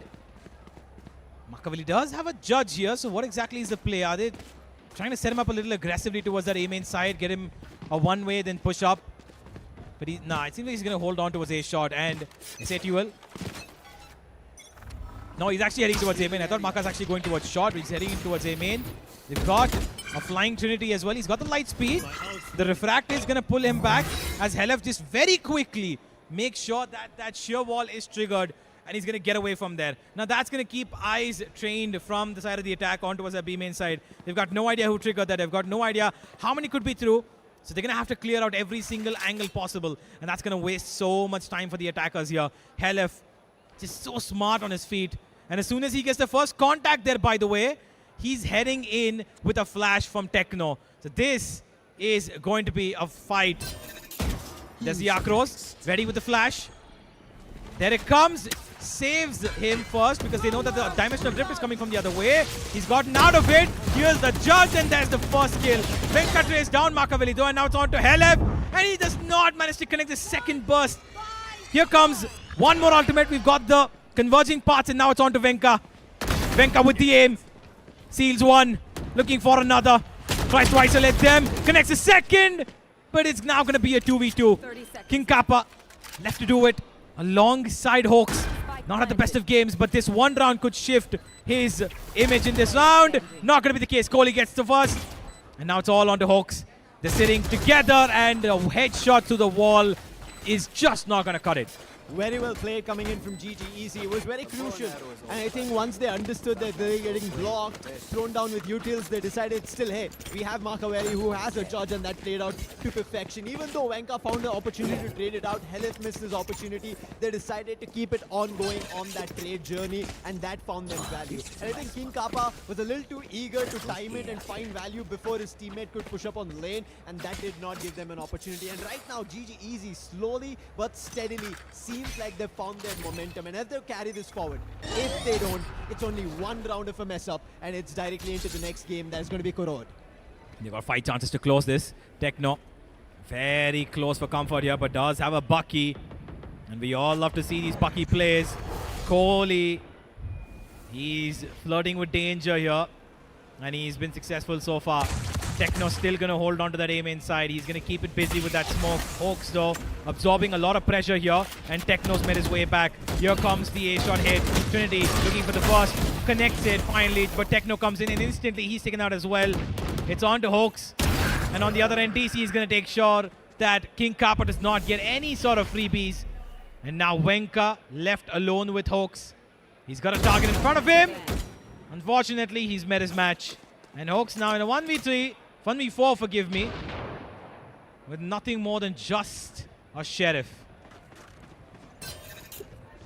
Hawks is letting them all pass. He wants to time it in case he has an opportunity. DC Can't see my face right now, but just know. picks up the last, and that's going to be an 8 on board. And I really like it that GG Easies are now understanding the play that SATUL are doing. One after another, that they're letting SATUL make a play, and then they're banking on it, finding values, and that's continuing for GG Easy, and they have to bank on it. This is what we wanted them to do from the very start of it, but I think finally they've got into the stage of the Acer Predator League 2026 that this has to continue, and seems like there is a journey maybe written till 12, but this is a round, this is the buy that they have to deny, and an op ready. Yeah, that could be the win condition. I was just going to point it out that the op has been brought up by Venka here, and he's been given the reins to hold it towards mid. A deep smoke, and it seems like they actually expect this. They know that this could be the case.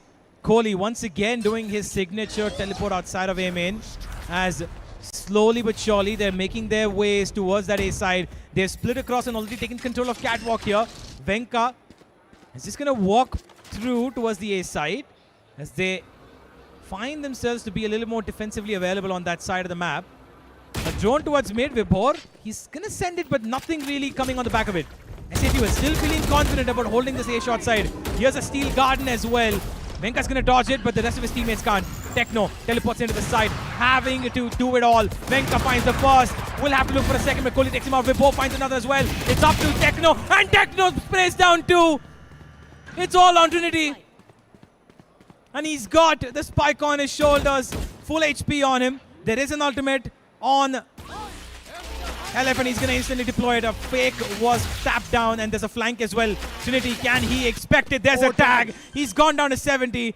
This is the moment that King Kappa can very easily utilize, but Trinity's aware. He's got his light speed, turns around from main. He's going to be damaged even more. One bullet, and the difference will be made. And there it comes from King Kappa. SATUL will seal the first map of Ascent. Very well played over there. They did not give them opportunity. And again, the same play that was happening towards B, but Makaveli, he turned it around. But this time it could not happen. The tree stop and then towards the A entrance. And they had to just tried to dabble between them and it did not work out eventually. And I think Venka opening up with that AWP, which was very much necessary, and we were thinking about that AWP coming into play very early in the first half of defense, never came into play. And that coming into the attacking half of things maybe did not play into the cards of GG Easy. And with GG Easy starting off with an upset and not in the momentum that they would have wanted, and I think if this continues, it's going to be a problem, especially going towards Karod. And that we know SATL have played it once compared to GG Easy, who have not even played it once. Yeah, but they did pick it, so we might expect a curveball here. The curveball, though, we expected on Ascent as well with this new composition that they had. Unfortunately, that composition did not provide the value that we would expect it to. Yes, the Yoru did well. Yes, the Wele was exceptional. But unfortunately, the players behind it, the support staff, unfortunately just couldn't match up to what was being put out by the duelists. And while I expected that, of course, you know, Machiavelli would be able to carry his team in the way that they did. Trinity did carry the way he did. I feel like there was a gap between those two, even when it came to map control. When they were entering, they got these frags done. There were a lot of situations where they put their team above. They got the number advantage. They were in a 4v5. They were in 3v5. But SATL, even without most of the rounds where Techno had gone out of the round, where there were no smokes, there were multiple times where SATL, purely based on aim, were able to track it back, take the advantage into a neutralized zone, and then turn it into their own, which is an extremely good quality to have in these scenarios, especially when your opponent is feeling a little underconfident by the looks of it, except for their duelists. Now, there is one thing I have to ask you. Like I mentioned, a curveball on this map was, of course, the composition, right? They didn't expect them to come in with a double duelist of this sort, but they did. Pulled it to 13 and 8. It was 11 and 5 at a certain point. Correct. They pulled it to 13 and 8. Now, Kurod is a curveball again, but do we think that it's going to go the same direction? I think it feels a little tactical right as now, because I think SATL already have it under wraps. They have control over it. And let's talk about it with the scoreboard on our screens. You mentioned about it. I think Machiavelli and Trinity, they were the ones who were already logging all of that weight on the team's shoulders. We expected DC to also help out, but I think it ended up happening in the attacking half, and we can see DC who's just sitting at 8 kills. And I think that'll be maybe something to look on to. Going into Karod, as you said, it is going to be a curveball. It is, I still feel like they brought it into 13-8, and I feel like it is because they did not get activated at the very start of it. I think they started it off trying to understand what SATL will do, and even on their attacking half, they were trying to read what SATL is doing, and then when they started understanding is where they pulled off those 3 to 5 rounds. Yeah. I like the ideas. GG Easy have always had good ideas. I've seen it in the previous matches as well. It's just the execution sometimes falls short, and I'm pretty sure Hackers not are happy with what, you know, was the course of actions. I've seen them do their mid-attack a couple of times, which works really well. When Trinity went aggressive towards Catwalk as well, he's got multiple rounds like that. But unfortunately, it's just a team game, and clearly in a team game, it has to work out as a 5-man stack. But there's, of course, an MVP in every game. While it's a team game, there's one player who does stand out. And in this game, I think it was very clearly Trinity in terms of kills at least, unless Venka has given him anything to run for. No, Trinity will be the MVP for this first map. 350 ACS, 1.4 KDR, and an almost a first kill death ratio of 8 is insanely good. He was playing on top of his game. I think with Machiavelli, he's keeping toe to toe, and that double duelist that we were talking about, he showed what it could do. But I think with his MVP showing us that his team should have been the ones who should have won out in Ascent, I think the problem struck is King Kappa. I think King Kappa played out brilliant on that Cypher, the way he lurked around on the attack and then eventually down in defense, played out really, really smart, found value when the team needed it, and that's where I think both these duelists, even though they were the stars shining really good for GG Easy, King Kappa stole it at many times. Absolutely. King Kappa was a solid backbone for this team as well, and I would say that he honestly is the MVP on SATL's side, while Venka, of course, was the front liner, did so much work for his team. I feel like King Kappa pulled out very crucial parts of the round and the entire map as well, where I feel like he was able to actually move on and find advantages for his team where SATL would have actually ended up losing the round. See, I think when we were initially talking about it, King Kappa, we thought maybe, right? Maybe he could be an opportunity for GG Easy to take our advantage and then look forward to a victory, but it didn't happen. Rather, he was the one that SATL banked upon and won this game. It is just the first map. There is still Karod on the other side, but I don't know what to expect now on Karod. Well, Kurod, of course, is a very interesting map. I really like it, right? There is a lot to go ahead with when it comes to Kurod. You've got different compositions. Nobody's really found out a solid composition except for Gen G, who play that Sage and Viper comp. But is it going to be replicated here? GGEZ do love playing a couple of these already pre-established compositions. On Haven, they play that Fnatic composition of ISO and Yoru, which of course is very, very famous and everybody loves it. On Bind, they play that Brim Deadlock Fade one, which I've seen before by 100 Thieves as well as Sentinels. But ladies and gentlemen, before we go ahead with the next segment, we have a nice little video coming on for you on the screen. So please enjoy what we've got for you.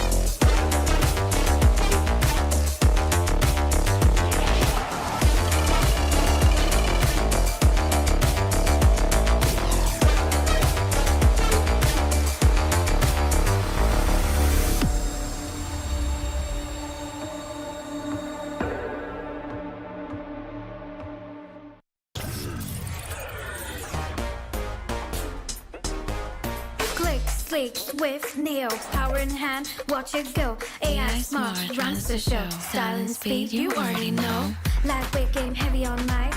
Work off late, it's just right. Color that pop, style and glow. Swift neo, oh. That's how we roll. Click, sleek, swift, neo, power in hand, watch it go. AI smart, runs the show. Style and speed, you already know. Swift neo, you feel me. Lightweight game, heavy on might. Work out, play, it's just right. Color that pop, style and glow. Swift neo, oh. Let it lead, let it grow. Turn it with every tap and glow. Swift neo, that's how we roll. On Sage, vibes up, you feel me. Swift neo.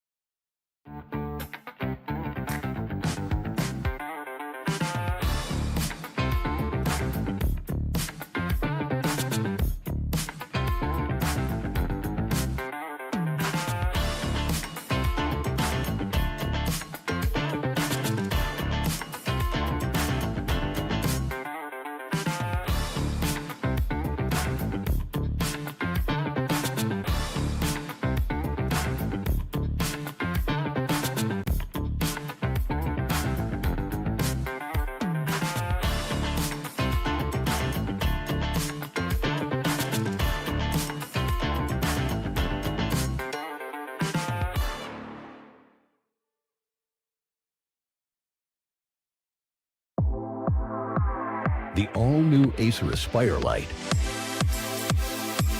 with up to 13th gen Intel Core i7 processor. Enjoy sharp visuals on a full HD display with a flexible 180-degree hinge. Lightweight at just 1.59 kilograms. Powerful, flexible, and ready to go. The Acer Aspire Lite with up to... Ladies and gentlemen, welcome back once again to the Acer Predator League Grand Finals India. We are here with the Valorant Finals, and the one map that I felt like could have gone the side of GGEZ has now diverted away from them. Kurod is now coming up where SAT will have their advantage. They have taken the first step towards that APAC Grand Final in here, right here in India, which is going to be happening in a couple of weeks from now. But right now, Kurod is coming up, which, by the way, is the pick of GGEZ. Now, I feel like you have a little bit of insight. We spoke about this before the game started. Tell me a little bit about why Kurod is an interesting pick here. It's an interesting pick because so far in all the games that we've seen GGEZ play, it's their first perma ban instantly right out of the gate. Them allowing that to happen and them picking it by itself. Denying Lotus, yes, I think an obligation that they would have done, that letting Lotus back into the game does not at all give them an opportunity. Let's take a look at the map veto. Ascend was where it all started. Yes, because they SATL came from the upper bracket, they had the advantage of banning the first two maps, and they went for Abyss and Sunset, and after that picked up Ascent, which, yes, they've also seen success, even GGEZ had, but here I think it was right out of the gate. SATL, from the start of the rounds, they took it, but when we go into Kurod, the big question mark is, they've never played it, they've always banned it, and now they themselves have picked it in a grand finals where there's an APAC slot. Yeah, it seems like curveballs was the name of the game today for GGEZ, and unfortunately the first one has been a miss. Now the second one is going to be very interesting. Kurod has never been played by this team, and they've banned it every single time. What does Hacker have up his sleeve? What does this team have up their sleeve? We will find out as we should be heading into the Agent Select in just about a bit, ladies and gentlemen, as I am very, very interested about what exactly is going to be the Agent Select by both these teams, because I don't see that the Waylay will be going out of fashion here. It is a pretty good agent on this map. I really love the verticality it provides, apart from, like, of course, what the Jet can do. But I like the shift of the meta from a Jet to a Waylay. I feel like it provides the freshness that we needed in Valorant.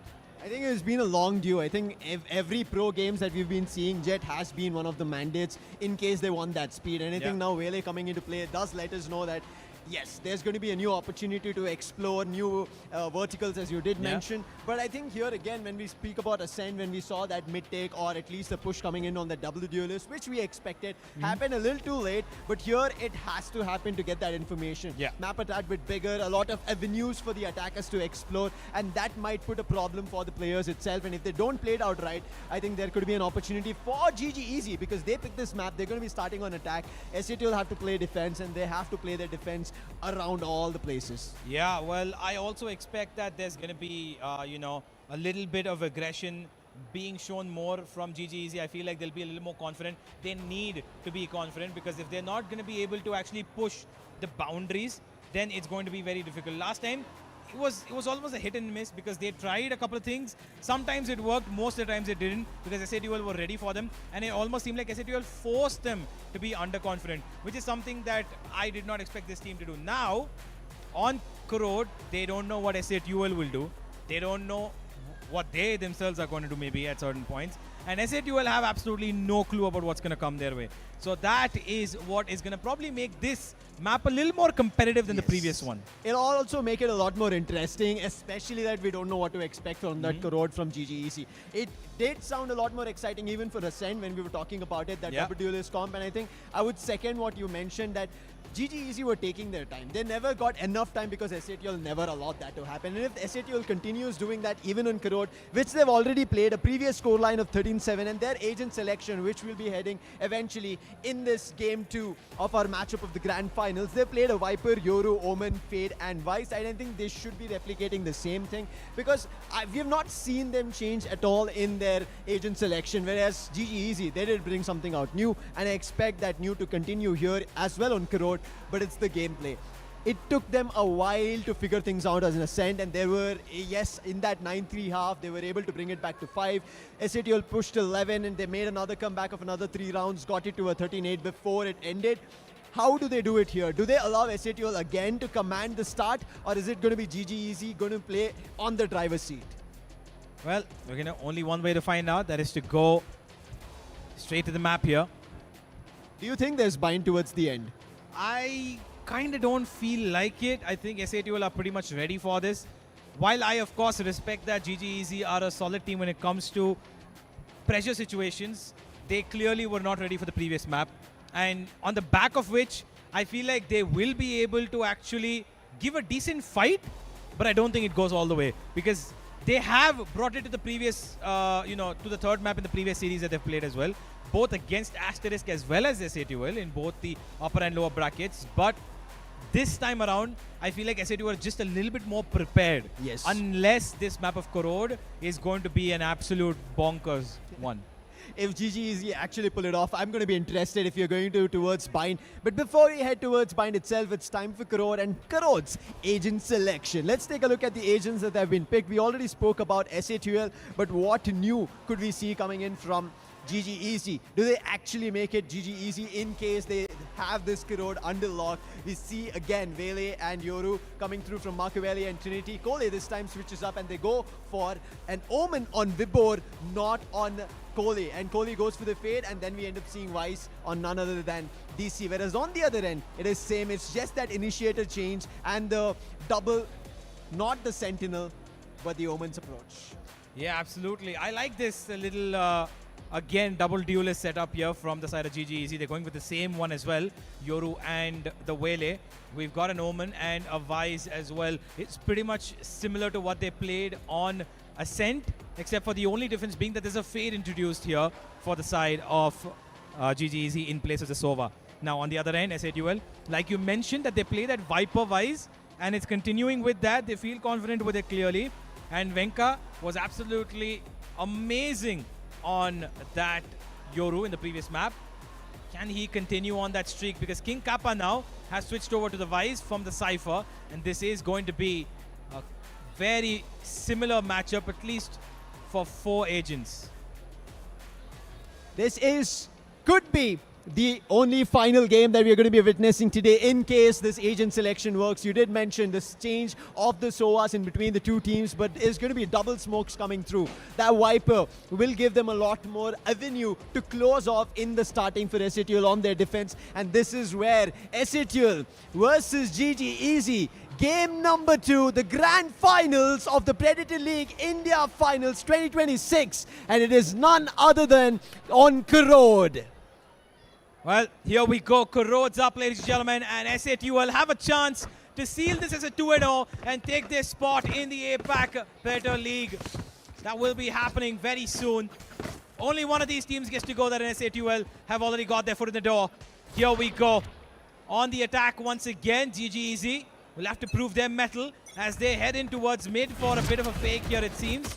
Machiavelli does have a frenzy in his hand, and he's got his counter Yoru on the other end of the smoke. Venka goes straight through it. Spots out one. That's a fake though. He's going to get away from there. Machiavelli sells a complete fake by himself, but SATL have been granted that mid control. And towards A main, that Viper smoke is holding them off for as long as it possibly can, and they've also got the Vice sheer wall there as well. This is an extremely difficult breaching method for the attackers because Techno so far deep in towards a B main as well. SATL right now have total control. No avenues to entry at all for GG Easy. They've been blocked right at mid, even though they want to go towards an A split. The timing from Techno on his flank, and he's finding value. He's still not shut down. He's still holding the value and position at mid. Slowly they found an opportunity towards Beeling. They push up, but DC is still going to be here. Missed his chance. And now that's going to be a battle while the spike is getting planted, and it is still Techno to win. That's a 3, and with a disadvantage, GG Easy have to hold this B site. Machiavelli and Trinity, the 2 heroes of the previous map this time around, will not be able to do anything. Techno starts off with a 4K, and SATL will start off with a victory on the pistol. A brilliant round here from SATUL as a team as a whole, allowing Techno on that big flank.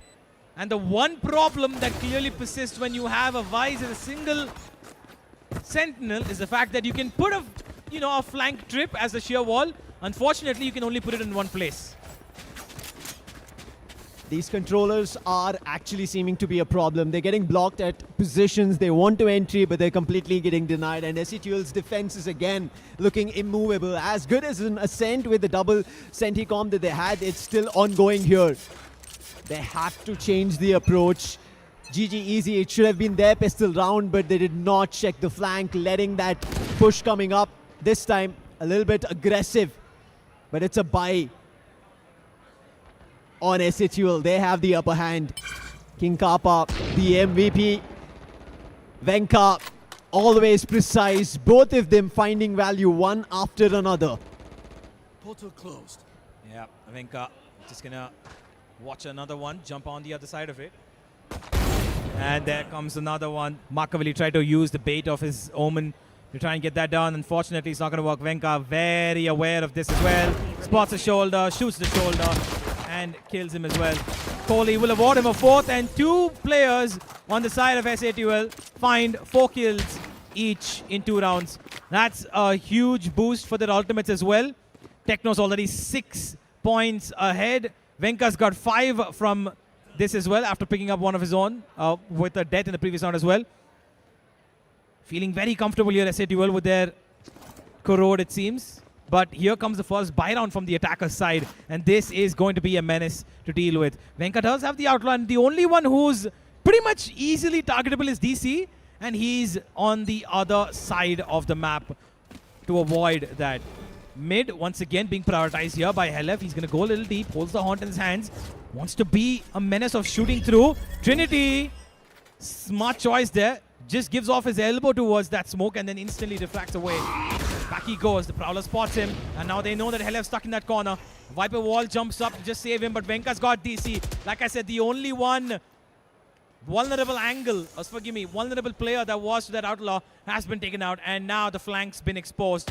Here's the crossfire that could be established, and Techno delivers a headshot. Unfortunately, does not connect him enough to kill him out. That's going to be now GG Easy playing a little bit more cautiously as their duelist is pretty low, but they will send him in as a Hail Mary to use him as a bait. This is a buy round, and if they lose this, it's going to be a problem. They have to find value, slowly encroaching mid. They have opportunity again to go exploring B-Link, and that's what they did in the very first round. Got the plan through, but this time it's not going to be that easy. King Kappa, the C still doesn't work. Mid position revealed. The player on tower will now hold it as players try to get closer. King Kappa, he's fallen. Venka will allow them to plant the spike, but he's trying to clear the edges, and Vibor chops off the head and allows his teammates to survive with at least a man advantage, but it's not great. Yeah, there's 2 players who are less than 20 HP here, and Hawks is just going to wait for Techno to make his way because he's the one who's got the weapon. The Judge is not going to be useful at that range. He's going to throw down the smoke here, gets himself the fast, and that's the Judge doing its work. The magic, his work. Makaveli spots out one. It's all on to Techno now. He's going to try and use that bait to come in a little further on. Shoots a couple of bullets and finds Makaveli. The last player's on 10 HP. Vibor on for the clutch, will not win it though. SATUL stand strong their ground, and they will find a third. The defuse is going to come through, and that's a wonderfully crafted round here from SATUL. Time and again, SATUL have given opportunity and space for GG Easy and allowed their own play to be happening towards the end. What a game coming in. Even a full buy did not give an opportunity for GG Easy to win a round. It was still SATUL. Now they have the upgrades. They pull out an Odin as well. Venka still going through with the Outlaw. There seems to be a half buy coming in. A couple of a Spectre and a Stinger, and then Sheriffs across the board with a Ghost. And GG Easy, again a tough start. Previously it was on the defenders half, and this time it's on the attackers. And this mid has always been a problem with spam coming across. Helef did chip off a little, but this contention towards mid again. Look at the amount of damage. Fatal. The amount of damage is insane, and Hawks now has an opportunity to blind all of them. DC though still finds one, and Techno got one as well, but he got instantly traded off, and now it's on to Venka. He's got the Outlaw, does have to connect, and will connect it right about at the most important time. Now, they run into the A side. It's a 3 versus 3, but 2 players are pretty down low just once again. And Helev's got the perfect weapon for these wounded players. And here comes the dimensional rift. Venka, information for days. King Kappa's around him. Here goes the shorty. And the last player standing, Machiavelli, will also be spotted. 30 HP on him. Barely anything he can do. And Helev's just going to eat him up through the wall. SATUL in cruise control. That's 4-0. And SATUL, they're racing off towards the trophy at this point, and GG Easy are looking nowhere close to it. And if this continues, as I said, even on Ascent, it proved fatal, and it's still. And if they're continuing this mid onslaught, which has not worked, not even once, they've always landed and they've always lost a player first. Yeah. And after that, they've found opportunity to go towards the links. But right now, another timeout, and again, SATUL so far, even if there was a slight comeback on Ascent, they did not call a timeout. It's again GG Easy and Hacker for the third time here in the best of 3 series. Can they change things? Every time he's called timeout, it's worked for a round, but it's not continued.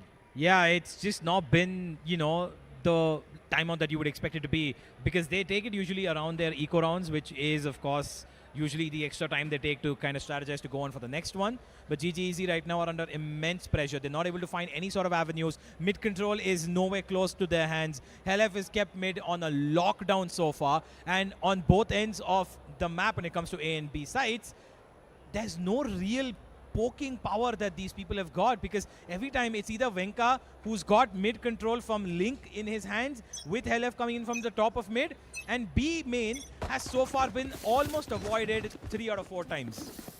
And every time, at least on Ascent, when we ended up seeing the duelists came into play, even on defense as well. But before the duelists come into play, as you said, the poking opportunity or moving towards any of the positions to find some opening. Before that happens, players on the side of GG Easy, other than the duelists, lose their footing. And if this continues, it's going to be a problem. It seems to be a faster approach. Venka with the op will be forced to back off. Dimensional drift, but the spam still continues. And Trinity is barely breathing at this point. That's going to be big damage. Venka so smart. Waited for that, and now there's an aggressive teleport on top of Heaven. Vibhor could be a menace, but Venka's called it out to his teammate already. Vibhor shot a bullet, and now he's going to go straight into the crosshairs of King Kappa. SATUL are seemingly too strong to handle right now, and Venka is the demon alive himself. DC did everything he could, but SATUL will rampage on, find a 5th as well, as Venka orchestrated that round purely by instinctual positioning. SATUL, right now, this is not them running away. They are literally taking their rocket ship and flying away at this point in Karod. There is no way of staging a comeback if this continues. Trinity and Machiavelli, the way they performed, and even Trinity being the MVP, here he's not found an opportunity or an opening to move ahead, find such value. The previous round, DC found a couple before going down, and if this continues, it's going to be a problem. They were a little more faster this time, but is it going to work out again? They are trying to go for that speedy approach. Previously, it was a dimensional drift that worked. This time, using the Wele, quickly running up, but he had to refract on the damage. Nonetheless, Helef, he's taken a brunt of a beating. Yeah, because right before he refracted, did shoot a nice little bunch of bullets straight to that smoke, which Helef will eat head on. Lucky to be alive on 11 HP. Venka does have a front end to deal with. He's got close corners to clear out. Does have 2 flashes though. The first one does not connect, but he does get away. The blind comes in, but Trinity takes revenge. Techno finds him back though. Vibhor gets one back, and there's the Odin at 1 HP, still surviving, still shooting, still killing. King Kappa securing from heavens above. Gets the first, and now it's a 1v2. Gets the other one as well. DC's got no idea where he is. LF needs to find him out, and he gives him the information. Sacrifices himself just for the informational play, and King Kappa will go down. DC will clutch GGZ's first round on Karod. If he had an opportunity in the previous one, it could have been 2 in the name, but right now, at least in this round, use that to his advantage. The earlier damage that came across eventually played towards the end. Helef is surviving over there, used that chance of taking him down, and after that, the last player. And DC the stats that we looked at the very start in the head-to-head finally coming into play, and that is very much necessary. And if this continues, there could be a chance, and this is what we said, a late bloomer on the side of GG Easy as a whole. They find opportunity and try to move ahead. But can they find any value as of now? Ultimate on Trinity. He did try to go ahead, but this time he does. In terms of trading it out, that double peak worked in their way. But look at Fade as well, holding it out in case there's a push. And that should be an opportunity. It didn't actually. Kohli falls. If he found value, it could have been an opportunity that they could actually string upon and rush towards A. But the A play is still happening on the backs of Trinity. He has to time it perfectly. But Hawks spotted, fakes the shrouded step. And now his teammates, they're backed. And now they're spreading around the defenses. But Trinity is not stopping. He gets a third. And now that's an opportunity to plant. And Hawks, that was not enough of refraction coming across. And the numbers have been equalized. Well, here comes the Steel Garden, and Vibor will not be successful to dodge it. He tried to teleport away, but just shies away from it. He's going to hold his line and just play for Machiavelli now. The paranoia is going to work, and now here we go. The smoke's going to come in through. They're going to spam right at the exact moment. They'll see even half an inch of anybody stepping into that smoke. And King Kappa with 10 HP has to now somehow either save the weapon or save the sound. The round seems to have gotten away from him. And so will his weapon. That's going to be GG Easy finding a second. Thanks to Trinity's heroics there. Finding a 3K out of that was absolutely maniacal. Yeah, I mean, I did not think he would actually find one on Hawks, but he eventually did again, even after coming back. His teammates were quick on that trade. Thankfully, Hawks was able to shut it down. And if that continued, that would have been a long haul going across. But this is what we presumed. And I'm kind of happy that it is happening at the score of 5-2. Not around 6 rounds done. This is at least going towards 8 now with a better buy, but Venka back on his op. He's found value to shut down players, but not round converting rounds at all times. It's been traded off as well. Slow mid approach, Haunt, unfavorable for Trinity. Again, holding off mid. Helif is still stalling, trying to see if he's going to have an opportunity, and somebody tries to poke out through the smoke. The timing of it, and Helif still manages to make and find one before he banks off. What a shot from DC. Also with his op. What a shot from him. Trinity looking to be the hero once again, is trying an opening towards B, but Venka on the other end, hero of his own, opens up that space towards A main, and now he's going to spot the other one as well. Hawk supports him there, and Vibhor's gone straight to the afterworld. DC running for his life alongside his teammate, but what he doesn't know is what's going to kill him, and that's going to be King Kappa, sitting in B main the entire time waiting for his nemesis. And now Trinity left in a 1v3. Does have an ultimate, but does he have time? No, he doesn't even have his life for him. King Kappa secures it. Trinity, I don't know why he decided to pull out his knife there, although he knows exactly where his opponent was. Chose to maybe spook him out there, but did not work out. And S8UL will claw around right back after losing 2. I was just commending GG Easy that they've slowly found momentum. They've understood how to break down the players. But again, falling into that same loophole of a prey with Helif being at mid, losing to his horn, falling back and again going on a fight, and Helif still finding value, irrespective that this time it was not an Odin. They cannot allow that to happen at all times. Again, a mid fight, and you can see at all positions of mid, it's always a fight. They wanted to be a quicker one. Nice paranoia coming through, but DC and Vibor, they go mid, trying to get towards A-Link, and it is successfully working as players from S8UL are trying to control this down slot. Oh, he goes out the smoke. Unfortunately, he thought he would be the only kill there. Kohli was waiting on the other end of it. Secured it really well.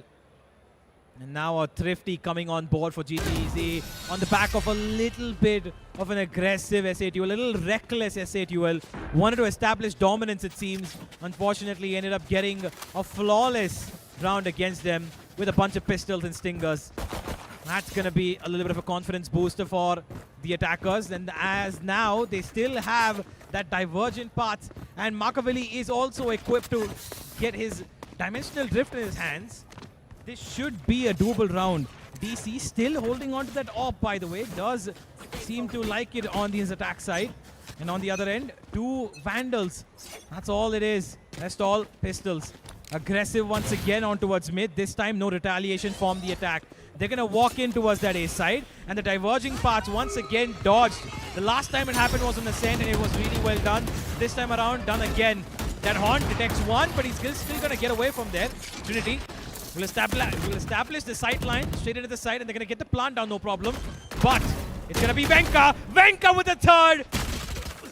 Gets a 3K out of nothing. Just his Vandal, and that's about it. And now it's a Nightfall to secure it. DC unaware of the second flank that's coming up behind in the form of Techno. But Hoax is coming in to destroy the attention that they've got. It's a 2 versus 3. The plant's not been done just yet. And here comes Techno for the killing blow. Vibhor, a smoke in his hands and a spike to plant. And Hoax has absolutely run away here.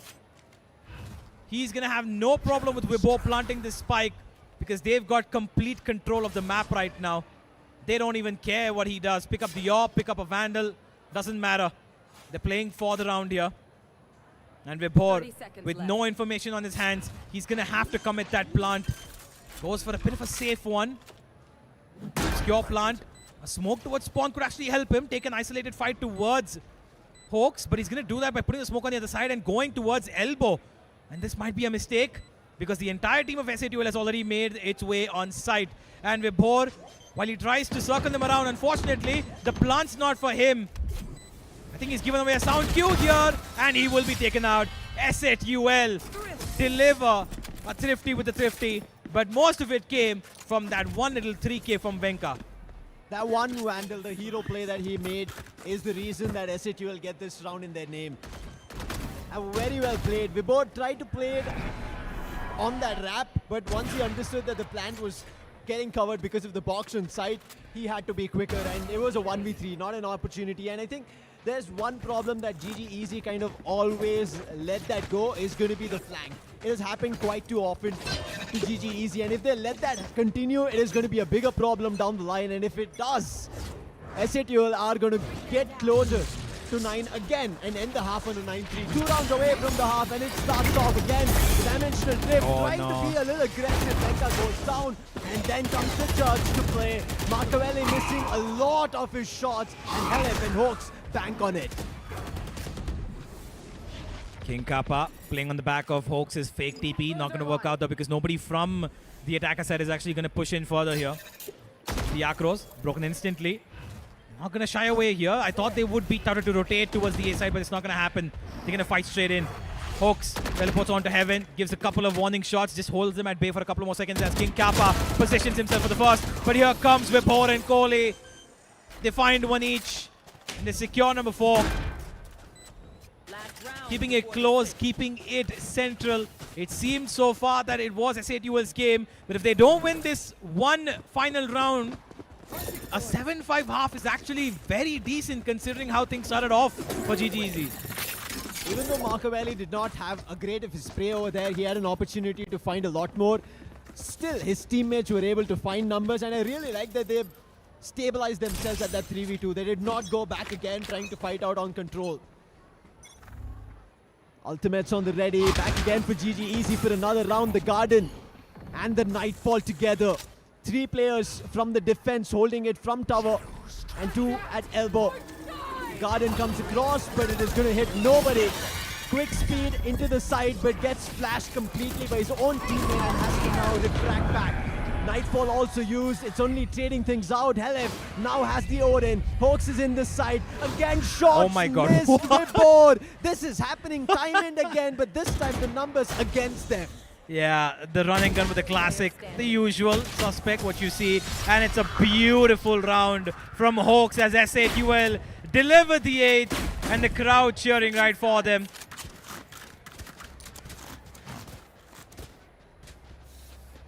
One round, that whiff did work out in the favor, the other it didn't.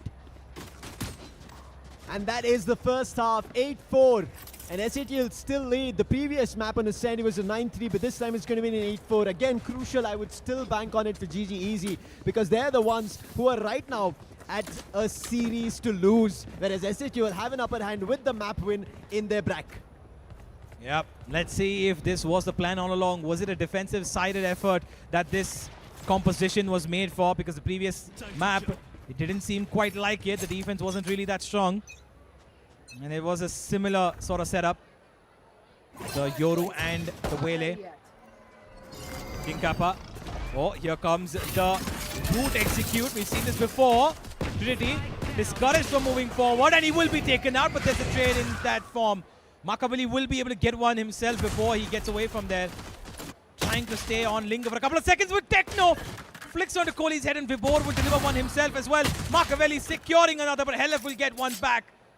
1 for 1, they keep trading each other, and now it's a 2v2. The Prodigy and the Veteran up against Vibor and DC. Vibor delivers a crisp shot himself, and now it's all on Venka.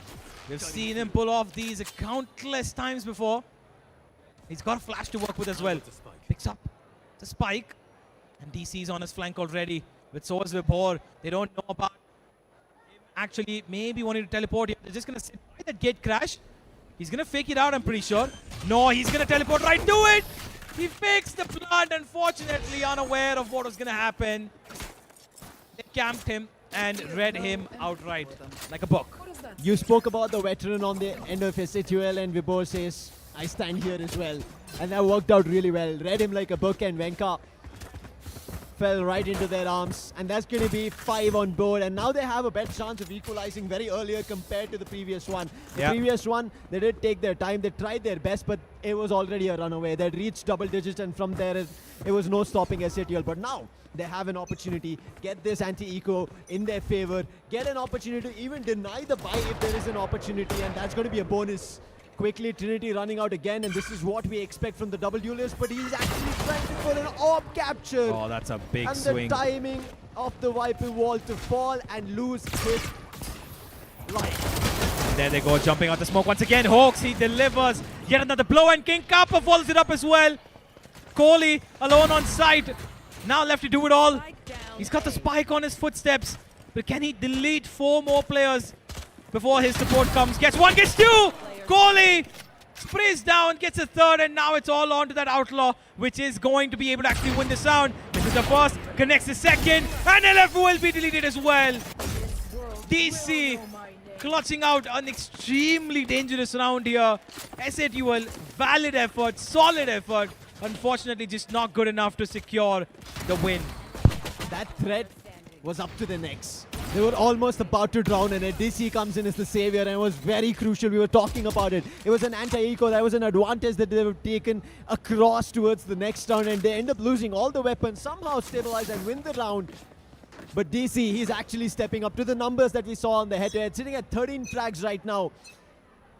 Contested with Venka on the other end. That Sentinel is finding value. It has to find a lot more, and especially in defense. Going out super early. GG easy. They have a lot to lose right now, and they're losing their players. They lose the player who gave them a round. Trinity gone. Vibor. These are just flashes across the map, and the last man standing. Top mid backing towards A. The investment was bleak. There's no real money there. They just had to buy a couple of sheriffs, maybe stingers at best. Nothing more. Kohli's been spotted. Know exactly where he is. They're gonna try and blind him and take him out. And he plays with his food. Techno takes him out. That's gonna be SATUL with the 9th on the board. As we have a couple of ultimates now showing up. Helef's already got his Nightfall on his hands. And while the rest of them are still warming up, Kohli might be also close to his Nightfall. An Outlaw on Venka's hands might also be proving to be useful this round, because you can see there's 3 players who don't have protection against the Outlaw here. Trinity, Kohli and DC will have to play, and especially DC, who's playing a glass cannon operator. It's going to be an extremely difficult round, and he will be facing, it seems, Venka's Wrath. All alone at B. Forced to back off. He's standing at tower, should have an opportunity on Venka, spots the leg first. But instantly they look at Techno. He was making a push at A, finds value, running towards elbow, giving a call to his teammates, but his teammates are split. and that could be a problem. The spike towards B, the players towards A, Techno finding a second. Finally, Kole putting him down from the crane, and now he checks the A side completely empty. Venka checking Link and mid at the same time. This is a 3v3 right now, and GG Easy, which they should have control over on this defense. They're trying to bring it back, spot the player, do the damage. Nice call to Makaveli, and he swings out to find Helef. Arcros, given their position away, that it is going to be a B execute, holding it with a op. Ready is DC with a very fine angle, but it's not going to be enough. Spike planted. Plant is through. A 3v2 right now. No ultimates on the retake or on the defense of the spike. But there's a haunt. Should give away position. Gets destroyed instantly. Hoax playing with his teammate King Kappa. King Kappa has been huge. Nice Arcros initiation. It's only good for one as Kohli finds from tower. Hoax on site, has to dabble with two. Finds one, gets it! That is 3 from Hoax, and a round to put them on double digits. SA Duel getting closer one step at a time, and Hoax with a big round for them. He defended through the horn that came across, tried to help his teammate, eventually put DC down. The AWP lost right now, and that smoke played in his advantage. Isolated the duels. 10-6, and that's a big hit for GG Easy to take as we start round number 17. Again, in a similar fashion, this is how the map Ascent ran away, and it seems like again Kirod is running away. Prowler used, King Kappa ready, but missing his shots, both on the Sheriff. Helef comes in, saves the day. Venka, he spots down at middle through the link, gets one for himself. Techno, he spots one. GG Easy are falling in all directions. The last two survivors wondering where they head about now. Venka gets spotted on the rotate. The spike also has to rotate, and it will go for a safe rotation towards the spawn. King Kappa holding down mid, ends it with a classic. That eco round did not prove anything of a problem for Esitual, and they're at 11. 2 more rounds for championship. 2 more rounds to get into the APAC Predator League 2026, which again is a big feat because it's also happening in India towards January. The final timeout called. Hacker, a long way to go still. Can he get the team up to 8? Previously also on this similar approach, it was at 11-5. They were able to grab 3 rounds, get it to 11-8, and then it was a closure coming in from SATUL. It is 11-6 now. Tag timeout called from Hacker. Final discussions. Again, a similar thing that I still have doubts on Universe is why aren't they using this tag timeout at that eco round that they have an opportunity on, playing out a lot more longer, letting the clock run out, rather than again banking on a full buy and then taking the timeout.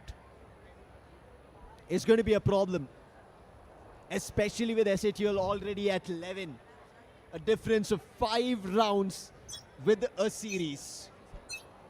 Yeah, well, I think it's because Hacker is okay with listening to what his team is conveying, what they're communicating. He's okay with the ideas. It's just that unfortunately they're not able to execute these ideas the way that they wanted to. Now they've got a couple of ultimates that are coming online to be able to do so. Vibho's one away, DC's one away, and Kohli already has his Nightfall, which hasn't still been used. And on the other end, they've got a little bit of retractive utility as well. They do have that Steel Garden, but look at where the Omen's gone. He's playing with their minds now, Hawks, and he's gonna win his fight as well. Kohli's gone straight down, and Techno finds one, makes that a second no, will be traded off. Helef's got Makaveli though, and it's all on to DC, and DC's gonna try and hold this for as long as he can, but Hawks is gonna take him out just as quickly. It seems like, ladies and gentlemen, it might be the end of the day for GG Easy as we reach match point, series point, championship point for SATUL. Hawks with a back-to-back clutch coming in from his end. A big 3 again. The man is on a killing spree. and he's at the top of the charts with 18 kills on the controller. The Omen is the Omen, the nightmare for GG Easy in this India finals. 5 seconds to drop the barriers and to see if we have another round to play for us. It is the final round. Yeah, bunch of ultimates here. This will decide the fate, it seems. To keep themselves alive for another round, GG Easy have got 4 big ultimates. SATUL did use one of theirs in the previous round, which proved to be extremely valuable. The ultimate from Hawks. And now it seems like SATUL have slowed things down. They did this previously as well. In the previous map, when they were up by 12-6, they slowed things down to a T and tried to let the opponents make a move. But now Venka's been sent across as we reach the 1 minute mark. He spots one, looks at another as well, sees a third. This could be a call for a teleport, but he's going to hold on to his ground here. Venka is playing with their minds, but Trinity's ready for it. Right before that Steel Garden could attack them, he gets taken out. A little overstaying his welcome there. And now comes the damage to it from the attack. Makaveli spots one, spots two. And he's just going to get back instantly. He's got no gate crash to get away, so he's going to have to go back to safety. And Trinity delivers one. Makaveli gets another. There comes one from Kohli. And just like last time, they survive another round at the brink of extinction. That was a big round. There was a lot of commitment coming in from the ultimate. I think once the dimensional drift was used from the attackers SATUL, with Venka telling them that there are 3 here in the defense, they should have decided to back off. Rather, they tried to play that card. Venka fell down and there was too much coming towards them. The garden, the nightfall, and all of them pushed them back. They did manage to go back towards the lobby, but it was just not enough. They decided to attack again. And with the numbers down, with the players ready with the positions in form coming in, and if this goes across, could be a big problem coming through. As we resume, this is round 20 and Trinity is super aggressive out of A. Spots Techno, but he couldn't land the blow and Techno backs off completely towards B. Oh, close to getting one more there. Venka just gonna trigger that wall and he gets away instantly. Waited for that spray to come down from DC. And now he's holding the Steel Garden just as an insurance to make sure he's got time biding for his team who are already in deep territory in mid. Trinity is already coming on the big flank and Techno might not be ready for him. Now he's not. Techno's going to be taken out. Venka's going to get away. And here comes the cavalry one by one. And it's Makaveli to stand straight up. And it's going to be another 12-8 scoreline on our cards. Is it going to be another 13-9 to steal things off? Or are GG Easy going to be able to actually pull this off to an overtime? I think GG Easy are playing really good under pressure, especially in a scoreline where they are at the brink of exhaustion and also losing. But it's not going to be enough. They should have had this buffer a little earlier. This is the reason they also fell a little down on his send. They did not have enough in the first half. This time at least, an 8-4 is giving them a little of an opportunity. But how much is it going to be enough? This time they do have an ultimate on Techno. If they get closer to the side, that is going to come out into play. And that could be a big problem for GG Easy. And they have to find Techno right at the gate. Well, to counter that, they do have a Steel Garden, which could prove to be valuable. But Venka, if he's shooting like that, nothing's going to work. Trinity's gone. And he's going to have to now hope that his teammates pull it through to another round so he can have an impact once more. It's all on praying now. Makaveli will get back, and now DC's Thorns have been destroyed at A as well. Vibho's now going to be a little aware of what's coming his way. Doesn't know if somebody's crawled through him. And now that smoke's going to make it even more difficult. He's all alone here. He's got support coming in, but it's too far away. By the time he gets anything, his teammates might be a little too late to the party. Unfortunately for him, even if he takes that first fight, Venka's ready for it, and there's no support. Went out far too in the open, and this could be it. A Viper Spit here from Techno could seal the deal, and they're heading into us that direction. They're just going to make sure that nobody's on side. They've got no idea about who's there, who's not there. A very close smoke here just to make sure. And here comes the Steel Garden from DC. SATUL will keep out for a couple of more seconds, but the Viper Spit has been put down. Now, this is going to be a game of shadows, and DC is pretending to be one himself. He's already crossed by the path here, and he's gotten LF. It's up to Venka, and Venka standing up to be the hero. He's got 3 already. 2 more to take it all home. And Kohli with Makaveli left to do it all. A Viper Spit to maneuver through. No vision, a lot of poison in front of them, and this poison could eat them alive. Macaulay spraying for just dear mercy, anything he can find. It's not going to work. It's all on Machiavelli. One more kill and Venka delivers SATUL the championship of the Acer Predator League India Qualifiers. What a game coming in. These Yorus have been phenomenal. On one end it was Machiavelli and Venka towards the end to end it all. And they are your champions, SATUL Esports. They'll be going into the APAC Predator League 2026. That is going to be happening in January in India itself. And what a big feat to achieve. And on top of it, the trophy and the center podium along with a big briefcase at the end of the day. Absolutely. A wonderful effort here from SATUL. Last time it went to a third map. This time around, they seem to have closed things out very confidently. They knew exactly what they were doing. They knew exactly what GGEZ were throwing to them. Unfortunately, a day where risks were taken from GGEZ did not pay off the way they thought it would. The double duelist, Yoru, Wele Comp, on both these maps had strong showings, had strong moments. Unfortunately, consistency became a problem. And now as these players share a moment with each other, SATUL will now be preparing for their APAC final, which they will be playing in a couple of weeks against teams from across the Asia Pacific region. Big victory here for SATUL. They've had a lot of seconds that they've had throughout their journey on this Valorant roster, and this is the big one that they get. And our host is ready. Auzora, take it away. The champions are ready. Champions, what a lovely performance.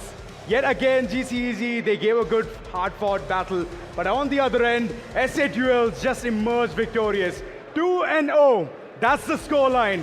And I would love to call upon stage Helif for some questions.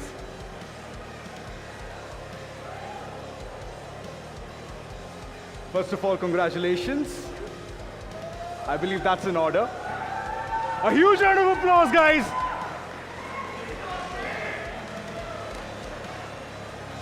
How are you feeling? Good, feeling good. The next stop, APAC. Yep. Going just ahead like and last representing year. India. Yep.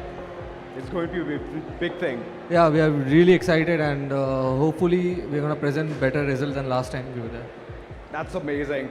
So, how would you describe your overall journey in this entire tournament? I mean, for me especially, it's been pretty easy for the four. Like, I have four of like the best talented guys in India right now, and they are like really carrying hard. So it's been really easy for me, if you say. I completely understand, but overall, what a lovely performance. What did you do different this time around? I mean, last time things went to the third map, right? This time you just ended it in 2-0. What was the thought process behind everything? I mean, the last time, the team we made right now, like 4 of us are already there. Venka just joined, so we didn't have much practice with him. And we had, so last time, there was some ups and downs, but we had time, like before the LAN, we had 2 weeks around to practice. And we did, and like, we just showed what we practiced. That's amazing, that's amazing. Thank you so much. Thank you. Congratulations. It's an amazing opportunity as well to go ahead and represent India. Ladies and gentlemen, Helif and SATUL, they have performed absolutely amazing. And for now, we're just going to take a short little break. We're going to see you on the other end.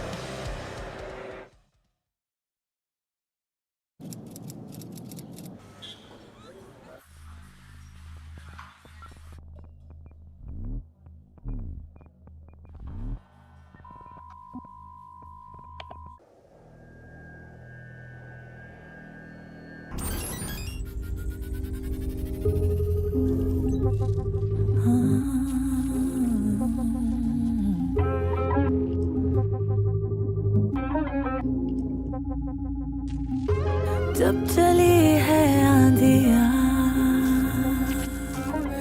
तूफानियत से हम बढ़े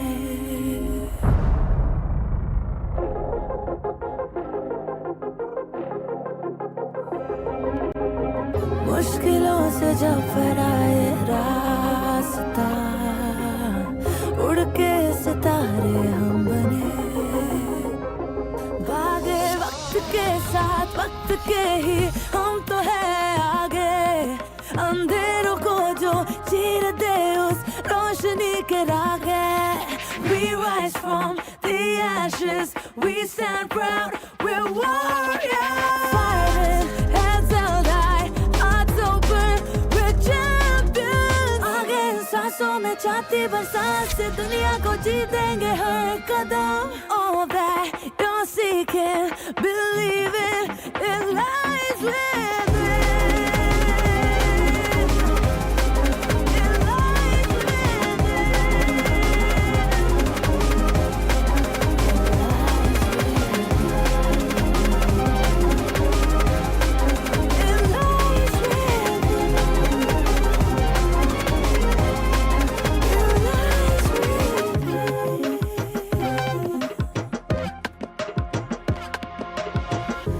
अनदेखा जो था सफर कर चुके हम पार हजार गूंजती है हर दिशा ये कहानी की दहाड़ वॉरियर आगे वक्त के साथ वक्त के ही हम तो है आगे अंधेरों को जो चीर दे उस रोशनी के आगे. We rise from the ashes, we stand proud, we're warriors.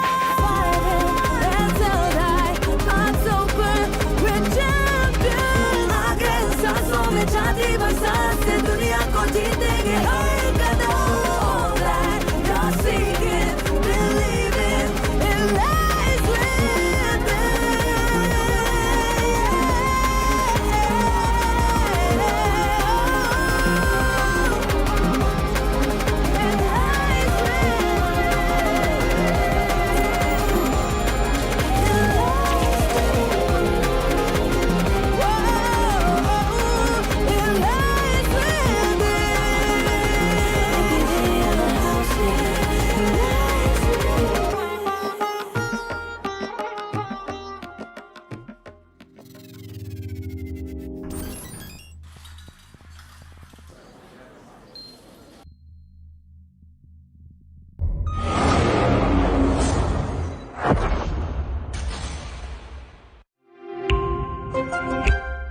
The Acer Aspire Lite with up to 13th Gen Intel Core i7 processor and a full HD display. Lightweight at just 1.59 kilograms. It's powerful, flexible, and ready to go.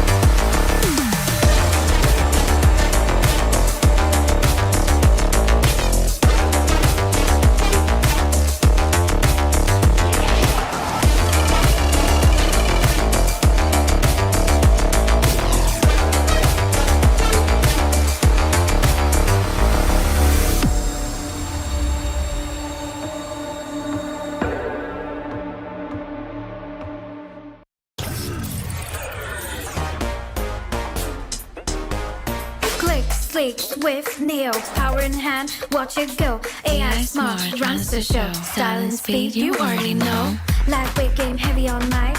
Work off late, it's just right. Color that pop, style and glow. Swift neo, oh.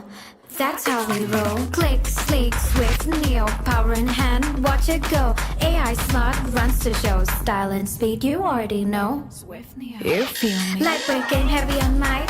Work out, play, it's just right. Color that pop, style and glow. Swift neo, oh.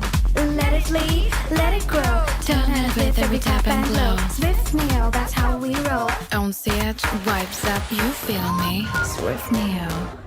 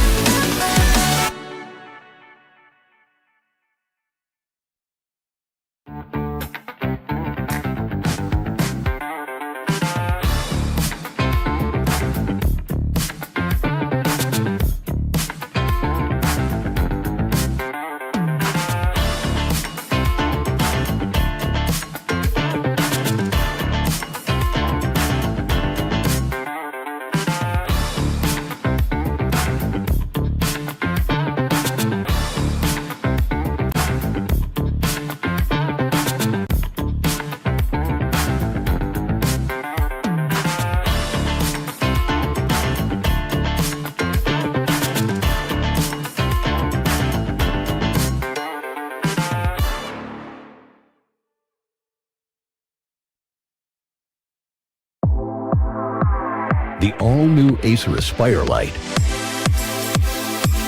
with up to 13th gen Intel Core i7 processor. Enjoy sharp visuals on a full HD display with a flexible 180-degree hinge. Lightweight at just 1.59 kilograms. Powerful, flexible, and ready to go. The Acer Aspire Lite with up to 13th gen Intel Core i7 processor and a full HD display. Lightweight at just 1.59 kilograms. It's powerful, flexible, and ready to go.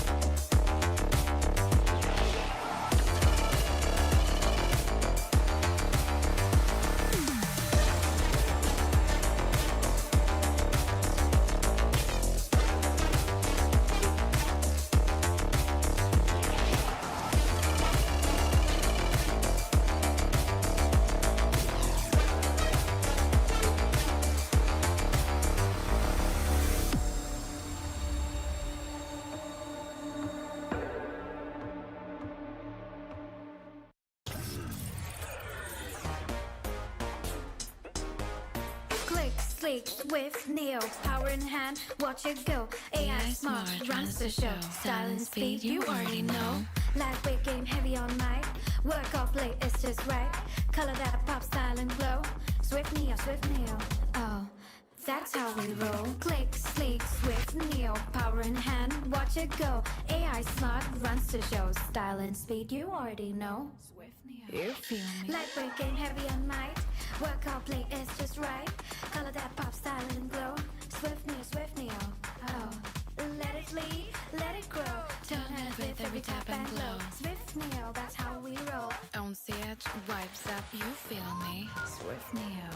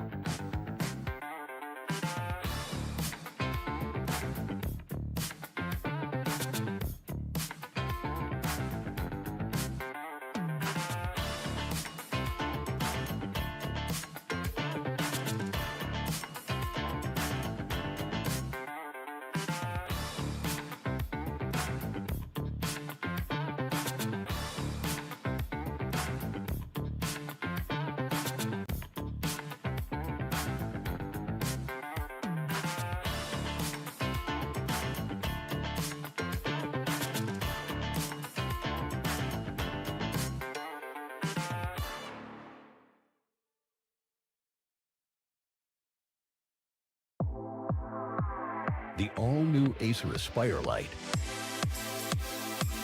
with up to 13th gen Intel Core i7 processor. Enjoy sharp visuals on a full HD display with a flexible 180-degree hinge. Lightweight at just 1.59 kilograms. Powerful, flexible, and ready to go. The Acer Aspire Lite with up to 13th gen Intel Core i7 processor and a full HD display. Lightweight at just 1.59 kilograms. It's powerful, flexible, and ready to go.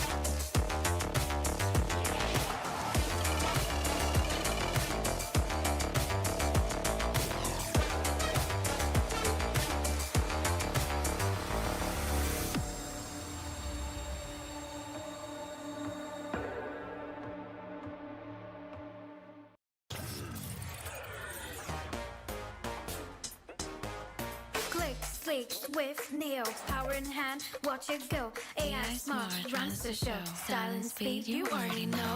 Lightweight game, heavy on mic. Work off late, it's just right. Color that pop, style and glow. Swift Neo, oh. That's how we roll. Click, sleek, swift, Neo. Power in hand, watch it go. AI smart, runs the show. Style and speed, you already know. Swift Neo, you feel me. Lightweight game, heavy on might. Work out, play, it's just right. Color that pop, style and glow. Swift Neo, oh. Let it lead, let it grow. Turn and flip every tap and glow. Swift Neo, that's how we roll. On stage, vibes up, you feel me. Swift Neo.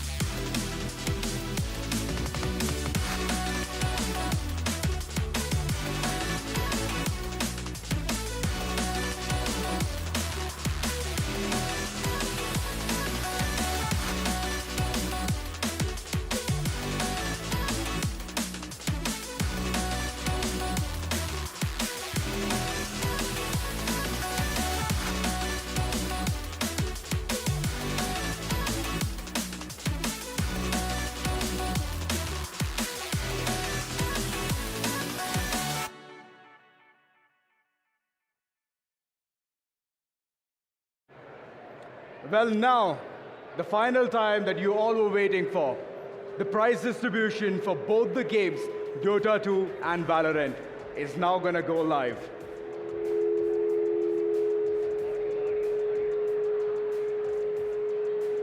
This has been an amazing turn-off event, and you all have stayed as patient as things can get. So thank you so much. A big shout out to you all, the audience, for staying so patient till the very end, despite all the hiccups. And now, calling on stage, Senior Director of Product Management of Acer India, Mr. Sondi GS.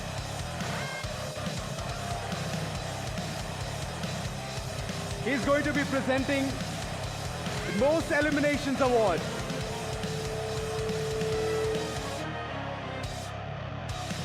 Hello.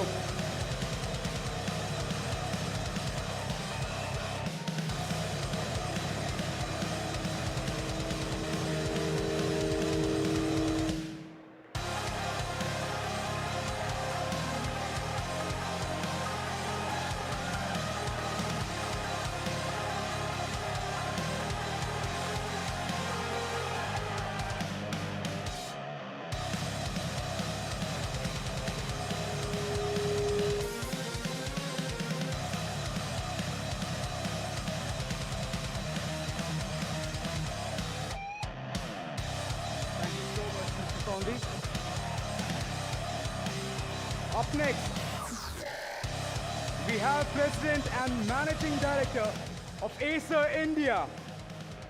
He's going to be presenting the MVP, Mr. Harish Kohli.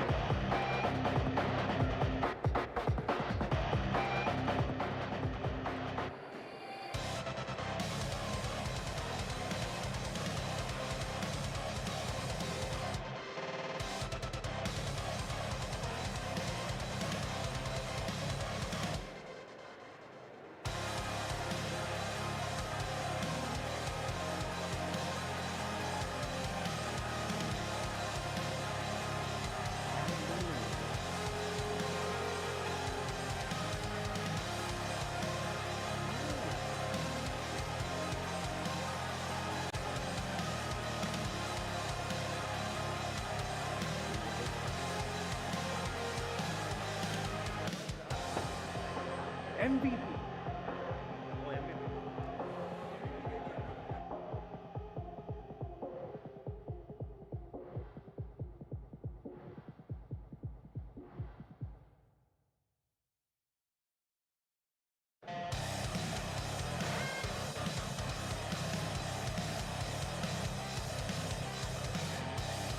Well, the prizes are getting readied up. There you go.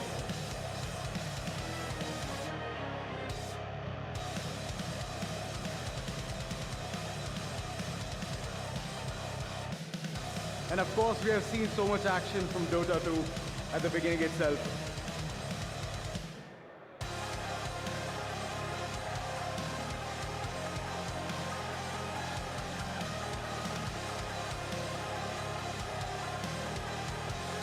And well, Mr. MVP is here. Congratulations. A huge round of applause, guys.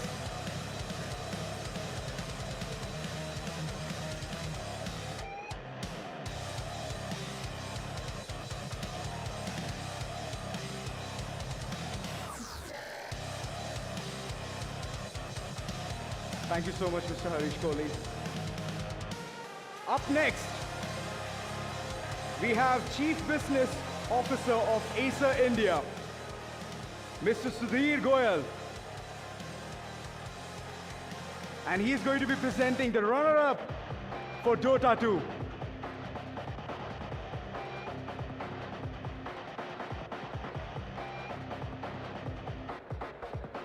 And we have Euphoria on stage.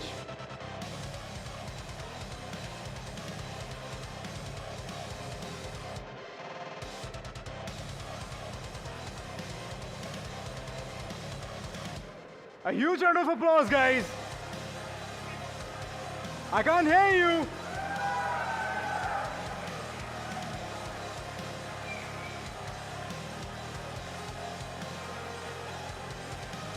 They have fought tooth and nail for this.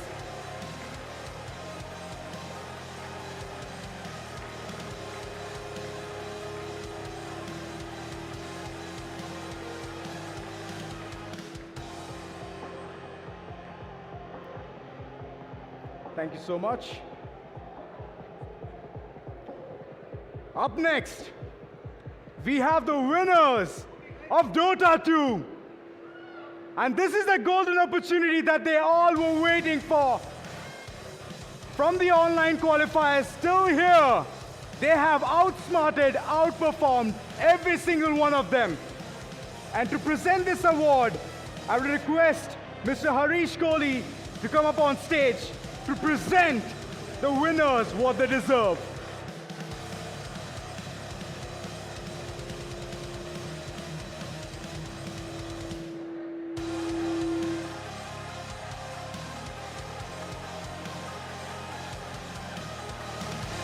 Last hope, ladies and gentlemen.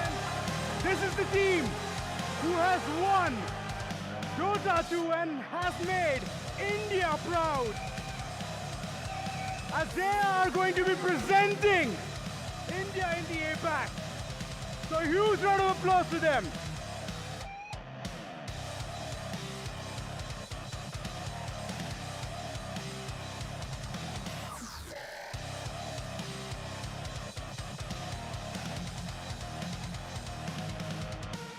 And now, the golden opportunity that they all were waiting for.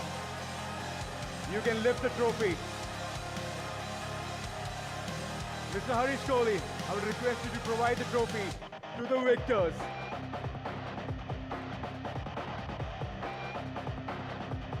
Please move forward.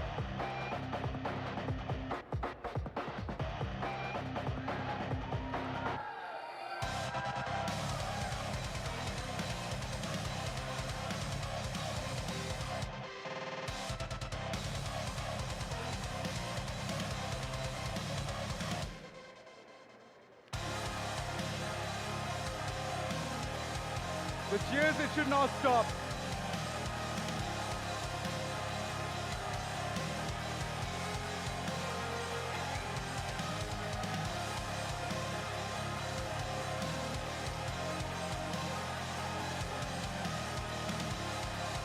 Well, that's the kind of performance that they have showcased today. And also going ahead and representing India, it's going to be a huge task. Thank you so much. Thank you. Up next. Well, well, well. Dota 2 has come to a stop. Now moving forward, we all know what's coming next. It's going to be the main course. I'm kidding. It's Valorant. So a lot of prizes to be distributed there as well. And first off, we have one of the persons who has gotten so many eliminations that he has made history today in this LAN. So for that, I'm going to request Mr. Sondi GS to come up on stage to present this. Most eliminations, you know the kind of hard work this person has done to bring the team, the kind of fame that they require right now.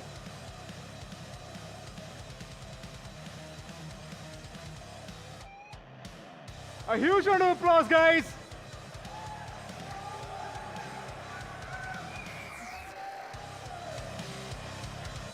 The kills, it did not stop. Wherever the team needed the most, he was out there bringing those eliminations. And that's how you perform. And that's how you get those MVP titles, or whether it be elimination titles, on your name. And now, for the MVP, the most valuable person.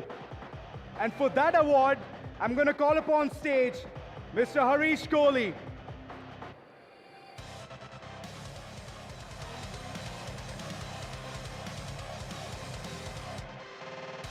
Well, yeah, just like eliminating opponents, whenever the team needs the most, the MVP are always going to be presenting right there. Ladies and gentlemen, give a huge round of applause.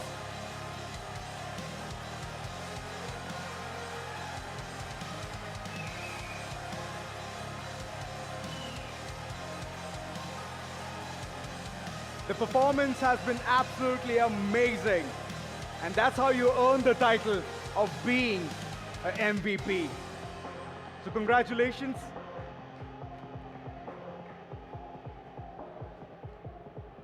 For the runners-up, this award is going to be presented by Mr. Sudhir Goyal. I would request you to come on stage. And the team who will receive the runner-up trophy, or I would say a check, will be Team GGEZ.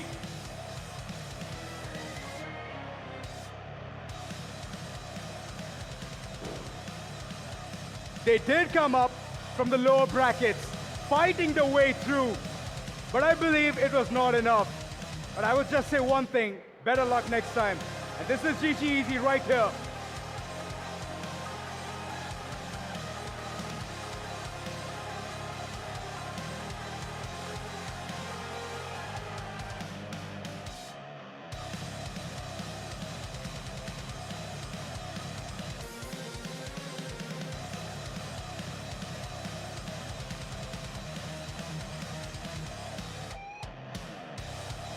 Thank you so much, Mr. Sudhir Goyal.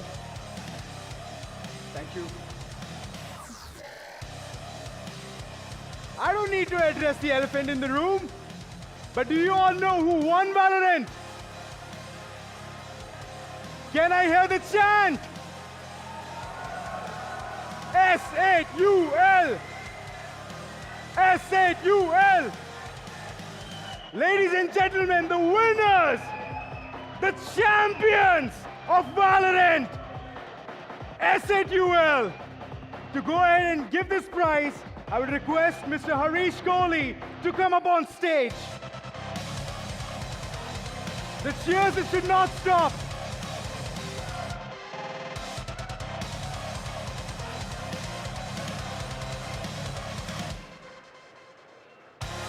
Ladies and gentlemen, your victors, your champions of this entire tournament, S8UL!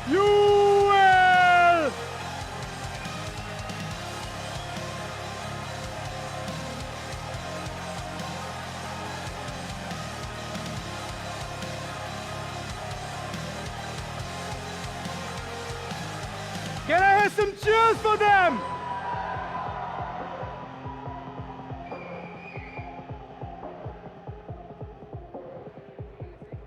The golden opportunity for you to go ahead and lift the trophy. Please do the honors, Mr. Harish Kohli.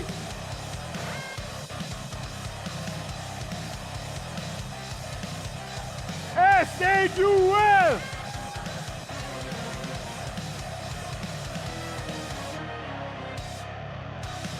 Ladies and gentlemen, the champions!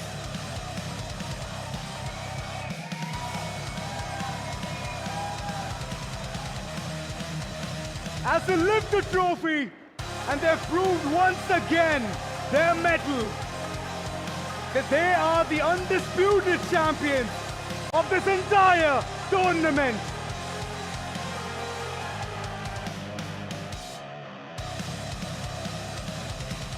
The performance has been sublime. And just imagine a 2-0.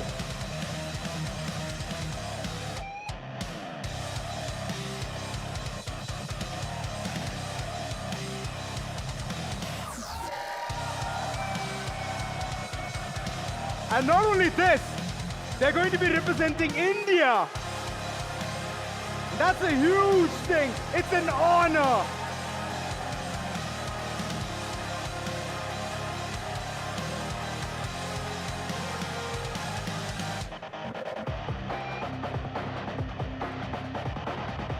One final cheer for this team, guys.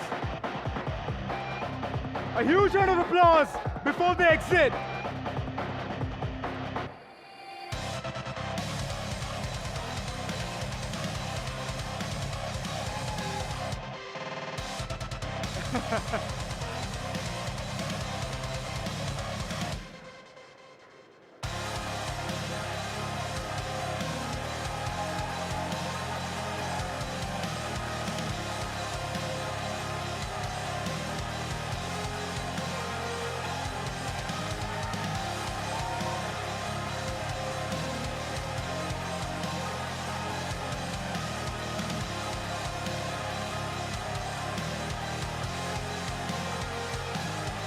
Well, the hard work, all of that paid up.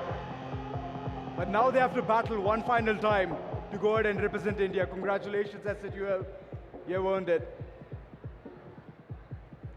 And now, to go ahead and do the farewell. You guys have been a lovely audience. Thank you so much for tuning in, for showcasing every single patience that you could show us.